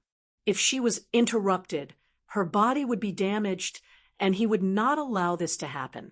Tang Zheng also pulled out his battle spirit and jumped out of the window, glaring at Taoist Tianji. "Hey, little brat, there is no use looking at me like that. Looks cannot kill me," Taoist Tianji proudly said. "Hurry up and give me the spirit-gathering pill, and then kill yourself. Otherwise, not only will I kill you, I will also torture you to death." Taoist Tianji, last time when you were like a stray dog being chased by the police, how did it feel? Tang Zheng jokingly asked. Taoist Tianji's old face turned red. This was his humiliation. Immediately, he flew into a rage. "Since you are so stubborn, then I will do it myself." Just as his voice fell, Taoist Tianji used spatial contraction and instantly appeared in front of Tang Zheng, his sword thrusting out. Dang! The two swords collided, and Tang Zheng could not help but retreat a few steps. Taoist Tianji proudly sneered, "Little brat, you are not my opponent. Just give up." With a loud roar, he once again rushed forward. Shua! A sword light flashed by. Tang Zheng hurriedly dodged, but the steps behind him suffered a calamity. The marble steps shattered and shot towards the villa like a rain of bullets. Pung, pung, pung. The villa became riddled with holes. Tang Zheng could no longer care about this huge commotion as he quickly rushed out of the courtyard. Coincidentally, he met the security guards who were surrounding him. He loudly roared, "Quickly hide!" Before the security guards could react, Taoist Tianji's sword had already arrived. The security guards were all stabbed in the chest and fell to the ground. Tang Zheng was enraged, but he had no other choice. He must quickly bring Taoist Tianji away from this place. This way, Fang Shishir and her family would be the safest. Moreover, if he did not leave, it would be easy for his identity to be exposed. Taoist Tianji, could it be that you do not have a bit of compassion? You actually willfully killed the innocent. Tang Zheng ran forward as he questioned. Taoist Tianji laughed loudly behind him. "Who knows how many innocent people have died under my sword, but what does that have to do with me? Those who dare block my path only have death waiting for them." The huge commotion had already attracted the attention of many people. The surrounding villas all lit up their lights, and many people walked out. When they saw the security guards lying on the ground with blood flowing out, they all began to scream. At this time, the silence of this high-class villa district was completely broken. In the distance, the sound of sirens also rang out, getting closer and closer. Tang Zheng and Taoist Tianji had already rushed out of the villa district and quickly followed the streets. However, Taoist Tianji's shrinking speed was simply too fast. Not long after, Tang Zheng was caught up. This was a commercial street with various shops on both sides. Tang Zheng was in front, while Taoist Tianji was behind. A sword slashed out, and Tang Zheng barely dodged. This sword directly cut down a street lamp on the side of the road. With a loud bang, the street lamp fell to the side of the shop, directly smashing the glass display window into pieces. Tomorrow, when the boss sees this unexpected disaster, he will definitely want to cry, but no tears will come out. But this was only the beginning. Tang Zheng counterattacked. Battle Soul brought out a resounding sword cry, and this time, the sword directly ignited with true fire. Since true fire had a restraining effect on Taoist Tianji, then it was naturally Tang Zheng's first choice. He only saw a ray of fire leave the sword and shoot towards Taoist Tianji from several meters away. Pung! Taoist Tianji held his sword horizontally in front of his chest to block the true fire. However, The true fire exploded and shot out in all directions. Quite a few of it actually touched his body and quickly burned. Specks of fire also shot into the shops on the side of the street. Chapter 162. Taoist Tianji hurriedly circulated his qi to extinguish the true fire. Last time he suffered a great loss, so this time he did not dare to let it continue to burn. With his experience from last time, he quickly extinguished the fire. Seeing this, Tang Zheng did not immediately attack, but instead ran in the opposite direction. "Little brat, you won't be able to escape." Taoist Tianji madly chased, leaving behind a chaotic commercial street and a series of alarms. The two of them chased and ran as fast as lightning, stopping from time to time to have a small battle. This caused quite a large commotion, causing many other places to be caught in the crossfire. This commotion was too big, causing almost half of the ordinary balanced city to be alarmed, as all sorts of alarms rang out incessantly. Tang Zheng helplessly shook his head as he ran. This time the commotion was too big, so he was afraid that it would attract the attention of others. Since Taoist Tianji said that he had only seen 2 cultivators in so many years, Tang Zheng felt a special sense of vigilance. In this world, there were so few cultivators that they would be seen as abnormal. In the long river of human history, abnormal people would always be pushed aside, and in the end, they would not have a good ending. Tang Zheng did not want to end up like that, so he had to be careful. It could be said that his identity as a cultivator brought him both benefits and dangers. Therefore, he subconsciously disguised himself as a martial artist, but Taoist Tianji was clearly crazy. For the sake of the spirit pill, he did not hesitate to make such a big commotion, not hesitating to expose their identities. Of course, Tang Zheng was not running aimlessly. He was rapidly moving towards a destination, and in the distance, he could already see this destination. This was an abandoned warehouse, and there were very few people around. This warehouse hid a person who could help Tang Zheng. "Who is it?" There were 2 people guarding the warehouse, and they loudly shouted, "It's me, quickly run." One of the 2 people was Dao Zai, and he brought a little brother to guard this warehouse. Dao Zai clearly saw Tang Zheng and was shocked. "Young Master Tang, what happened?" "Quickly go, don't ask, don't worry." Tang Zheng could already see Taoist Tianji not far away. Time was of the essence, and he did not want these 2 people to end up like those security guards. "Dao," Zai wanted to ask again, but Tang Zheng's face had already darkened as he roared, "Are you not going to listen to me anymore?" Dao Zai jumped in fright and hurriedly said, "I don't dare." He called his younger brother and quickly fled. Creak! Tang Zheng pulled open the door to the warehouse and rushed in. Taoist Tianji also rushed in at the same time, not caring if there was any danger inside. In his eyes, Tang Zheng could not threaten him at all. Whoosh! But just as he rushed in, a gust of wind blew towards him. Taoist Tianji did not even think before slashing out with his sword. Bang! A surge of power surged from the sword. He was shocked. The power of this attack was too great. It did not seem like Tang Zheng's attack. "Who is it?" Taoist Tianji took half a step back and glared at the warehouse like a tiger watching its prey. There was a small lamp in the warehouse, and although the light was dim, it was still able to clearly see the surroundings. He saw that there was another person beside Tang Zheng. It was a young man who stared expressionlessly at Taoist Tianji. Taoist Tianji's eyes narrowed as he stared at this person. "And who are you?" Tang Zheng's lips curled into a smile. The reason he had rushed here was to find Huang Xiang.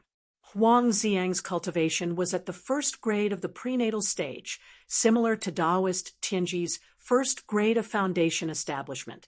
However, because Taoist Tianji was a cultivator, his true strength was above Huang Ziyang's. However, with Tang Zheng in the mix, Daoist Tianji would not have an advantage. Tang Zheng jokingly asked, "Daoist Tianji, what are you afraid?" Daoist Tianji's expression changed rapidly as he disdainfully said, "You think I'm afraid of you? Just a martial artist. What is there to be afraid of?" "Is that so? If I told you that he was at the first grade of the prenatal stage, would you still be afraid? I know that you are at the first grade of foundation establishment, so don't pretend to be so profound. In reality, if Tang Zheng were to call Yi Tianlei over as a helper, Daoist Tianji would definitely not be a match for him. However, this would expose Tang Zheng's identity, so he could only rely on Huang Ziyang as a puppet. Only he would not reveal any secrets." Daoist Tianji heard Tang Zheng's words reveal his cultivation, and his expression slightly changed as he sternly said, "Little brat, you are the strangest of the two cultivators I have met. I do not know how you started cultivating, but I know that you must have had a great opportunity. Today, I will definitely take this opportunity away from you. Since you think so highly of me, then can you tell me about the other cultivator you met? You said that you had already killed him. What information did you obtain from him?" Tang Zheng purposely asked, as this was what he was most concerned about. He had a magical treasure, but he hid it too well, so I was unable to find it. He really deserved to die, but I believe that even if he died, he would not be able to rest in peace because I made a move against his family. "Huh?" Daoist Tianji proudly said. "What magical treasure? This I do not know, but I heard that it was very powerful. His cultivation was too low and was far from being as powerful as you. So he was killed by my sword. Ha! Truly satisfying." Daoist Tianji said with a fiendish smile. "Then it seems that in the end you worked for nothing and did not even obtain the magical treasure. However, in the end, you still made a move against his family. Isn't that too despicable? Despicable. The fact that I did not directly kill him is already benevolent. I only told my disciple to place a curse on his wife." Curse? Tang Zheng's heart moved. The curse on Nana's body was because of this? Tang Zheng was shocked. Last time he used the soul-searching technique to find out from Daoist Tianji's disciple that it was Daoist Tianji who ordered him to do the curse, but he did not know the reason. Now Tang Zheng could faintly guess the reason. Daoist Tianji's eyebrows twisted as he asked, "Who is Nana? You don't even know her name, yet you made her suffer so much since birth. She is still a child, so how can you bear to do this?" Tang Zheng gnashed his teeth as Nana's cute appearance uncontrollably appeared in his mind. Daoist Tianji suddenly realized, so Nana is the descendant of that cultivator. Hey, I never thought that she would be related to you. It seems that in the unseen world, the heavens guided me to find you. This is the will of the heavens. The heavens want me to become a true expert, the most powerful cultivator. Huh? Tang Zheng did not pay attention to his arrogance, as he was shocked by another piece of news. Nana's father. Mu Hongyan's late husband was actually also a cultivator, and even had a very powerful magical treasure. Daoist Tianji, you have misunderstood the will of the heavens. The heavens allowed us to meet, not to make you stronger, but to end your life, to let you die by my hands. Tang Zheng said resolutely as he seethed with killing intent. Daoist Tianji disdainfully gave a cold laugh. Shameless boasting. Then let us see if the will of the heavens is for you to die, or for me to live.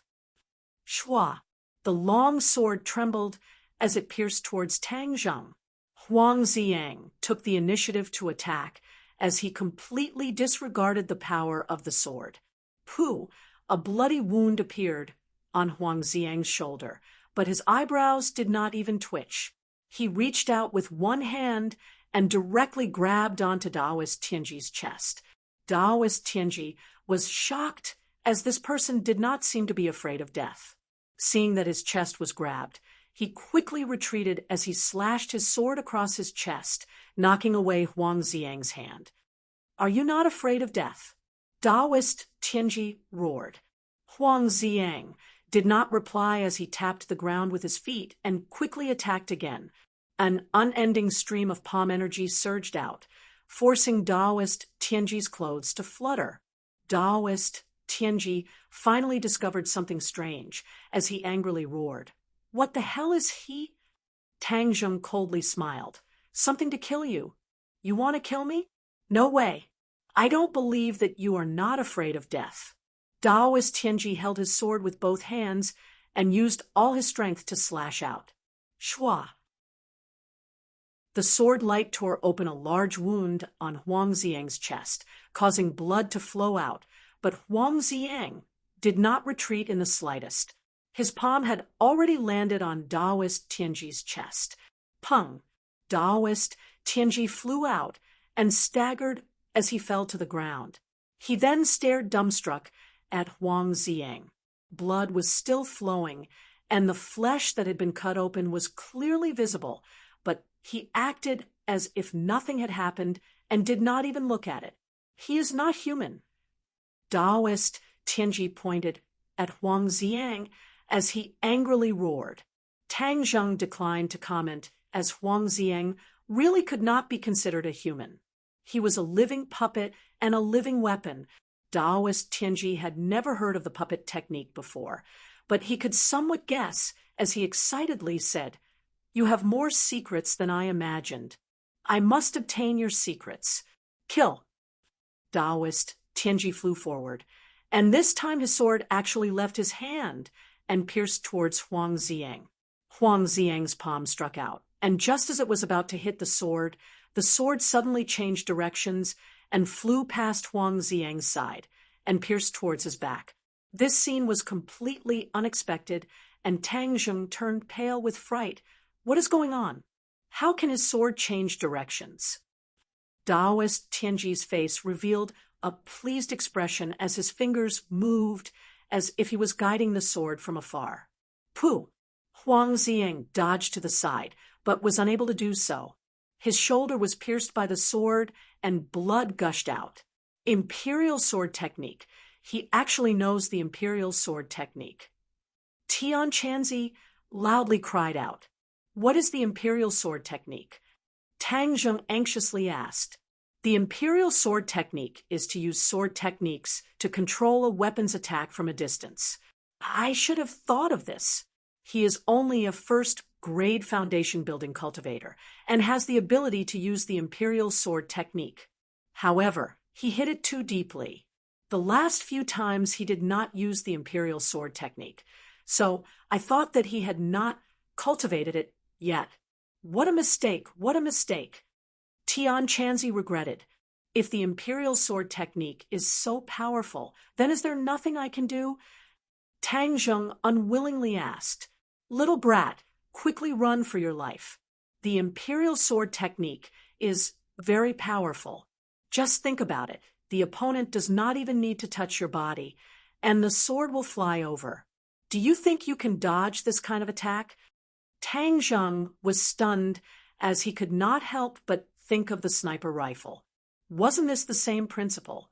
Using a long-distance attack to ensure that one was in an invincible position.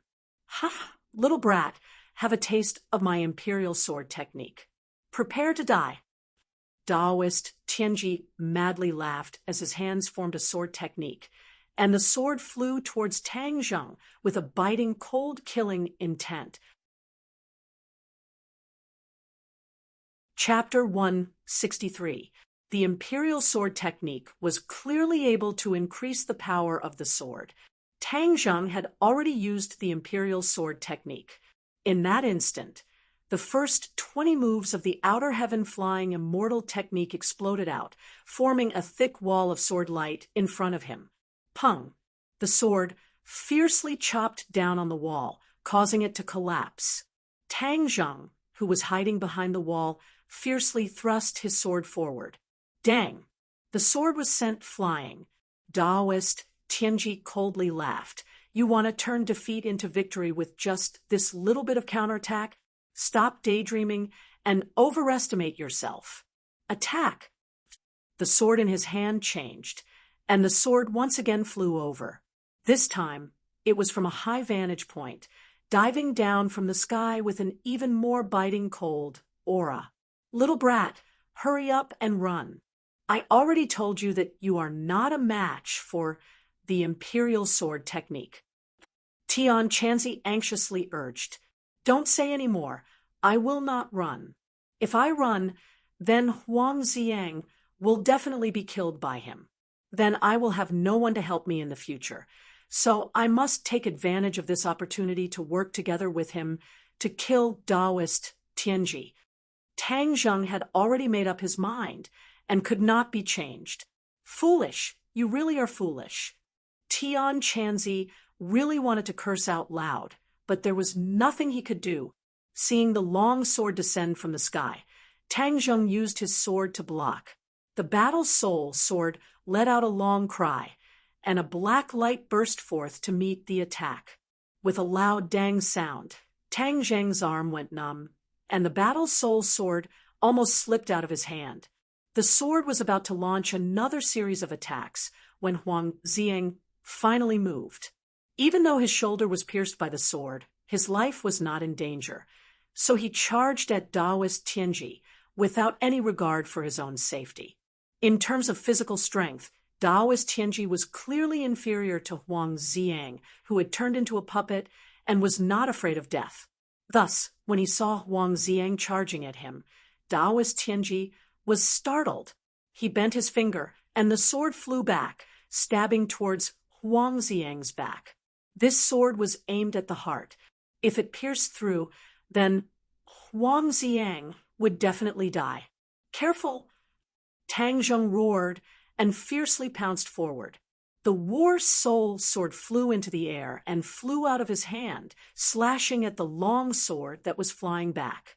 Clang! The long sword tilted and fell to the ground. Daoist Tianji's face clearly flashed with an abnormal red. At the same time, he dodged to the side, avoiding Huang Ziang's attack. Brat, there's a chance. I finally know why he didn't use the Imperial Sword technique before. The Imperial Sword technique consumes a lot of innate qi, and his innate qi is obviously not enough. So as long as you continue to exhaust his innate qi, his Imperial Sword technique will fail. Tian Chanzi shouted in surprise. Tang Zheng's eyes lit up. Why didn't you say so earlier? That way, we wouldn't have to attack with all our might. We'll just fight with him to the end and exhaust him to death. Tian Chanzi said, embarrassedly. Didn't I just see it? No wonder he's only a first-grade Foundation establishment cultivator at such an old age. It's obvious that he doesn't practice any powerful cultivation technique. Naturally, his true qi won't be too much, so this is your chance. Tang Zheng let out a sigh of relief. He picked up Battle Soul and shouted, Huang Ziang, return to defense. Huang Ziang quickly retreated and stood beside him. His blood had already stopped flowing, and it was obvious that he had used his own inner qi to seal his meridians. However, looking at the blood that had formed a blood scab was still very frightening. Daoist Tianji saw that Tang Zheng had turned to defense, and his eyebrows immediately wrinkled. Tian Chanzi's fiery eyes were not wrong. Although the Imperial Sword technique was powerful, Daoist Tianji did not have enough innate qi to control the longsword, so he had to end the battle quickly. Tang Zheng turning to defense was something that he did not want to see the most. Brat, why are you scared? Didn't you shamelessly boast that you wanted to kill me? Come on. Daoist Tianji's thoughts turned as he immediately provoked. Tang Zheng chuckled. I'm tired from fighting. Can't I rest for a while? Rest? How can you rest in battle? That's for others. In any case, I want to rest for a while. Tang Zheng saw that the longsword was floating in the air, and that Taoist Tianji's innate qi was being consumed. This was enough. Brat, don't even think about resting. Prepare to die. Taoist Tianji pointed his finger, and the long sword attacked Tang Zheng. Tang Zheng and Huang Ziang were like two rabbits running around the large warehouse. Fortunately, the warehouse was large enough to give the two enough space to escape the pursuit of the long sword. After running a few laps, the two of them were not even panting for breath. However, Taoist Tianji's face was clearly becoming more and more ugly. Tang Zheng was secretly delighted. This father wants to exhaust you to death. When the time comes, it will be 2 against 1, and you will not be able to hold on. Taoist Tianji's heart was a little flustered. These two people are monkeys. If I don't face them head on, it will be difficult to kill them. No, I have to think of a way. My innate qi is being consumed too quickly. Brat, you are a coward. Taoist Tianji angrily cursed. Tang Zheng laughed out loud. Ha, how can you curse me? I didn't run far. If you are really strong, then catch up to me.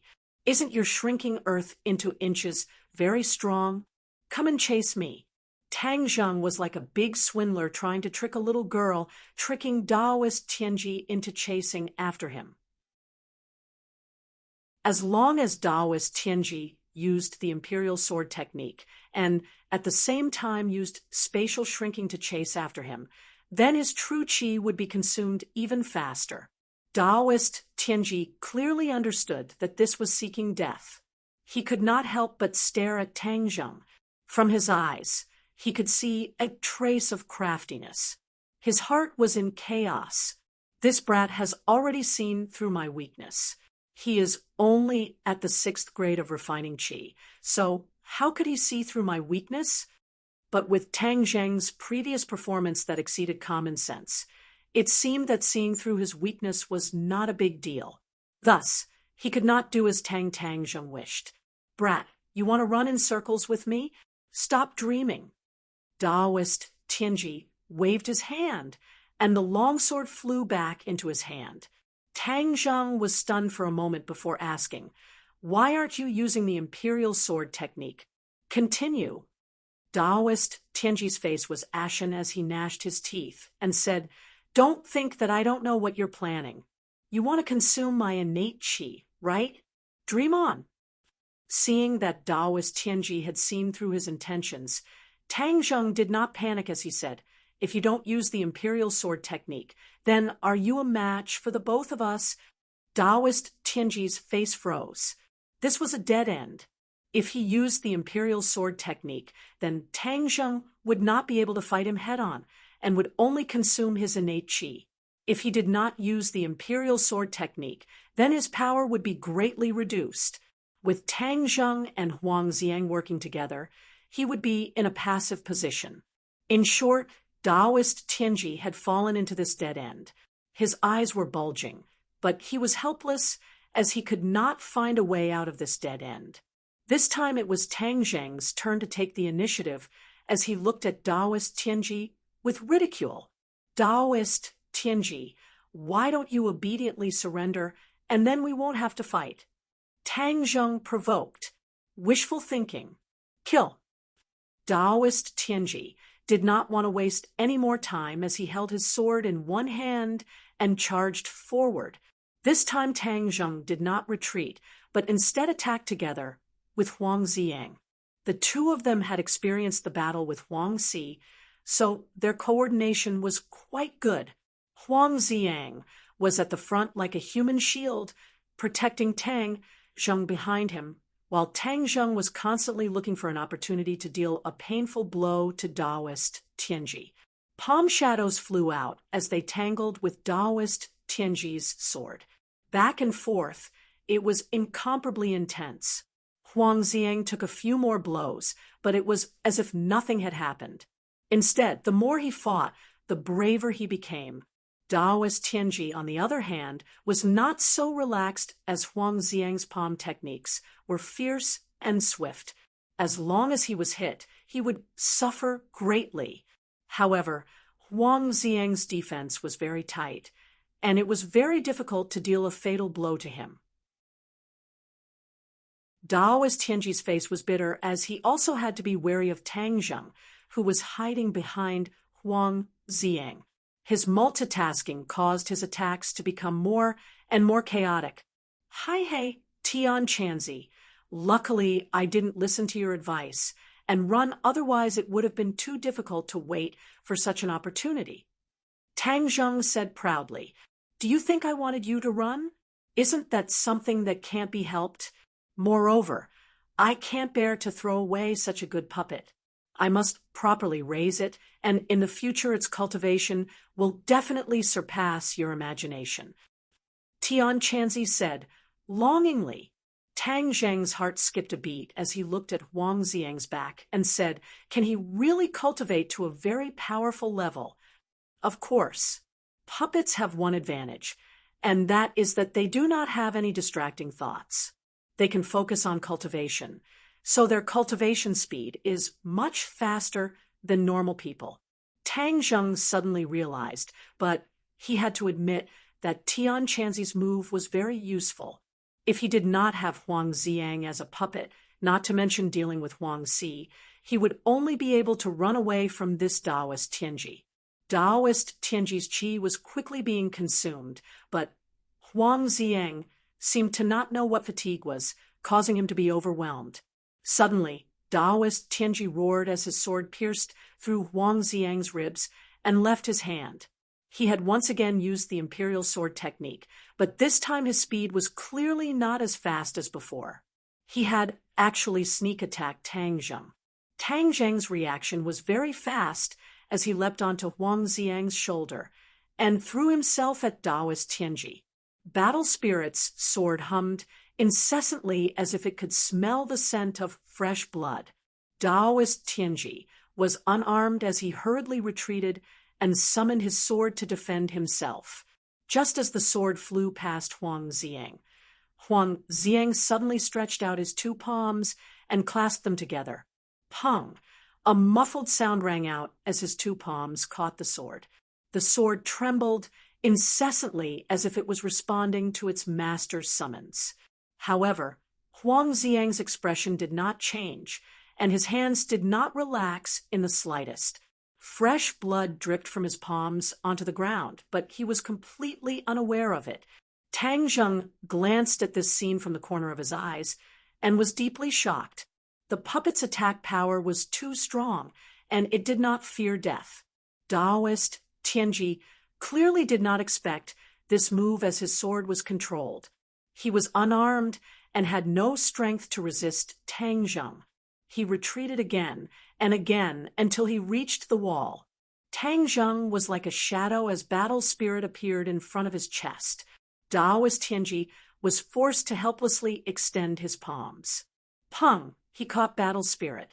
He seemed to want to learn from Huang Xiang, but he forgot that he was not a puppet. Tang Zheng's lips curled into a cold smile. When Daoist Tianji saw this smile, his mind was shaken as he thought that things were not good. As expected, a light purple true fire shot out from the War Soul sword and quickly spread to Daoist Tianji's arms, directly drilling into his skin. Daoist Tianji was horrified and subconsciously loosened his grip, allowing the Battle Soul sword to pierce straight into his chest. Chapter 164. Daoist Tianji lowered his head, looking at his own chest in disbelief. That battle soul that flickered with a black light was so real. Fresh blood dripped down from the blade and dripped onto the ground, while a piercing pain filled his entire mind. Free novel portal. His face turned pale, and his lips began to tremble involuntarily. He subconsciously cried out in pain and wanted to raise his hands to counterattack, but found that his hands were powerless and he could no longer raise them. How is this possible? I am a first-grade Foundation establishment. How can you kill me? Daoist Tianji was dumbstruck and in disbelief, hoping that this was all an illusion. Tang Zheng coldly snorted and did not waste words with him. He quickly grabbed his head and used the soul-searching technique. Taoist Tianji's heart had already been pierced, and he would immediately die. Tang Zheng had to grab this last chance to search his brain for information. Soul-searching technique. Taoist Tianji was shocked, his eyes almost popping out, but he had no way to resist. He screamed out.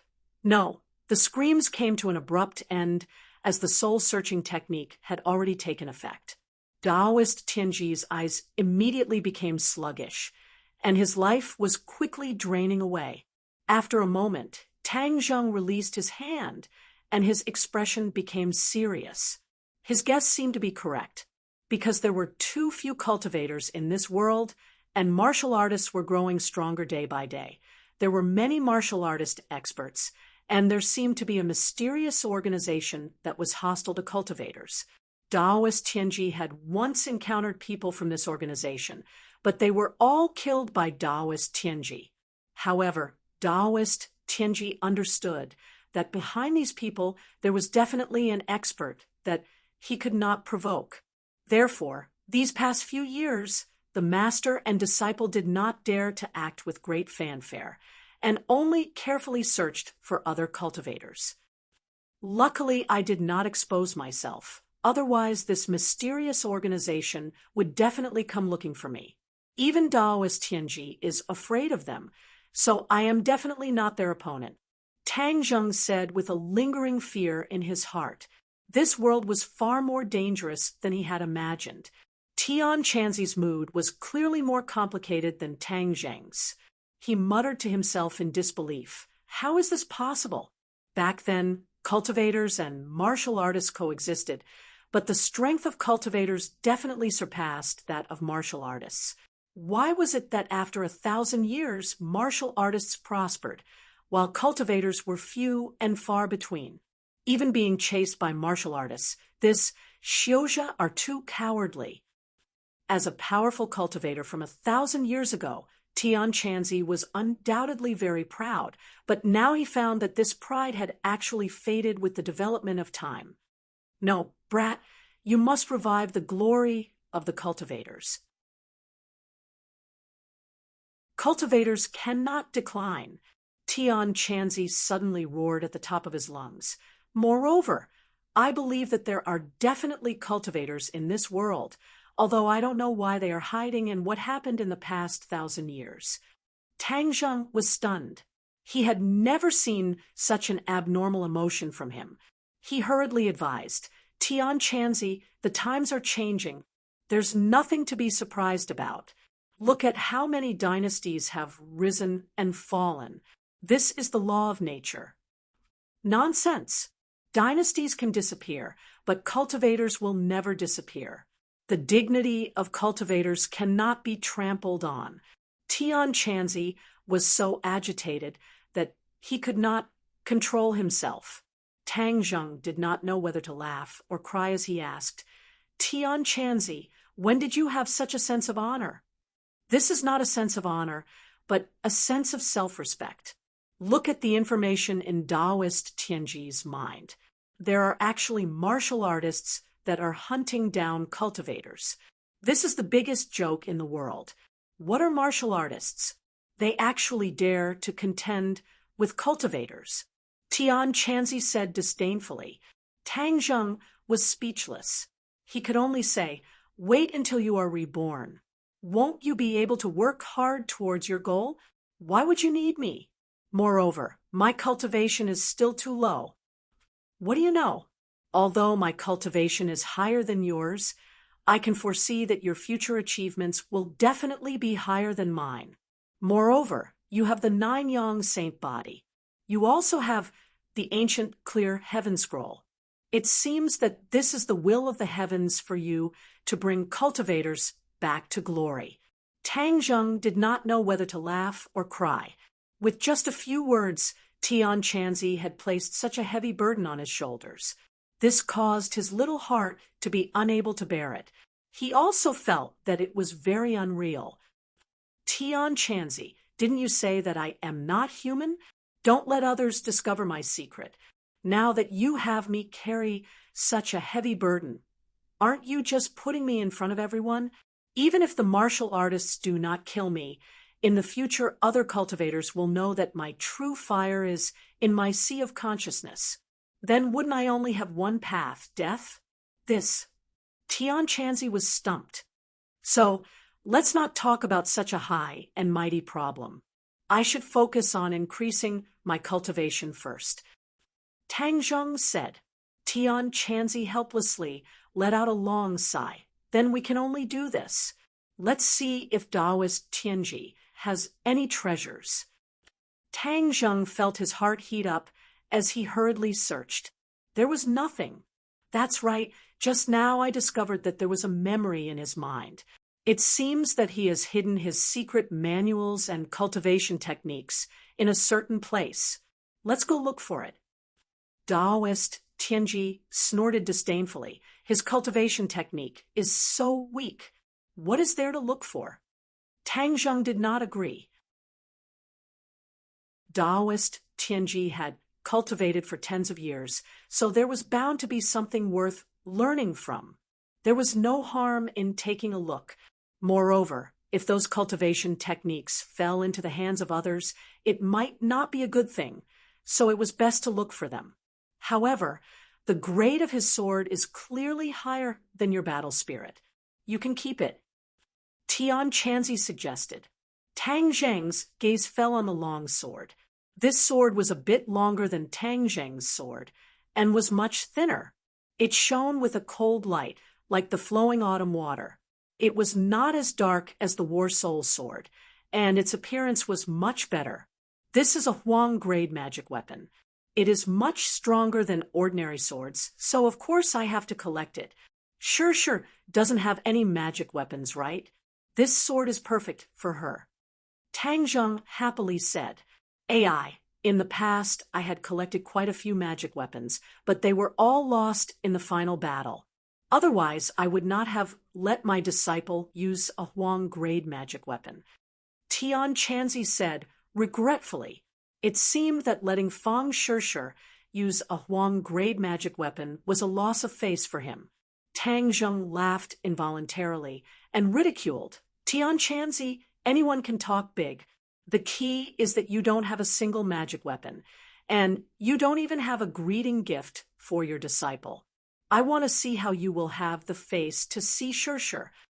Tian Chanzi awkwardly coughed and said, I don't have one. Could it be that I don't know how to find one?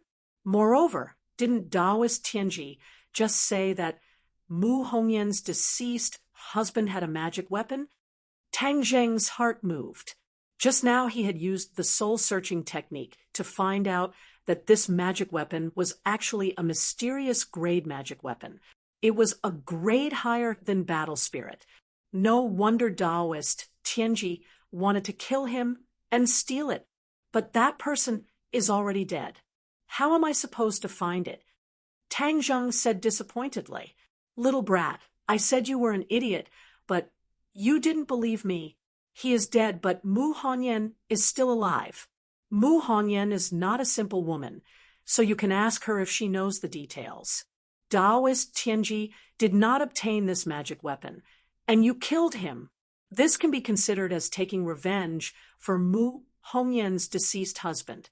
Moreover, if this magic weapon does not appear in this world, wouldn't it be like a pearl covered in dust?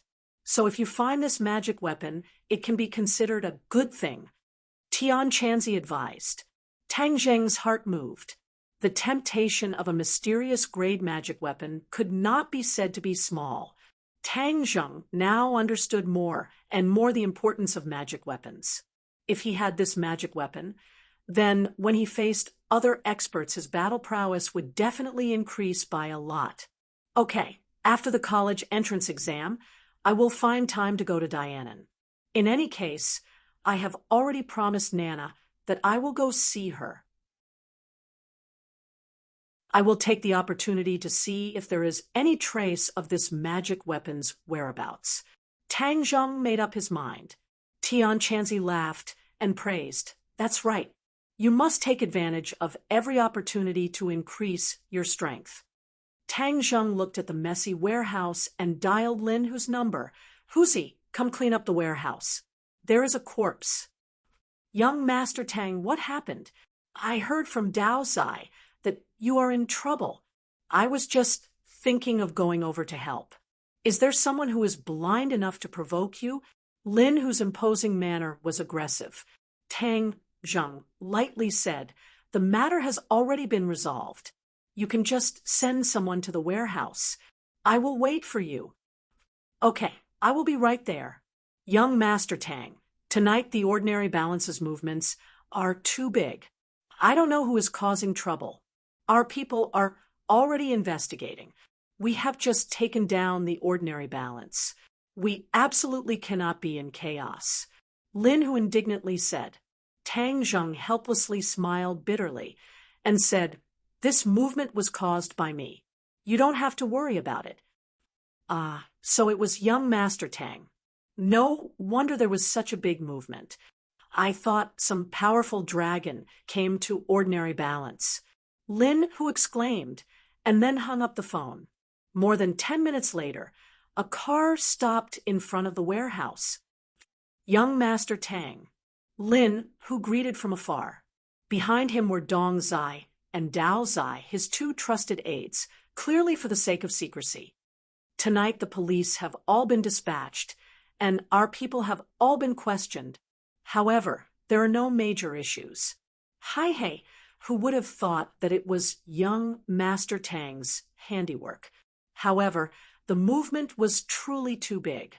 I heard that there were quite a few shops in the business district that were damaged. Moreover, the ground was also heavily damaged. It was as if it had been smashed by a 10,000 gene boulder. It was full of potholes, just like the surface of the moon. Lin Hu excitedly said. Tang Zheng shook his head. This kind of large movement was not what he wanted. However, Taoist Tianji's unbridled attack was truly unable to quiet down the commotion. Don't just watch the show. Clean him up.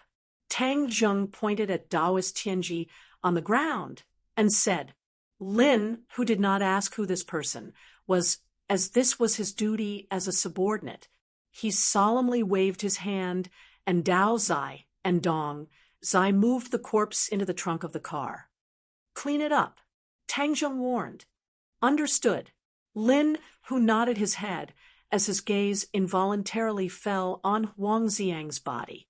The wounds and blood on his body were a ghastly sight, causing several people's hearts to jump.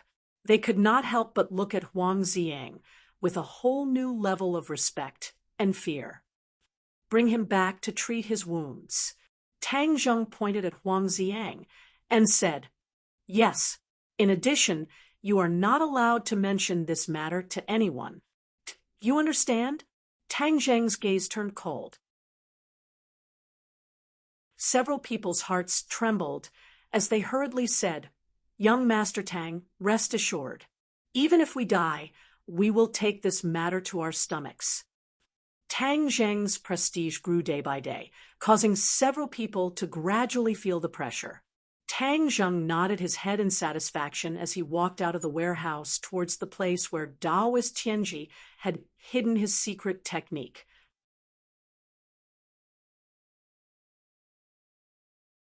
Chapter 165. Looking at the empty cave, Tang Zheng couldn't help but be dumbstruck. How did the secret book disappear? Shouldn't it be, in this cave? Taoist Tianji had the habit of a crafty rabbit having 3 burrows. He would never carry his secret book on him because he was afraid of meeting a strong opponent and having it stolen. This secret book was not a martial art. As long as someone looked at it, they would be able to see through his identity as a cultivator. This was no different from asking for trouble. Thus, every time he went to a place, he would secretly hide the secret book. This time was no exception as he hid the secret book in this cave. The location of this cave was very remote, and it was hard for a normal person to find it. However, the secret book flew away without wings. What happened? Tang Zheng's gaze became serious. There must be a demon behind this abnormality. Perhaps these secret manuals were not of much use to him, but since they had mysteriously disappeared, he had to get to the bottom of this. Otherwise, he would always feel uneasy in his heart. He wandered around the cave for a long time, but was unable to find any clues. Just who was it that took the secret book? Tang Zheng was puzzled, but had no other choice. He could only leave the cave and once again return to Feng Shishi's house. However, he found that there was already a police cordon, and many police officers were still there, questioning the residents. Tang Zheng also saw Feng Shishi in the crowd. She had already finished cultivating. Feng Chonghua and Shi Mengqin had bitter faces as they looked back at the dilapidated villa. They wanted to cry, but had no tears. The two of them were sleeping soundly when they were awoken by the huge commotion outside. When they saw the scene in their house, they really wanted to curse out loud. Who did the Feng clan provoke? They attracted this unexpected calamity. If they were to know that this was all because of Tang Zheng, they would probably take a stick and chase Tang Zheng away. Feng Shishi flew towards Tang Zheng with a puzzled expression. She was previously immersed in her cultivation and did not know the situation outside. Tang Zheng held her hand and squeezed it, quietly saying, "The enemy has already been dealt with." Feng Shishi's eyes lit up. Tonight's matter was done by the heavenly secret Taoist, right? Her memory of the beggar-like heavenly secret Taoist was still fresh in her mind. Tang Zheng nodded his head. He will never come and bother us again.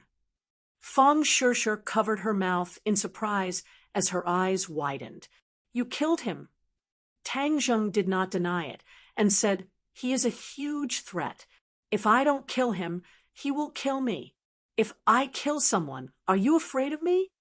Tang Zheng used to be a good student. At most, he had killed chickens. However, ever since he became a cultivator, under the imperceptible influence of Tian Chanzi, his tolerance for killing was much stronger than that of ordinary people. This was a society where the strong preyed on the weak. Tang Zheng could no longer be considered a member of this society. Therefore, he had his own set of rules. He did not even mind breaking some of the social rules. This was the mentality of a strong cultivator. Feng Shishi fiercely squeezed his hand and complained, "What are you saying? Why would I be afraid of you? You are doing this for our safety. I can't even thank you enough. You don't think that I've become stupid from studying and can't distinguish between right and wrong, right?" Saying this, she even glared at him. Tang Zheng laughed and said, "It's still our family Shishi who is sensible." Feng Shishi's face turned red as she bashfully said, "Who's your family Shishi? You're not ashamed." "Of course it's you. Could it be that you're not a member of the Tang family? I won't talk to you anymore. My parents are over there. Let's go and greet them." Feng Shishi held Tang Zheng's hand as they walked in front of the couple.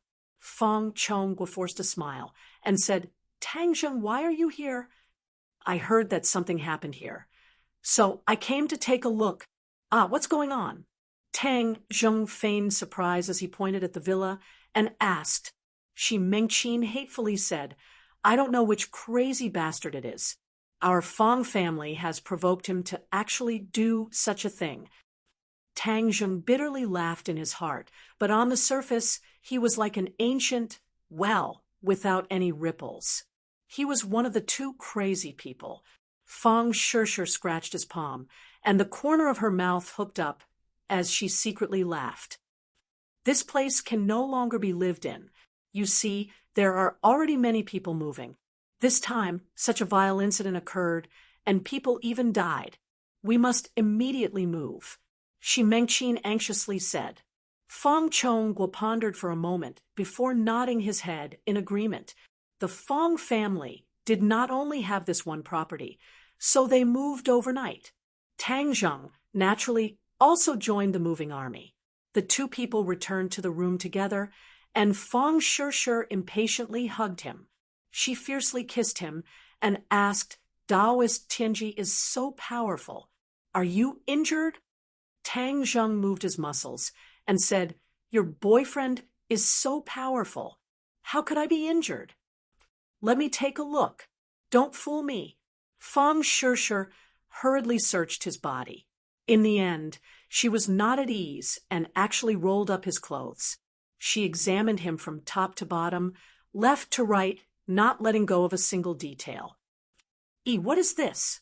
Suddenly, Fang Shishir's gaze locked onto the teeth mark on Tang Zheng's shoulder.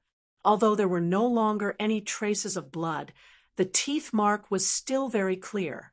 Tang Zheng was shocked. How could he have forgotten about this?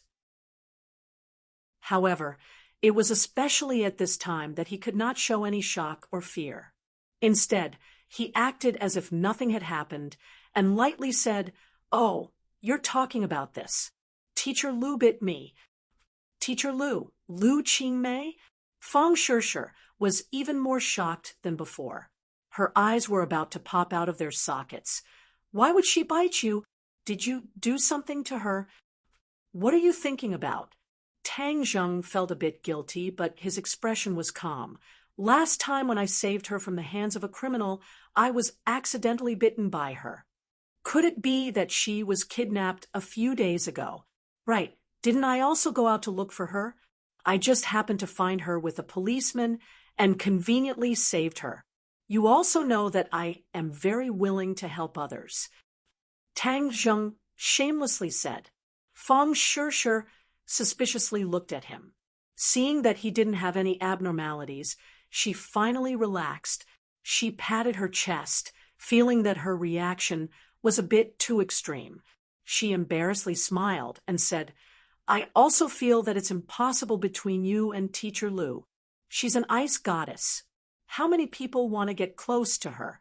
That's right. Do you have any thoughts towards her? Tang Zheng hurriedly said, Absolutely not. Don't I already have you? You don't mean what you say. Tian Chanzi appeared and disdainfully said, This disciple of mine is just too kind. She can even believe the words of a man. If that's the case, then even pigs can climb trees. Tang Zheng really wanted to roll his eyes. Aren't you a man? Of course I am, but I don't like women. Could it be that you like men? Gay. Nonsense. I wholeheartedly cultivate. How could I have the leisure to think about a mess of male and female affairs? Tian Chanzi flew into a rage. Aren't you the one who forced me to do this? You even want me to cast a wide net to catch more fish. Tang Zheng retorted. Hey, isn't this because of your special constitution? Tian Chanzi bitterly smiled. Tang Zheng did not want to be entangled in this topic with him. Seeing Fang Shishir beaming with joy, he hurriedly changed the topic. Hurry up and pack up. You have so many things, it will take you half a day to pack up. The family packed up quite a few things and moved overnight to their new home.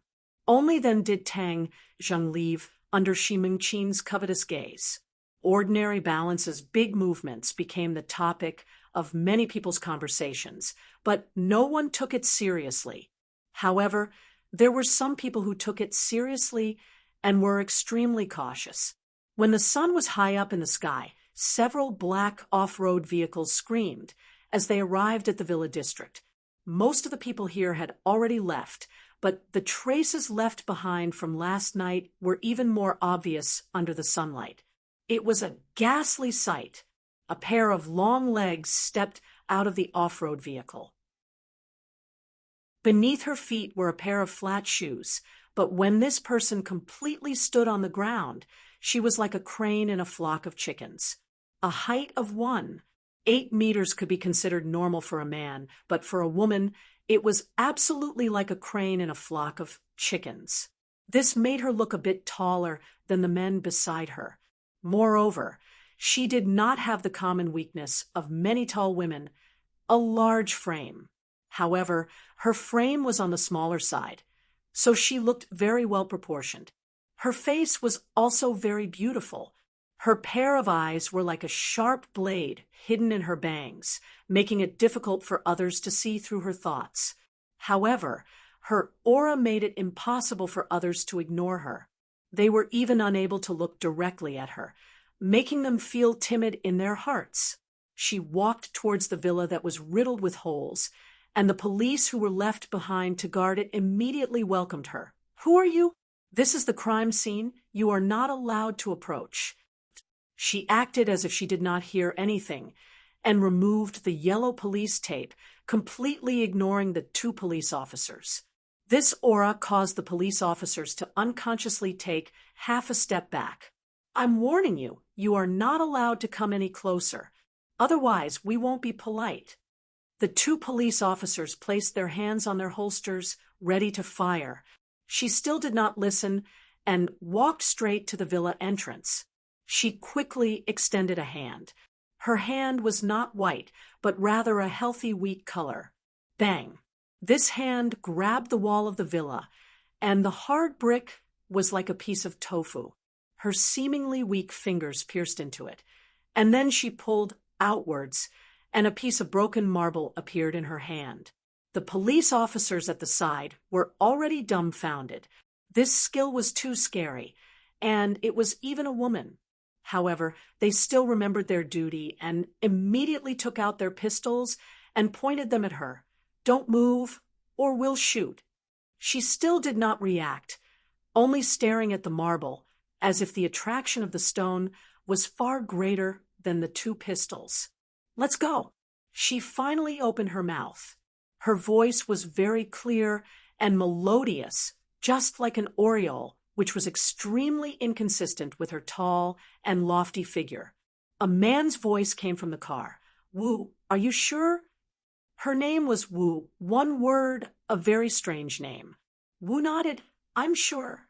Then he walked straight to the SUV and got in without saying a word. The others filed in, and the SUV roared away as if it had never appeared. The two police officers did not dare to shoot from the beginning to the end. Although Wu was right in front of them, and the provocation was very strong, they did not have the courage to pull the trigger. You're tuning in to the Mystic Fist YouTube channel. Don't forget to subscribe and join us on this journey to catch the most captivating stories.